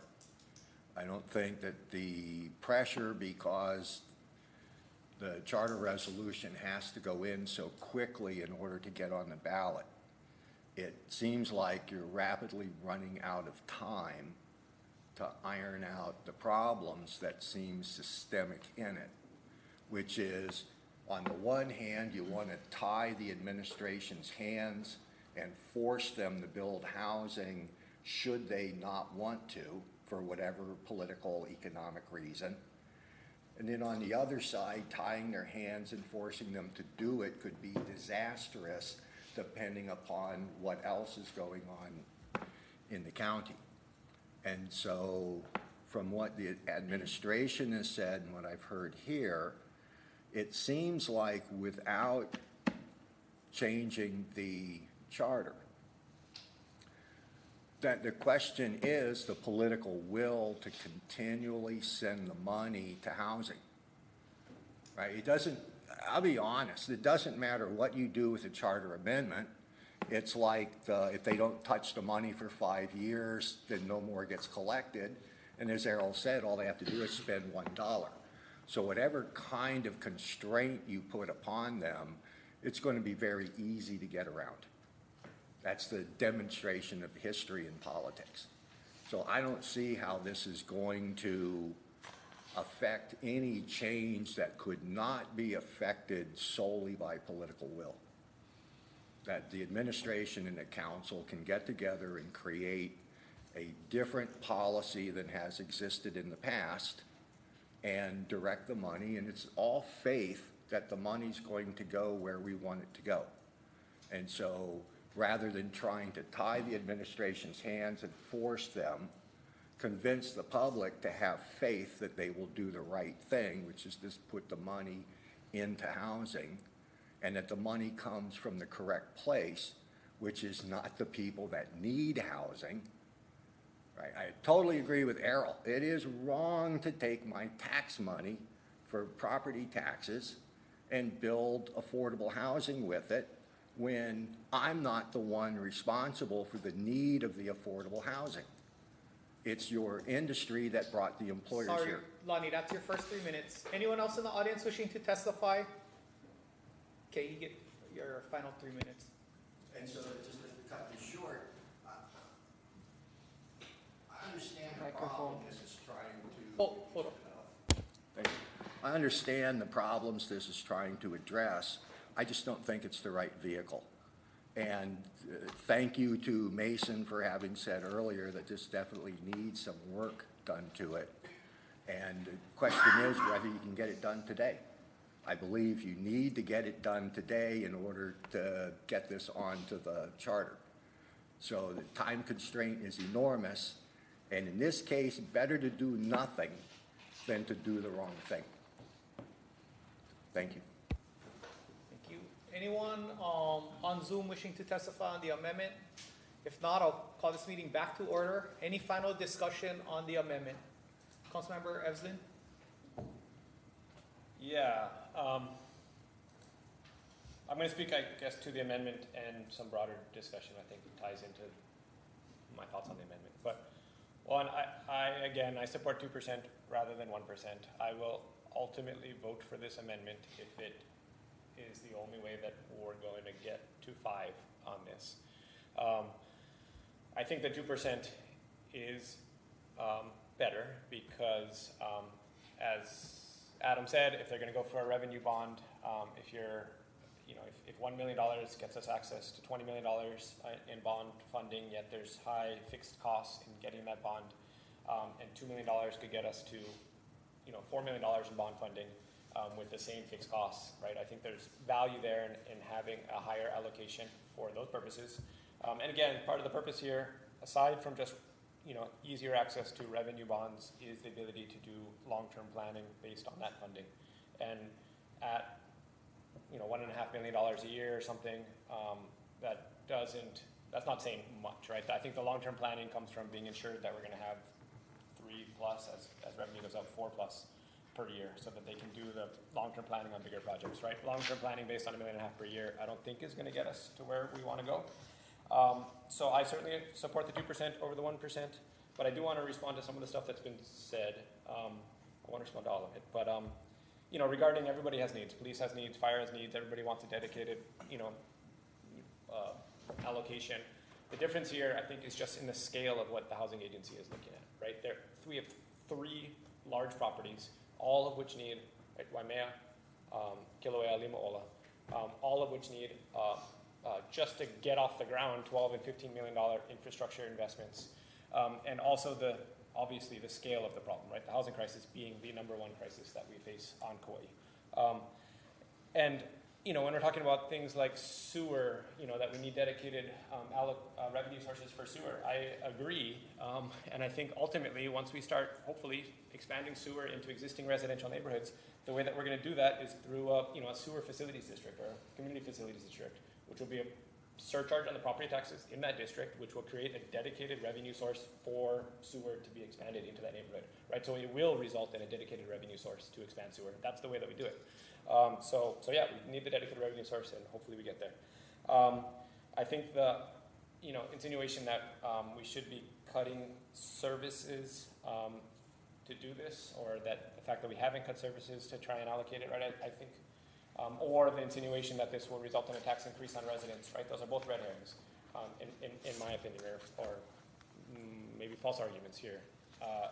In that, again, this is to say that tax increases which have already been implemented by council in the past, and through future mechanisms like tier taxes, that revenue will perpetually be dedicated towards housing. No cuts necessary, certainly no tax increases on resident occupied homes necessary. Lastly, in regards to the housing director not saying that he needs more money, during budget, he said again, quote, "Our development model is changing and we will need to have additional funds over the long term to be able to make that development model successful."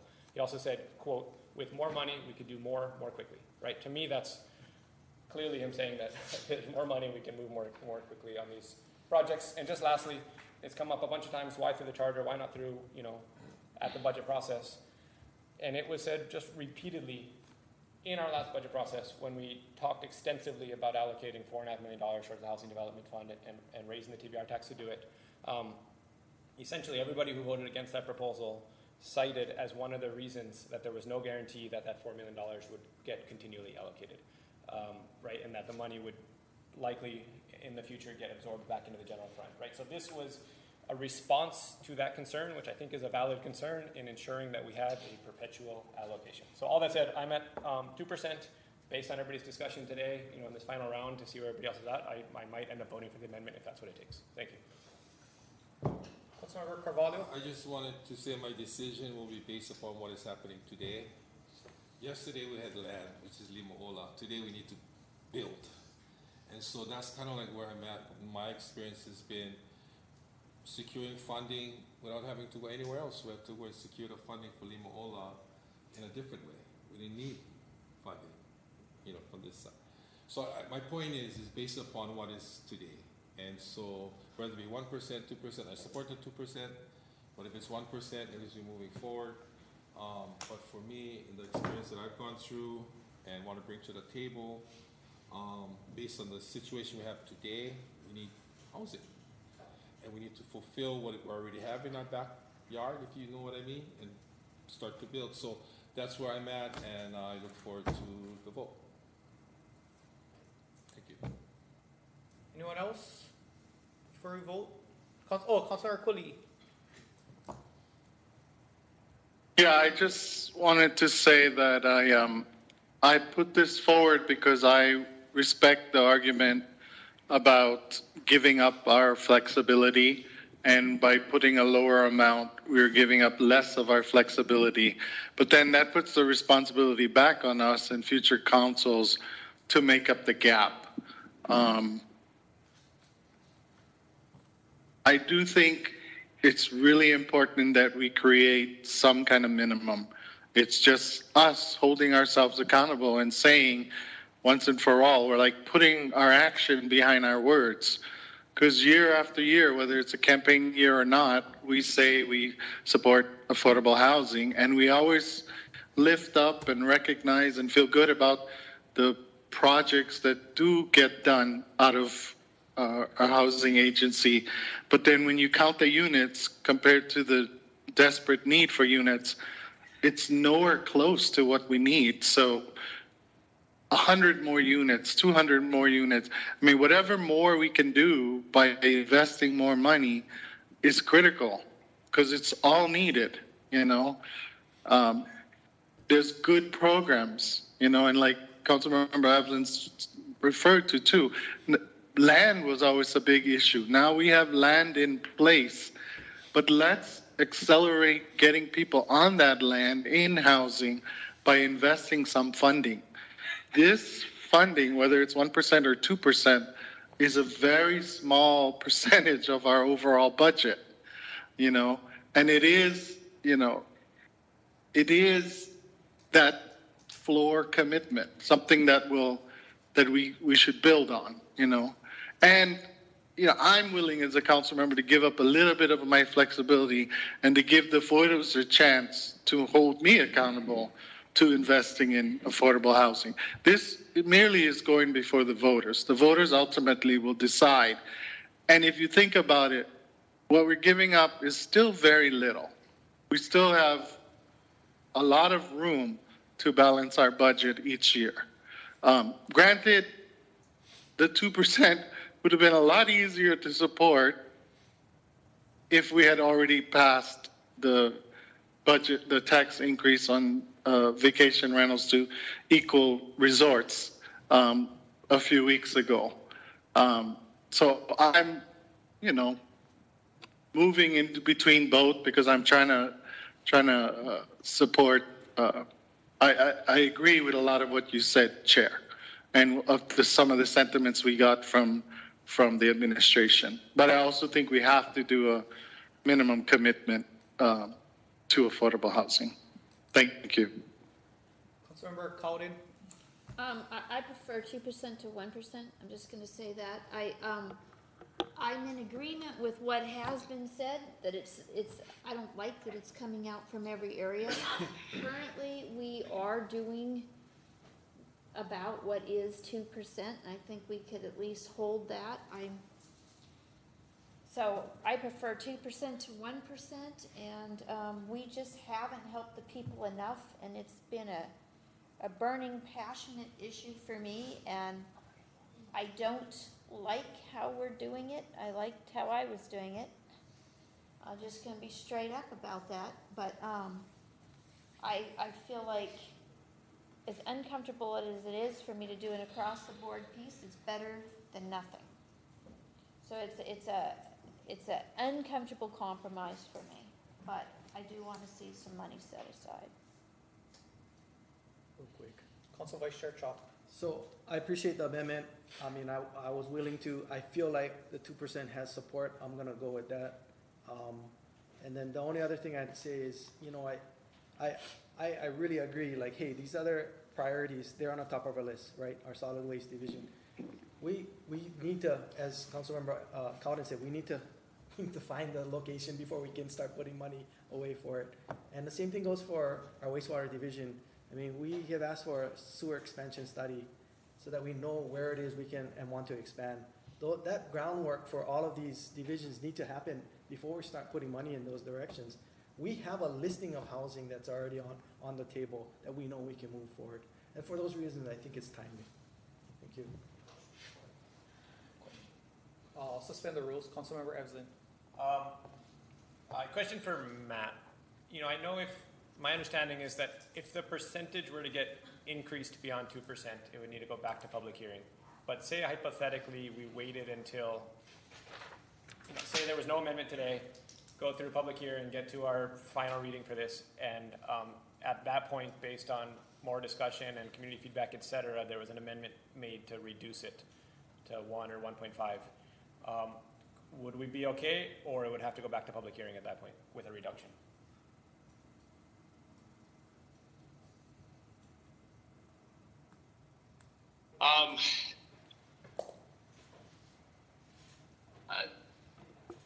I would say the reduction would be fine. The purpose of the public hearing, I mean, the purpose of all this is to give the public as much notice as possible of what you're working on, right? So at this point, they know that you're working on a potential amendment that would go in front of them as voters.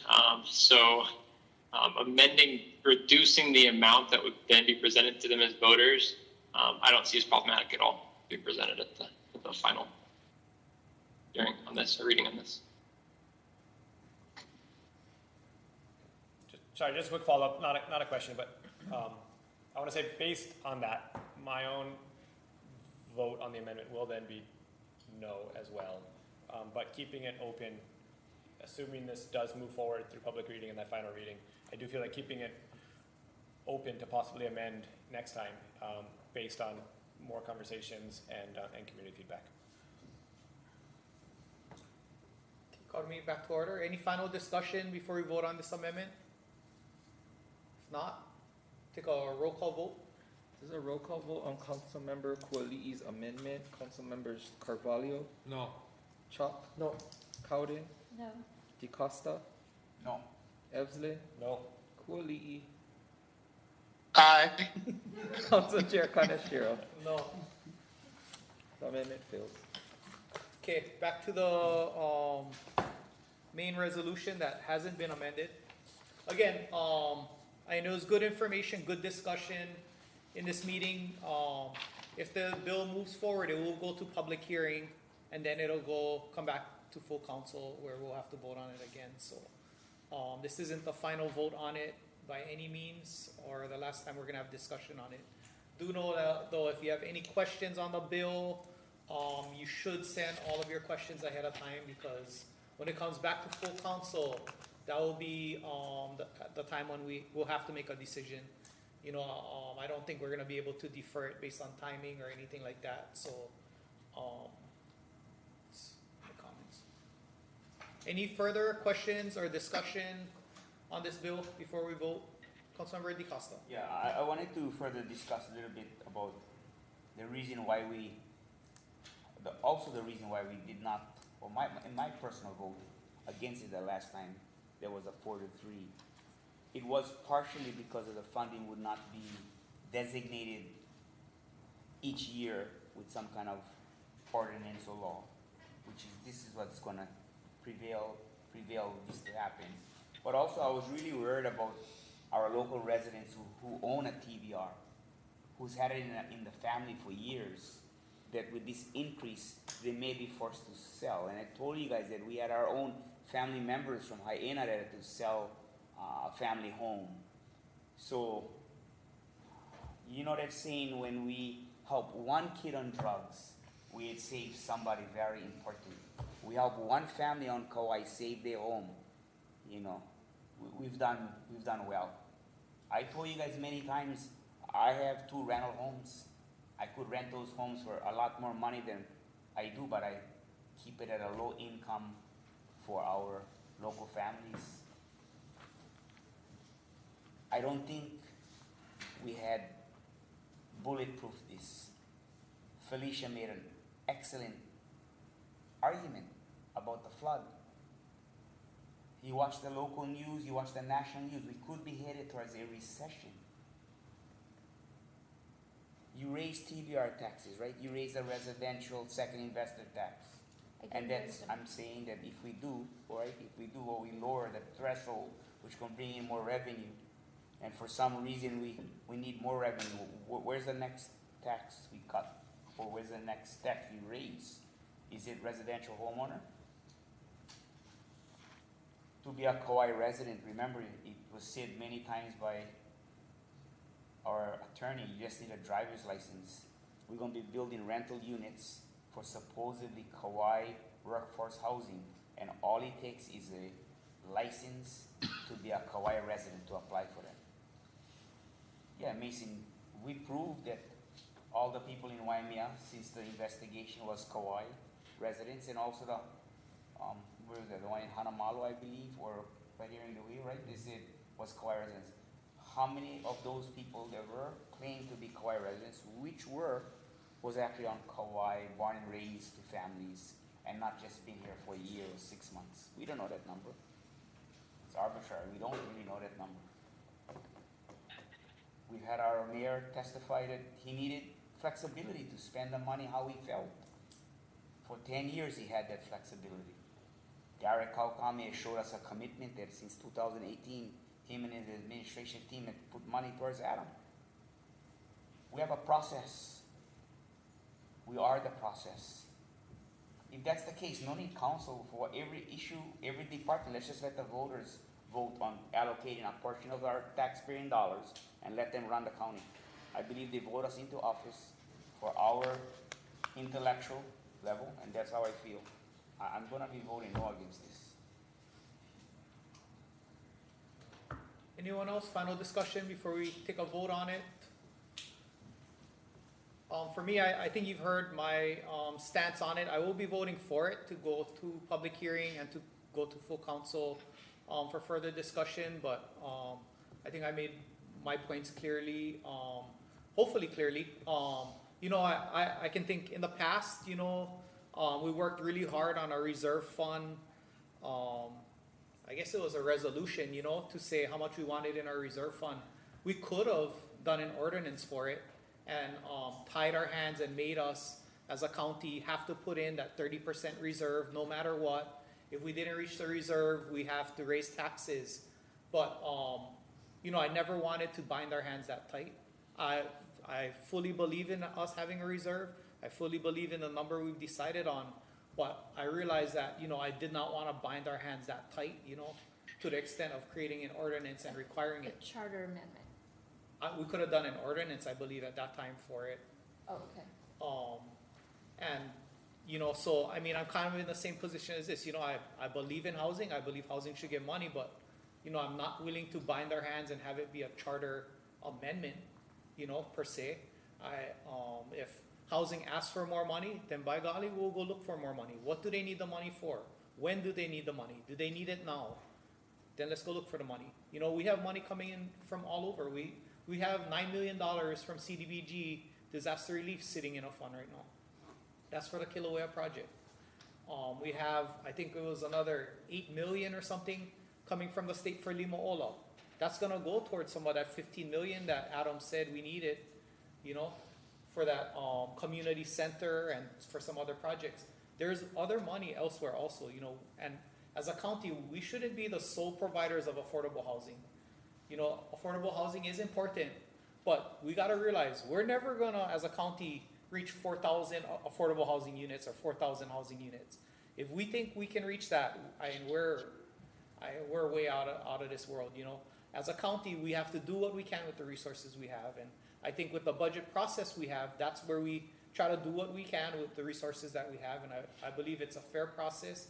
I believe it's the right process. And that's my stance on it. But again, you know, I'm open to the conversation. I'm open to having this bill go through public hearing. I'm sure we'll see a lot in the newspaper and hear a lot of bashing about not caring about affordable housing.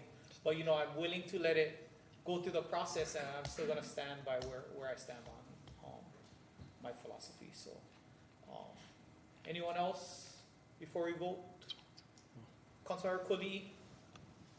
Yeah, just one last thing.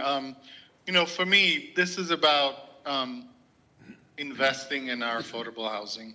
And this is about giving our housing agency leverage so that we can go after a lot more funding.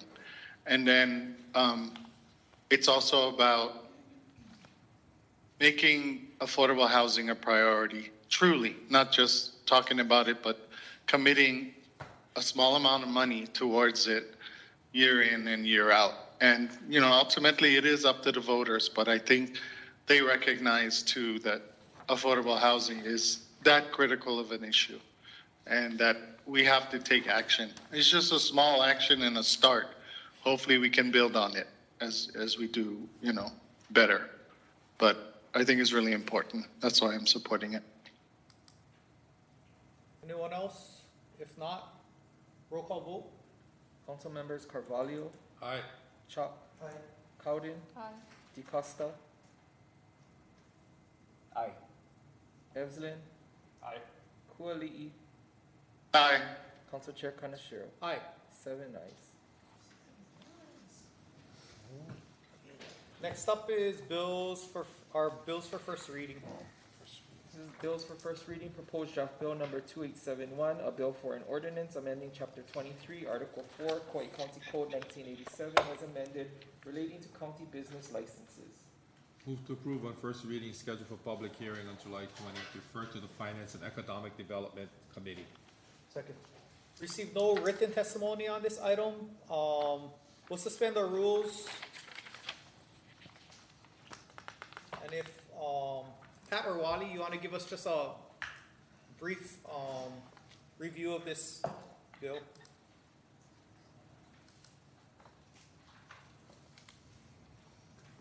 Hey, how's it? Pat Porter, Director of Parks and Recreation.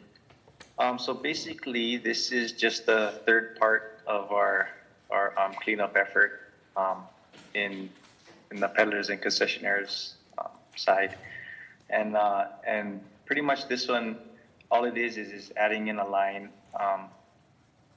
We're keeping the existing language and we're just adding one line in, and the reason for that is that in this section, it talks about a county license, and like we mentioned before in the other parts, the County of Kauai does not issue business licenses. We issue permits, and then we met with the finance director and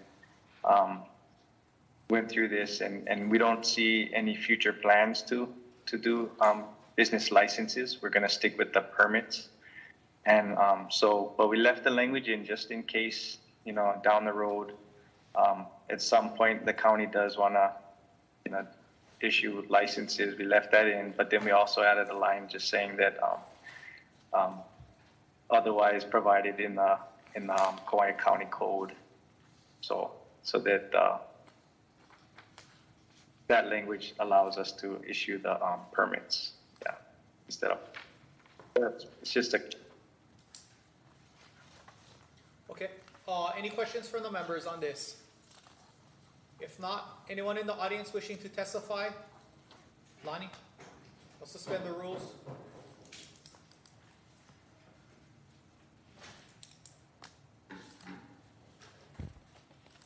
For the record, Lonnie Sykos.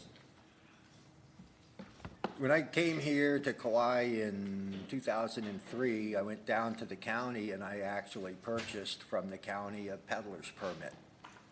And when I asked for a copy of the rules, they told me there are no rules. We'll sell you a permit, but there's no rules. And so this is one of the things that I do. I grow gourds and I do gourd art. And the technique, not the design, is unique to the island of Ni'ihau. And so I would sit at various county parks with a live gourd, doing the initial cutting of the skin and the artwork on it. No sign, no nothing, just sit there and people would come up and talk to me. Locals, tourists. I made really good money teaching tourists how to do this. And so what I would do is get them started. A whole initial process takes over a week.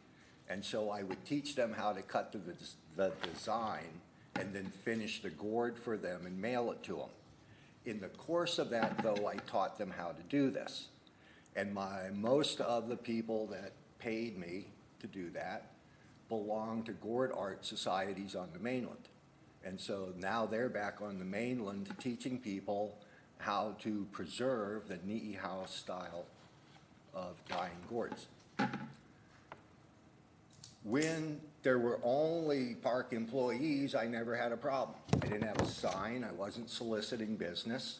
I was simply sitting there engaged in my art activity, which was a business activity because I made money off of it.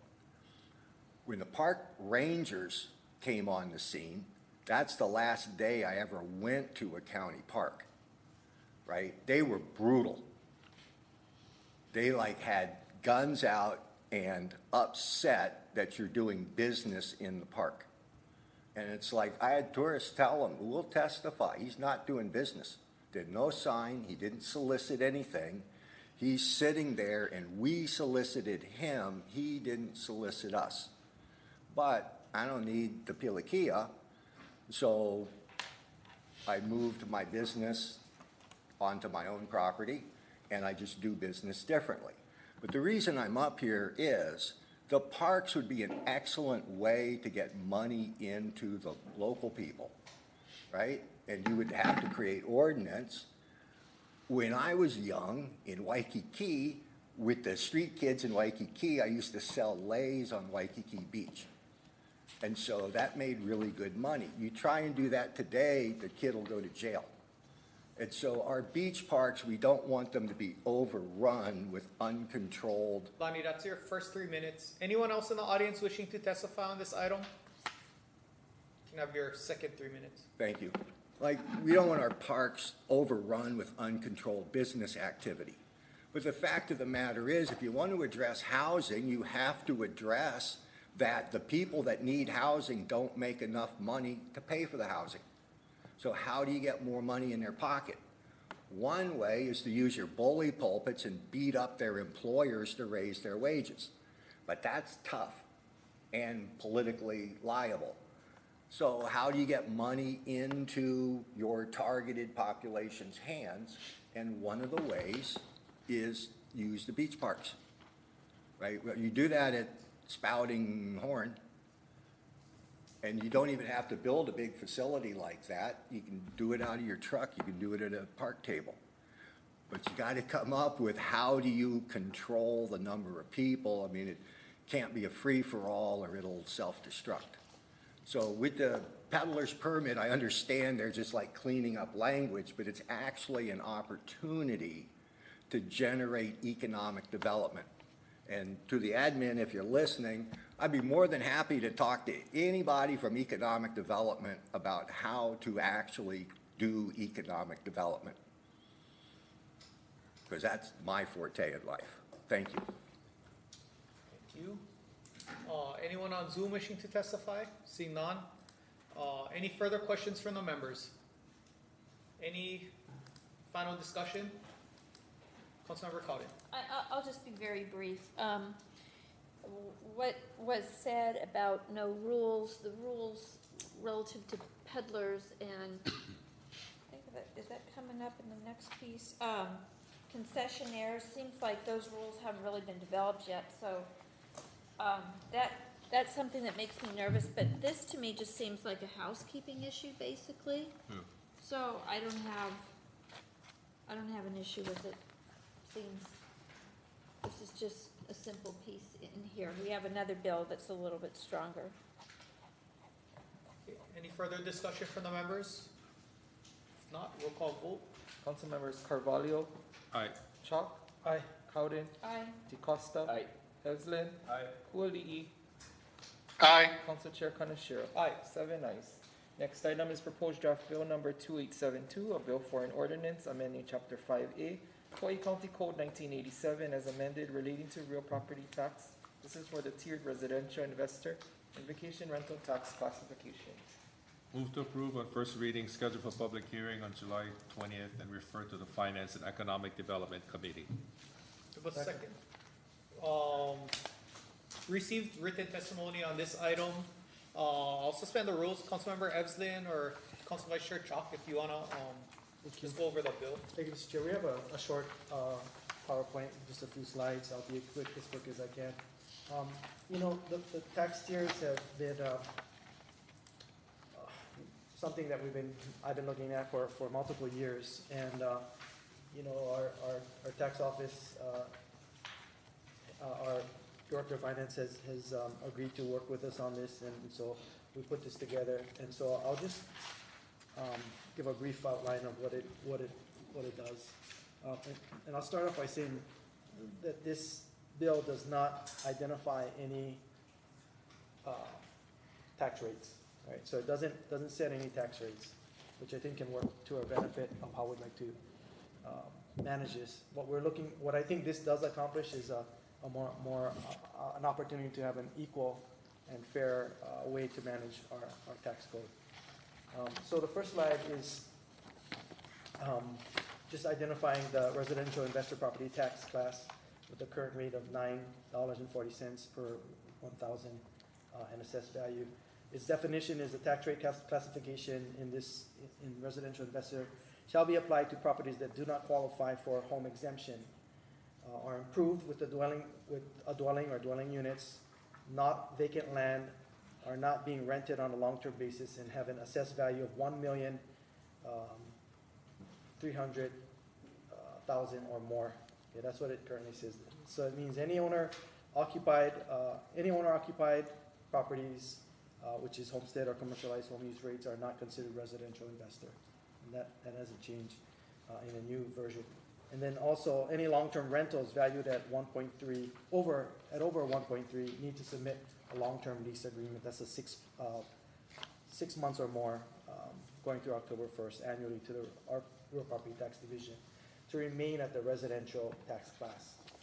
The changes here, one, there's no changes to the definition of TVR or transient vacation rentals. However, the new definition for residential investor includes to be applied properties that do not qualify for the home exemption or improved with a dwelling unit or units, not vacant land, are not being rented on a long-term basis, and have an assessed value of $1 million or more. So that's the next slide. I'm sorry.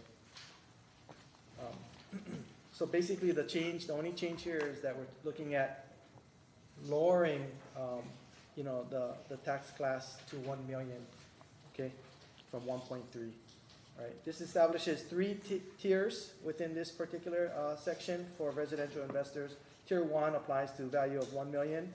Tier 2 would apply to values in excess of 1 million up to 3 million, and the third tier would be applied to values in excess of 3 million. All right, again, I will repeat, this bill does not establish any rates for the 3 tiers. That would happen at a next, a future budget process. And my hope is that when we look at that, we'll be able to more equally, as we all know, the markets have increased, so we can adjust accordingly to what it is that would be appropriate for those tiers. This next slide, just the blue line is our current residential investor rate,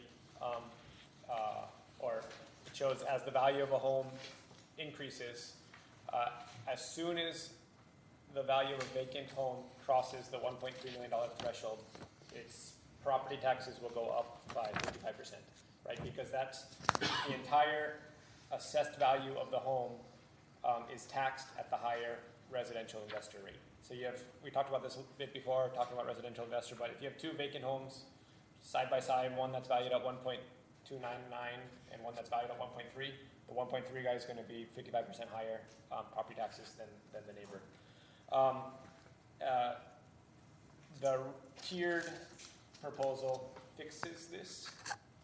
You want to go next slide? In that it eliminates that cliff because it's only taxing the higher rate on the value of the house over the tier. So like income tax works, right? So that if your house is valued at $3.5 million, you'll have $1 million of that house assessed or taxed at tier 1. You'll have $2 million of that house taxed at tier 2, right? The value between 1 million and 3 million, and then everything over 3 million will be taxed at tier 3. So the intention, again, we're not setting rates here. The only intended rate that I'll mention is tier 1. The intention is for that to be approximately similar to the current residential rate, so that the value of the house under 1 million would be taxed at this lower residential rate. And then if that were to occur, you can see what a potential graph would look like, right? It's smooth. Well, sorry, go back to just the first one. So this orange line, right, the graph starts at $1 million. So all homes, would be taxed, all non-resident, all homes without a home exemption would be taxed at the same rate up into $1 million if it was equivalent to the residential rate that first year. And then, actually, sorry, even if it's not equivalent to the residential rate, as soon as it crosses the threshold above $1 million, right, then all of the value above $1 million will be taxed at tier 2. So you can now see, compared to the current residential investor rate, you can see how homes between $1 and $1.3 million would likely be taxed marginally more, again, depending on what the ultimate rate is. But the important part is that it gets rid of that cliff, because there's going to be no new spike because you're only taxing the amount over the threshold at the new rate. And I know it's confusing here. And then, again, I didn't want to get us set on any particular rate or even any particular, graph here, because that's all set on budget. So I just showed a couple other examples of what it could look like, again, with rates set at budget. So the next 2 slides are just sort of a high and low potential. Right, all would be determined at budget, but I think regardless, even with say a high tax potential here, it still makes the system more fair by getting rid of that cliff. And I will say, if you look at the graph, even look at the high tax scenario, homes valued between 1.3 and between 1.5 or even $2 million, we'll see their taxes go down under this new scenario. Does that make sense? Because if you're a house valued at $1.4 million, right now your entire 1.4 is taxed at the higher rate. Under this proposal, only $400,000 is taxed at the higher rate. Makes sense? So you can I think the graphs help illuminate how that would work. And sorry, I know it's incredibly confusing. Hopefully the graphs help tell the story better than I can do. So yeah, that's all it would do. And again, sorry, the graph is only showing residential investor because residential investor has that big cliff at 1.3. So I think, the TVR rate is a lot easier to imagine without that big cliff. I'll just add, Mr. Chair, that other counties have implemented the tier system successfully. And, I think it's about timing when our finance office is ready, and it appears that, they're supported, but they're here as well. Any questions for the introducers? Yeah. Councilmember Cowden. And then Christian, did you hand out my little piece of paper? Oh, yeah, here it is. Okay, so I put something out just to illustrate my thoughts. I put this earlier, talked about this Federal Reserve element, just so you have a copy. That is not me just deciding. The Federal Reserve did a very extraordinary step 2 years ago. You have that piece there. I brought that up. That's just, as even Mr. Williams liked my metaphor of that being the guardrail on the level of debt that our country can go into, which influences inflation. So if you turn to the next page, I just did like a Zillow looking for the cheapest houses, Kauai and North. So we had 2.895 million, 2,895,000 for 1 bedroom, 1 bath, 1,100 square foot house. That was there. That's Adanini.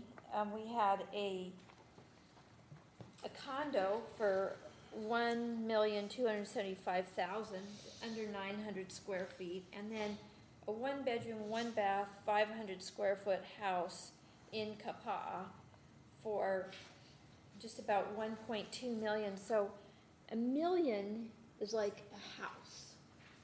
I mean, and depending upon where, it's not even a house. Like these are little tiny units. So not today, but in our committee meeting, expect an amendment from me, just even kind of looking at these numbers, because I didn't think it would be as high as almost $3 million for the cheapest house that I could find. A week ago, the cheapest house I could find for sale, the whole half the island, was 1.8 million, and it was not an extraordinary house. And then on the other side, I just put a couple little pictures of, like, this is, if I go to the grocery store, I'm seeing in my community empty shelves. And this, even the price went down, $6.29 for a can of soup, showing how Taco Bell, $15 an hour. There was a Pizza Hut ad, I don't know if you guys noticed it down there, $25 an hour for a delivery person. They can't even find people to work at those prices because everything is so very expensive. So how does that relate to this? This relates to this in terms of our economic, our price points, right? Our price points, $1 million. I hope that $1 million is a lot of money for a house in a year, but I don't think it is. I think it's not much at all. Pretty soon, it just keeps going to go up. So I have a concern that even super well intended,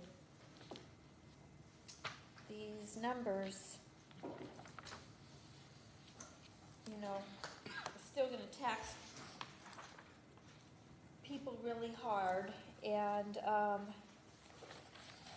when you get that low rate, when you have an affordable rate, unless you bought your house a long time ago, you can't do the affordable rate for the long term. In theory, if you have the lease on it, it'll work. Just worry, that's all. Just telling you that. So, any thoughts, Mason? Okay. And these are houses that are not being lived in. I know, but supposedly that's what it was already, and so if people don't do their paperwork right, it's them too. So we have to force people into getting their paperwork right, and what I have found when I've tried to chase this down is people who've been just doing a cash rental or something like that, cheating sort of, then all of a sudden they're busting themselves for having done a cash rental to somebody. So it's just, it can be very problematic, and when we think $1 million is an expensive house, it doesn't even buy you a 500 square foot, 1 bedroom, 1 bath house, on at least when I just did a real estate search yesterday.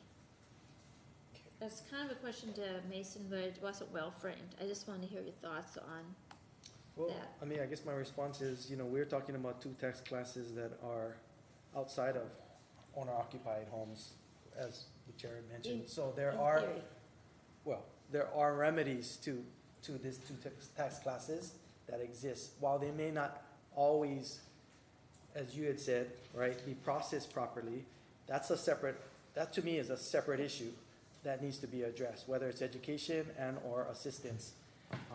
So I mean, I don't know if we're comparing the two properly. Okay. Councilmember Evans. Sorry, if I can respond to part of that, and I understand the concern, and when we were first looking at lowering residential investor to 1.3 from 2 million, it was a concern that I shared too, in that you could be a homeowner at 1.2 with a tenant in that house. Your assessed value goes up to 1.3. You don't realize that you had to submit a lease agreement because you never have before, because you've been at the residential rate, and then all of a sudden you see this 55% spike in your property taxes because of it. So I'd always felt the biggest impact were those on whose assessed values crossed the threshold over time and didn't, understand that they were supposed to submit it.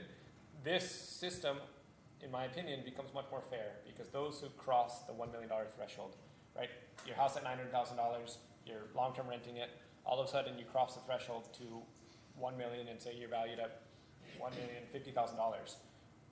Only the $50,000 is getting taxed at the higher rate. So your property taxes, when you cross that threshold, are going to go up by, very, very, very little, instead of going up by 55% before you can do anything about it. And then the next year, you figured out, oh, here I am. Why am I getting taxed at the second tier? I just got to turn in a lease agreement, and then you get rid of it. Thank you. Okay. Councilmember DiCosta. Yeah, just for clarification so I can understand. So we lowered the threshold from, I think it was 2 million to 1.3. How long ago did we do that? 2.5 years, maybe? Okay, so we want to lower it even more to capture a little bit more revenue. No, We're not capturing revenue. No, so not necessarily. Part of the reason to lower it even more to 1 is based on the recognition that under almost any rate scenario, homes valued between 1.3 and say 1.6 are going to see probably a significant reduction in their property taxes under the tier structure. Again, because at 1.3, you're paying $300,000 at the higher rate instead of 1.3 million at the higher rate. So part of it was just to ensure that we could sort of have, to smooth out that line. So if and again, council could amend this at committee, and something that probably could be discussed, but the reason we didn't go in this direction is if the tiers started at 1.3, then all these homes at 1.3 would all of a sudden see a huge tax decrease because the tier starts at 1.3, right? So your 1.3 value, now you're basically taxed essentially entirely at the residential rate so it would result in a significant decline in revenue unless the rate got jacked high enough up that line became steep enough to recover it. That makes sense. So this allows us, if we start at 1, it allows us to set lower rates through the tier 2 and tier 3 while recapturing some revenue. So this is only for residential investor properties, correct? And there are no one's living in it. If you had a second home and you had it rented out to a local family and you qualified with the paper from the county, this would not affect you. For this tax class, this as well tax as class. your residential class as well, and Correct. TVR. And admin, Reco guys are supportive of this? Yeah. He should ask.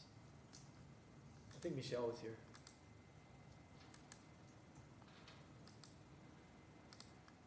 Hey, Michelle.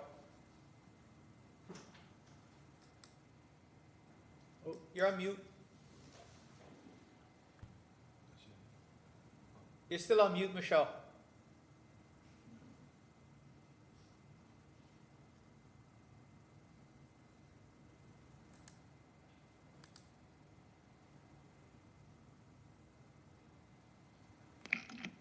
How's it now? Yeah, we can hear you. Alrighty. Good afternoon, Michelle Izama, Deputy Director of Finance. So the question was, is admin in favor or support of this? Yes, that's the question. That's the question. Okay.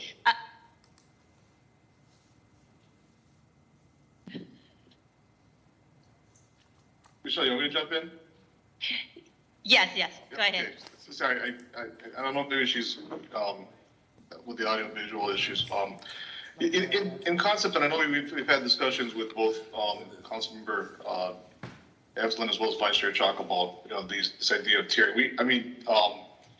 The residential investor threshold is already, it's a tier in concept, right? I mean, that's if fundamentally we do this already. If you were to look at what that is, so the idea of creating more equity within the overall tax system is not something we are opposed to have dialogue on. But we would just caution that the devil is in the details.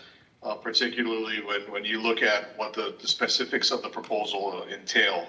One thing that we would point out that we believe there should be more dialogue on, regarding, the tier proposal is that shift from 1.3 to 1 is something that should be, carefully considered, given that that 1.3 figure was already recently changed from $2 million. And so, just because it may facilitate a more smoother, I guess, sine curve or a line that looks a lot smoother, we don't view that the policy should necessarily be equitable because it looks equitable. It should be because it financially is equitable. And so, that change from 1.3 to 1 is a pretty significant change that I think should through the process go through some more intense dialogue, because now there are more people that are going to be scooped up in a higher tier than simply being above or below the line. So that should be something to be considered. I think the other thing to consider also is the fact that when we look at the implementation factors, ultimately this will require more work from our finance staff to be able to facilitate some of the analysis on this. If you're pulling more folks into the analysis, I guess, or more folks, more households or more properties into the analysis. The dialogue with when the tier was dropped from 2 to 1.3, when we did the residential investor bright line, did bring some discussion regarding what work would be entailed by the assessment office to do that type of effort. And so just again keep in mind that the more that is involved with the analysis, the more manpower and more tools that our team at RPA are going to need in order to be accurate. So we would just point those things out as the dialogue begins on the matter. But like anything, I believe the mayor has stated in many scenarios that having an equitable tax system is a good objective, but what that means from a granular standpoint is going to be in the details of what is put in the bill. So I just wanted to understand. So I was asking, you guys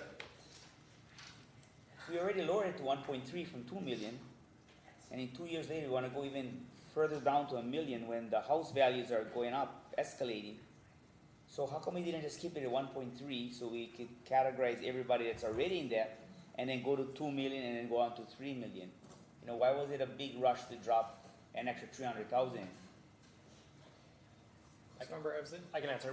That $1 million threshold was worked out in coordination with the finance department over 2 years of work, along with the implementation concerns. So I just want to address that real quick. But two, this is something we could address in committee, and it's going to be a it's a policy question. If you go to 1.3, unless the tier 2 and the tier 3 rates are very high, if you can just imagine drawing, now all of a sudden the departure happens here, right under that cliff, right? If under a normal rate, it means that everybody between 1.3 and $2.1 million are getting a significant tax decrease based on the current system. And a significant loss of revenue for the county between all these 1.3 and $2 million properties. In order to make it up, right, then you have to go relatively steep off the line, right? So that means that as soon as you go past the 1.3, that curve has to be pretty steep based on a higher rate. And again, maybe the hard part about this is that we're discussing this without any proposed rates on the table. But if you explore the different scenarios, it's hard to create a very equitable structure if we started at 1.3. So what I understand, and I'm just trying to understand, is you got 1 million, and you said anybody assessed over 1 million would only get paid the second tier bracket on the price above 1 million. So if the house was 1.2 million, 1 million would be assessed at something, one rate, and 200,000 would be assessed at the next rate. Same thing if you had a home that was 1.4 million on the old tier, right? You would have 1.3 million. There would be a tax at something, and the extra 100,000 would be assessed at. I just don't want to see us double taxing people in the last 2 years. That we already changed something from 1.3. Now we're going to go down to 1, and you're going to capture a whole bunch of people who own homes who are already agreed to pay or had a shift change from 2 million to 1.3. So, and because the majority of the homes in this class, I believe, are between 1.3 and $2 million. So again, if we started at 1.3, under a normal rate, it's not until the guys get to 2 million that they're actually paying more than they are currently.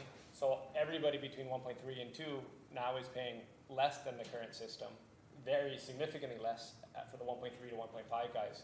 So in order to recover that, it means that tier 3 rate's got to go pretty high. It just ends up wonky because we lose a lot of these 1.3 to 1.8 million dollar properties. Do we have numbers on that amount of homes that are, I don't like to say local residents, but do we have numbers that are not being rented? How many of them are sitting vacant? So finance has very clear data for the 1.3 and above numbers because they've been doing it. So they have sent us a spreadsheet showing exact value 1.3 and above. Between the 1 and the 1.3, we don't really know because if you're taxed at residential right now, you don't have to show proof that somebody's renting the home. So we don't know how many homes are between 1 and 1.3. But again, yeah.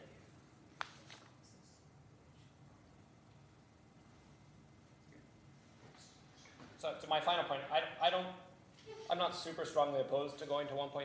I think it just means once we actually get to setting rates that it's going to, I think, create almost a less fair tax structure because that's going to have to be pretty steep after the curve.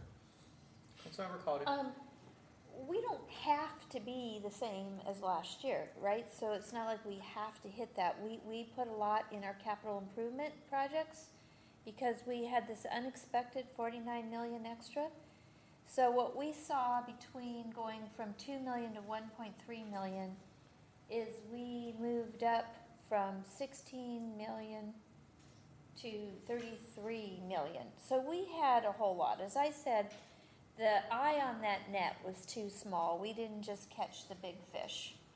And so I doubt we're going to get complaints from our constituents if they have a little bit of a reprieve in an excessive tax. I think they're going to be able to cope. And if I remember correctly, our goal wasn't so much to collect more money other than to be putting it into affordable housing. It was to encourage these people into long-term rentals is what was stated at the time. So we don't have to have a steep curve. We could just adjust it and you know, we don't have to make 33 million just because we made 33 million last year. We made way more than we had expected to. So okay, please, that's sort of a question. Sorry, so I'll say, do you agree with that or what are your thoughts? No. So right, the stated intent with moving to 1.3 was because the bulk of the homes that are likely to convert to long-term rentals are the 1.3 to $2 million range homes, right? The guy with the $20 million home, he doesn't care. He's not going to put a tenant in there just to get the tax break. But the homes that are 1.3 to 2 million, they more likely will. So again, the concern is if we start the tier at 1.3, and we can talk more in committee, then it's going to be less of an incentive for all the 1.3 to $2 million homes to get the tenant in there because they're going to see the tax break on even a revenue neutral tier proposal, right? Okay. Any further questions on this? Councilmember Just for Carvalho. clarification, so the 1.3 to 1 million, right? And then the whole tier part will be during the budget time that we can decide. So it still may go back. So the how does it? Yes. sorry, what happens Sorry, at budget is we'll just be setting the rates for tier 1, tier 2, tier 3. Okay. But what that determines though, and how it factors back into the 1.3 conversation is because what the rates are determine when we cross the line of the $1.5 million house paying more, or is it the $2 million house that now pays more under the new system, right? So it's a nebulous conversation because we don't have rates to talk about now. But that's, again, sort of, why we created this graph showing a couple of different scenarios. So you can just envision, green line is kind of a high tax scenario, purple line's a low tax scenario. Sure. Okay, any further questions? If not, while the rules are still suspended, anyone wishing to testify on this item? Lonnie?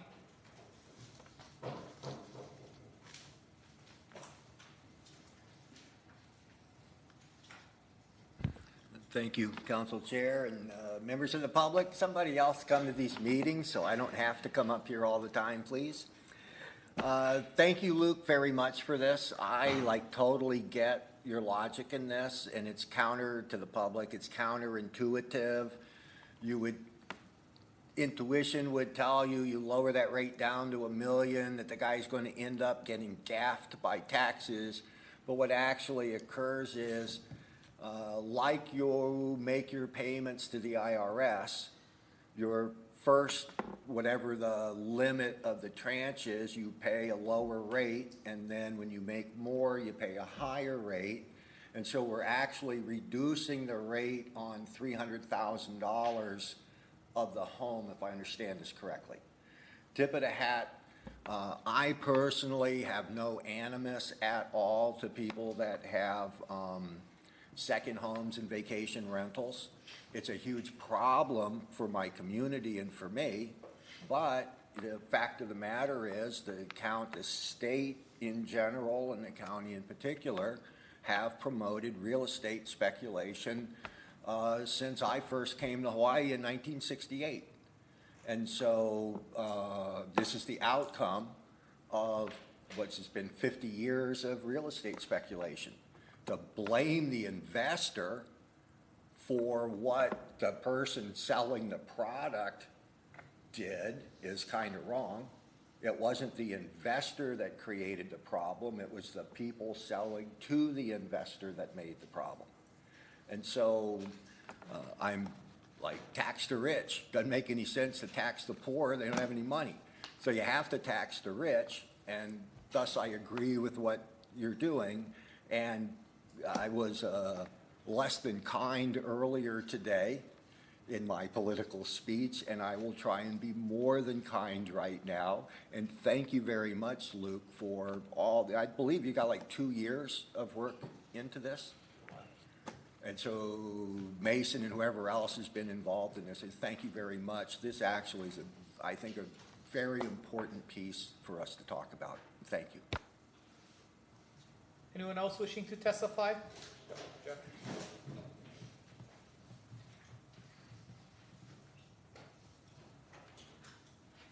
Microphone. You need to press. Jeff. Sir, you have to turn your microphone. To push this? Okay. We see the affordable housing is tough. And with this bill, I appreciate this bill, but the effectiveness of it as far as is it going to provide enough money? Will that money be applied to the affordable housing? And then this is about people renting, as I understand it, vacant houses, and those are going to be turned over to people will then want to rent those to people because of that. That isn't really clear to me. But, the bigger picture is the density going forward, and it doesn't address middle-class people. It doesn't address people buying property. And so, because I think there's missed opportunity.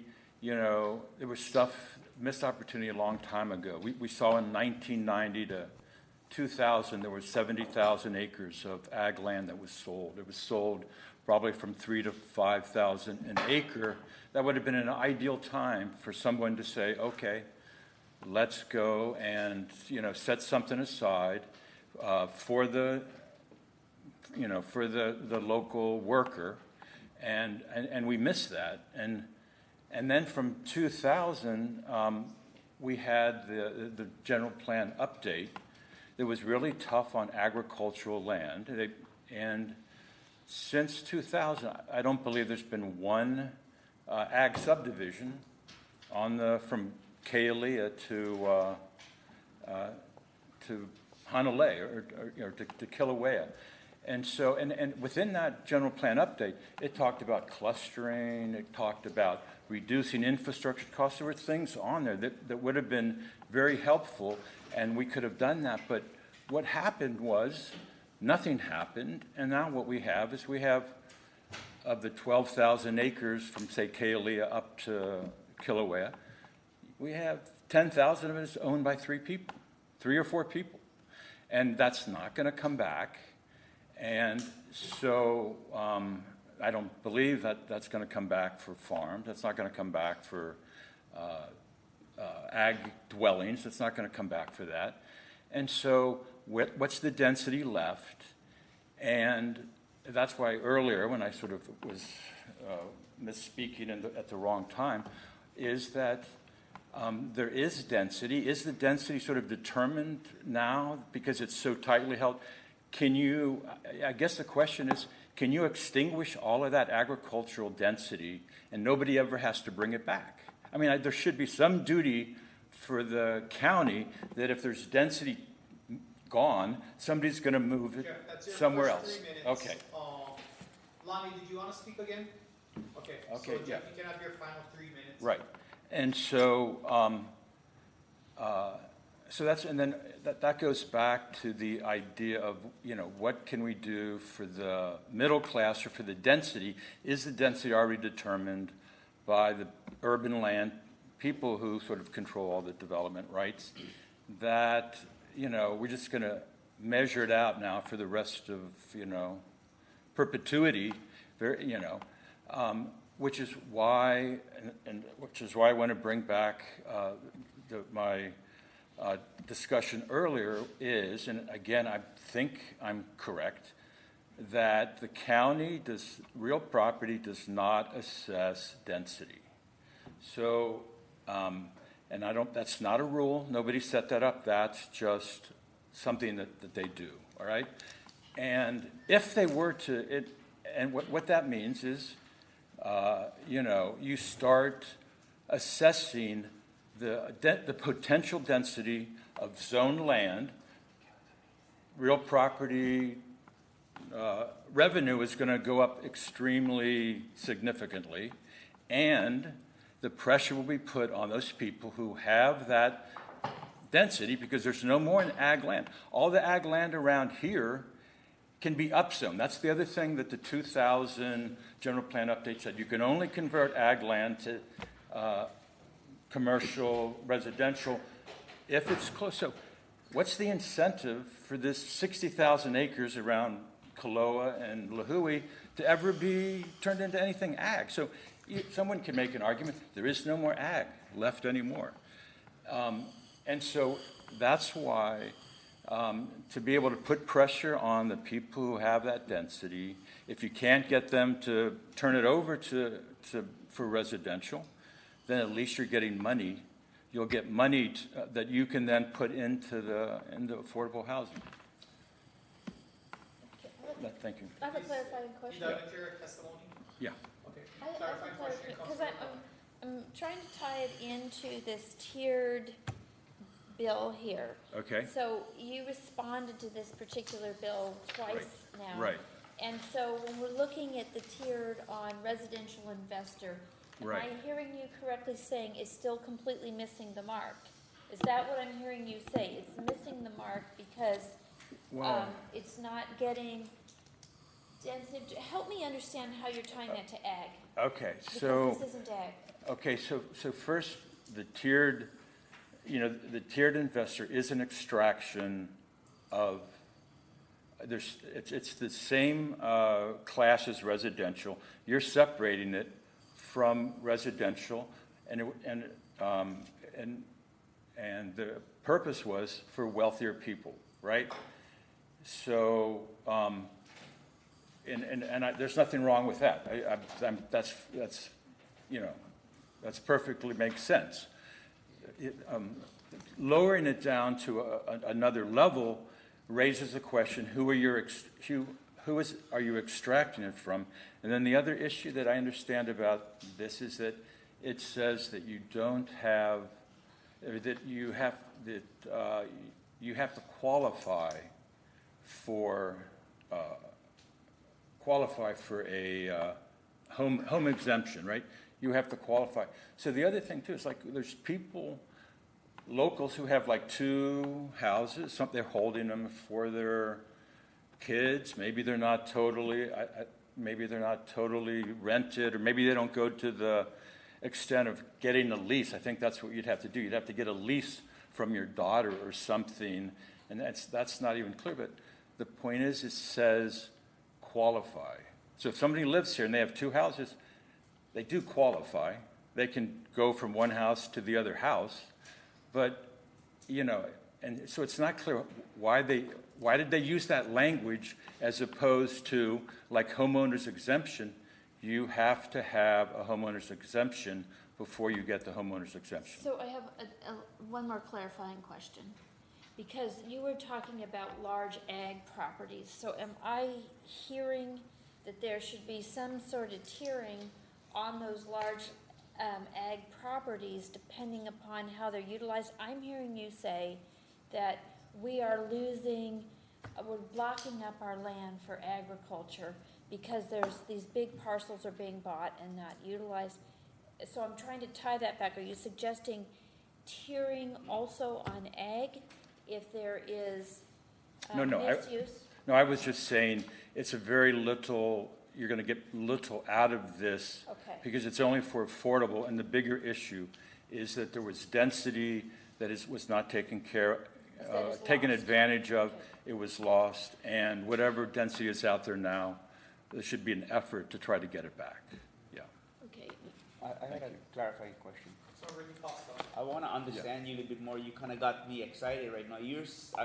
Help me understand this. You're saying that so many thousand acres on the North Shore is owned by 3 people. Right. And they have it in ag. And we're going to have no more land to build houses.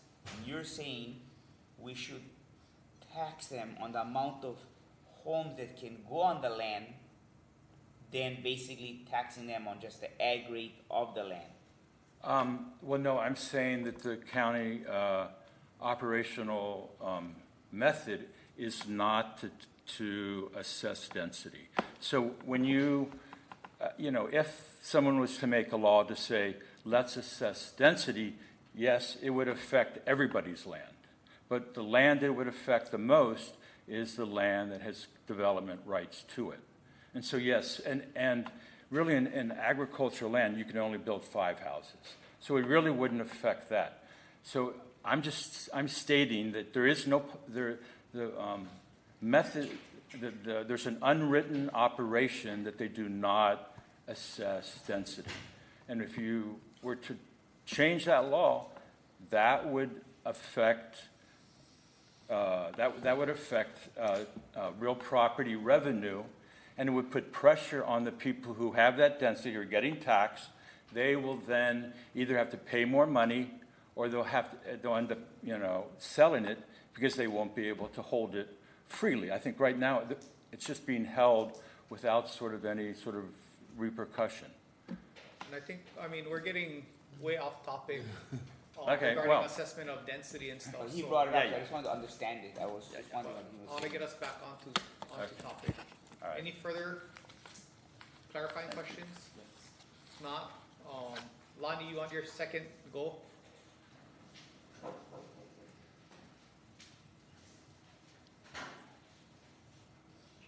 For the record, Lonnie Psychos. Thank you, Mr. Lindner. That was very interesting. Stop me if I'm violating the rules. Stop that. Go ahead. But I'm going to tie this into Luke's, I don't know what word, theory of doing this. Hearing? Yes.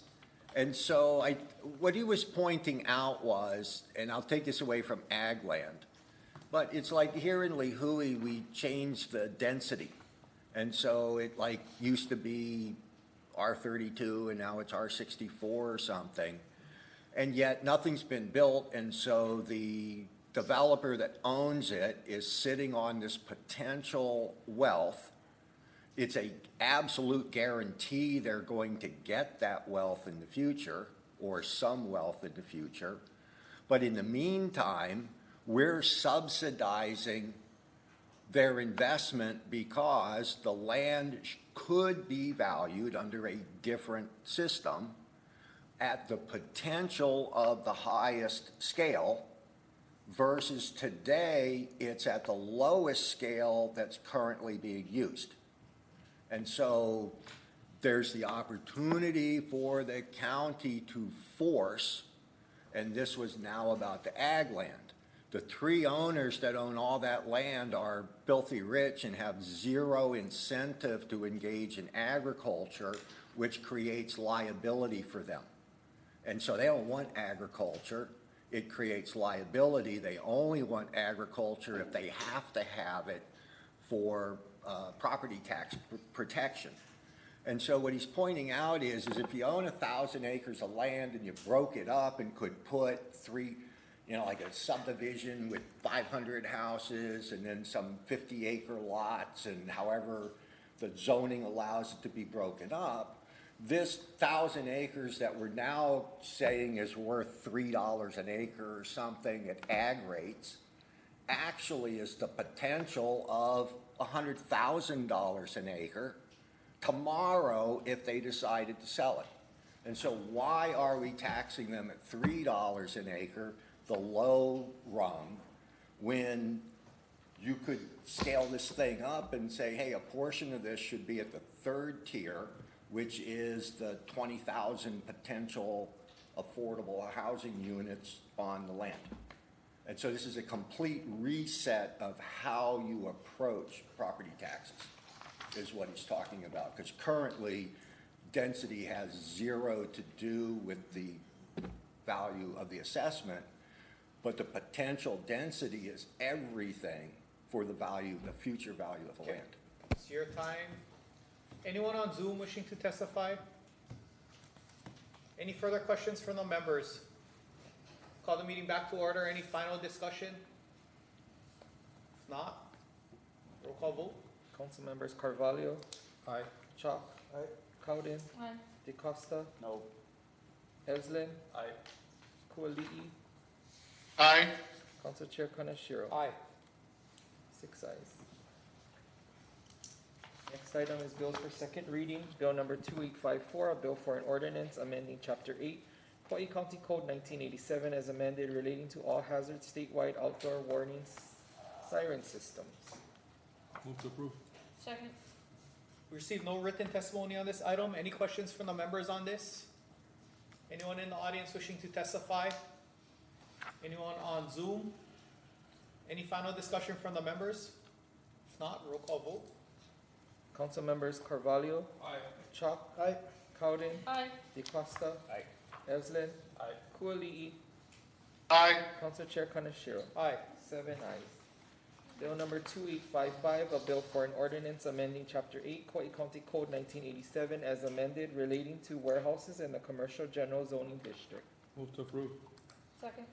Received no written testimony on this item. Any questions from the members? Anyone in the audience wishing to testify? Anyone on Zoom? Final discussion from the members? If not, roll call vote. Council members Carvalho, Aye. Chalk, Aye. Cowden, Aye. DeCosta, Aye. Evslin, Aye. Kuali'i, Aye. Council Chair Kanashiro. Aye. 7 ayes. Then, can I get a motion to go into executive session? We did it already for this, for the second one. Okay. So that concludes the business on our agenda. Not seeing or hearing any objections.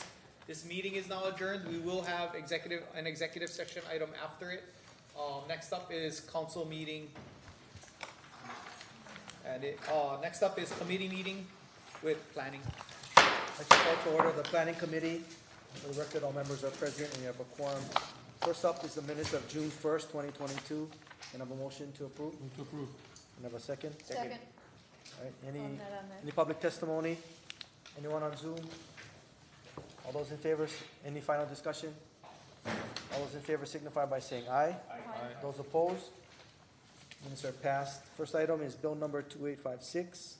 I have a Move to approve? motion. Move to approve. Can I have a second? Second.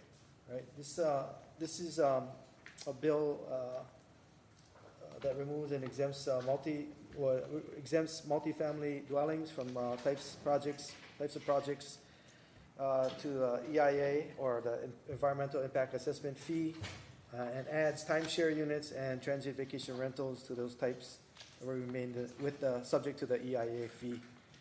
Any questions on this bill? Would you like me to suspend the rules, or is it? I'm questioning you. Yes? I just so I'm bringing myself back up to speed, we're making this change so as to help housing for residential housing, basically. We're taking multifamily dwelling out of this EIA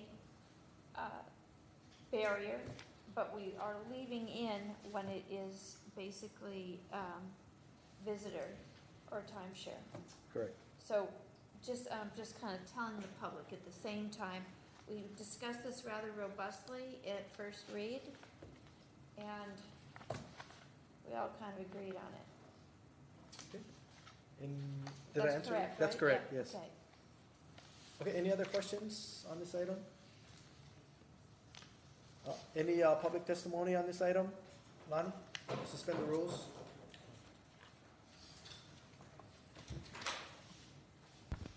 For the record, Lonnie Sykos, Committee Chair.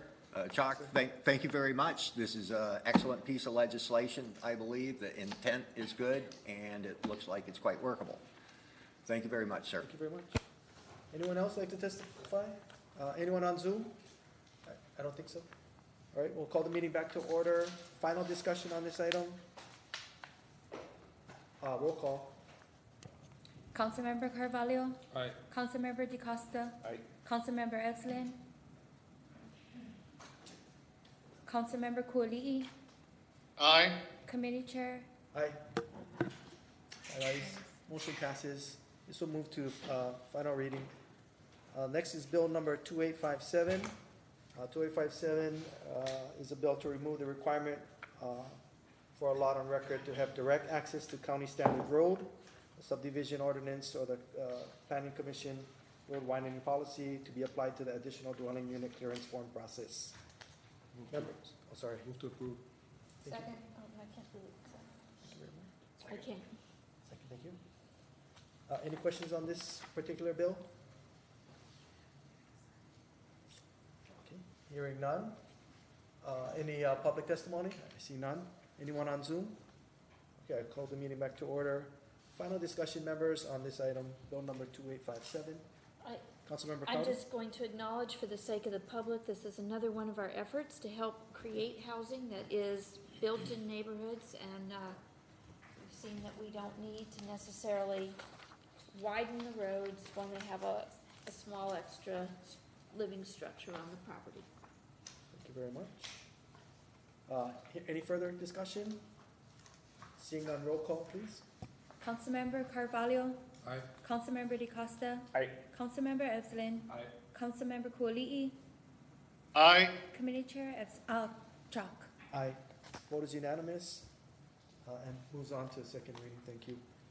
Last bill is bill number 2858 in our committee, and this establishes or creates a planning department transient vacation rental program account within Fund 251 for the purpose of annually processing TVR non-conforming use certificates, contract and purchase transient TVR enforcement resources and services to receive and attend to enforcement and TVR program management trainings and workshops. This fund will receive up to $250,000 per year from the total amount of the TVN CUC renewal fees annually collected. I have a floor amendment. Thank you, sir. Attached is the copy for you to review. Below is, I would like to move to amend as circulated. This floor amendment is being Can I have a second? Oh, first? Second. Thank you. Please continue. This floor amendment is being introduced as a request by Planning Department. For the purpose of the floor amendment is to ensure that the fees are collected under this section can also be applied towards overtime expenses, which can frequently occur in relation to transit vacation rental operation investigations. The floor amendment also narrows the scope of the enforcement activity to that of illegal transit accommodations. I'm going to ask that Kaina or someone from planning address any questions that you guys have on this amendment.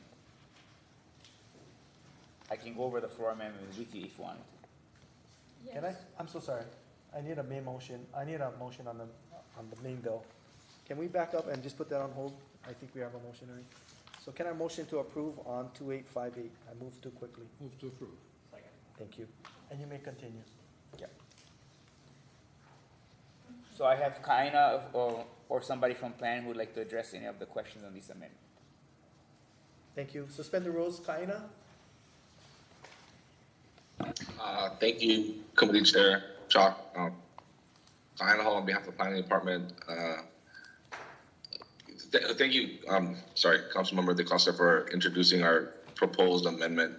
The amendment essentially is to taking a step back in utilizing this account to bolster our enforcement actions with illegal vacation rental operations.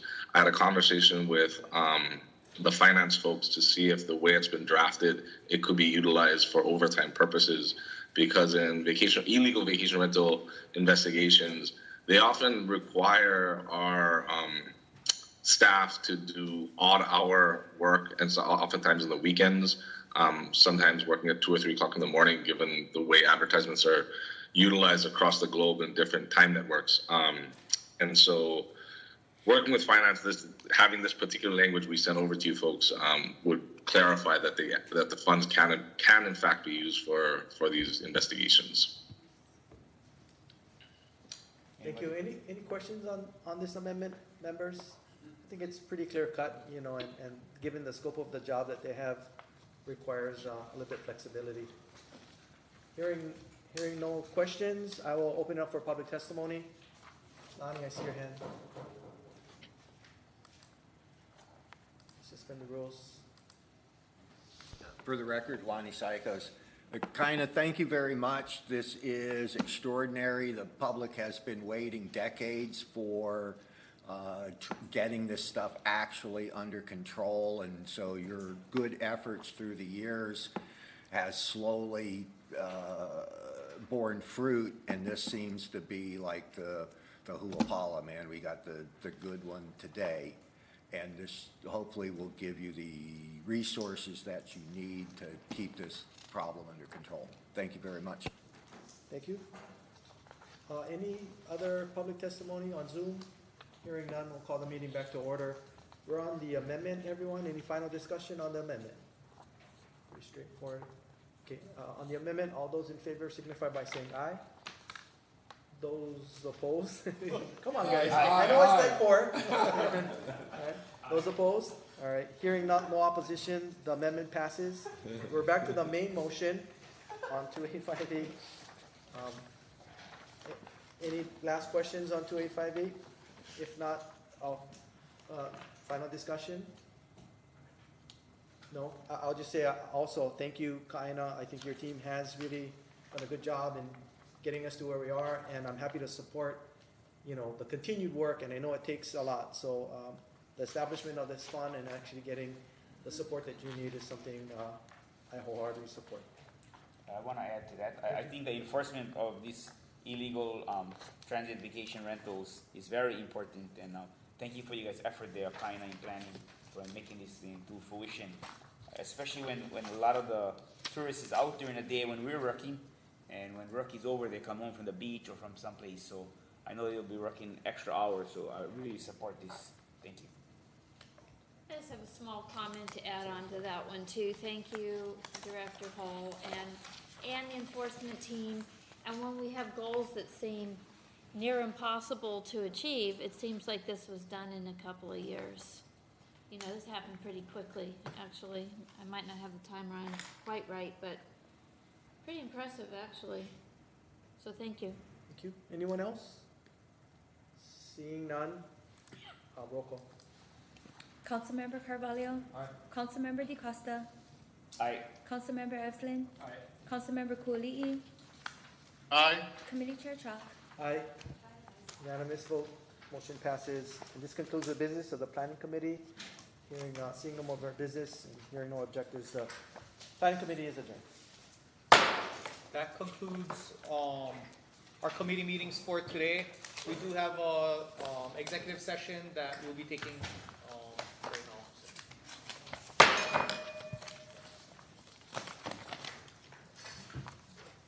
Oh, you're right, Scott. It's the way to do it, bro.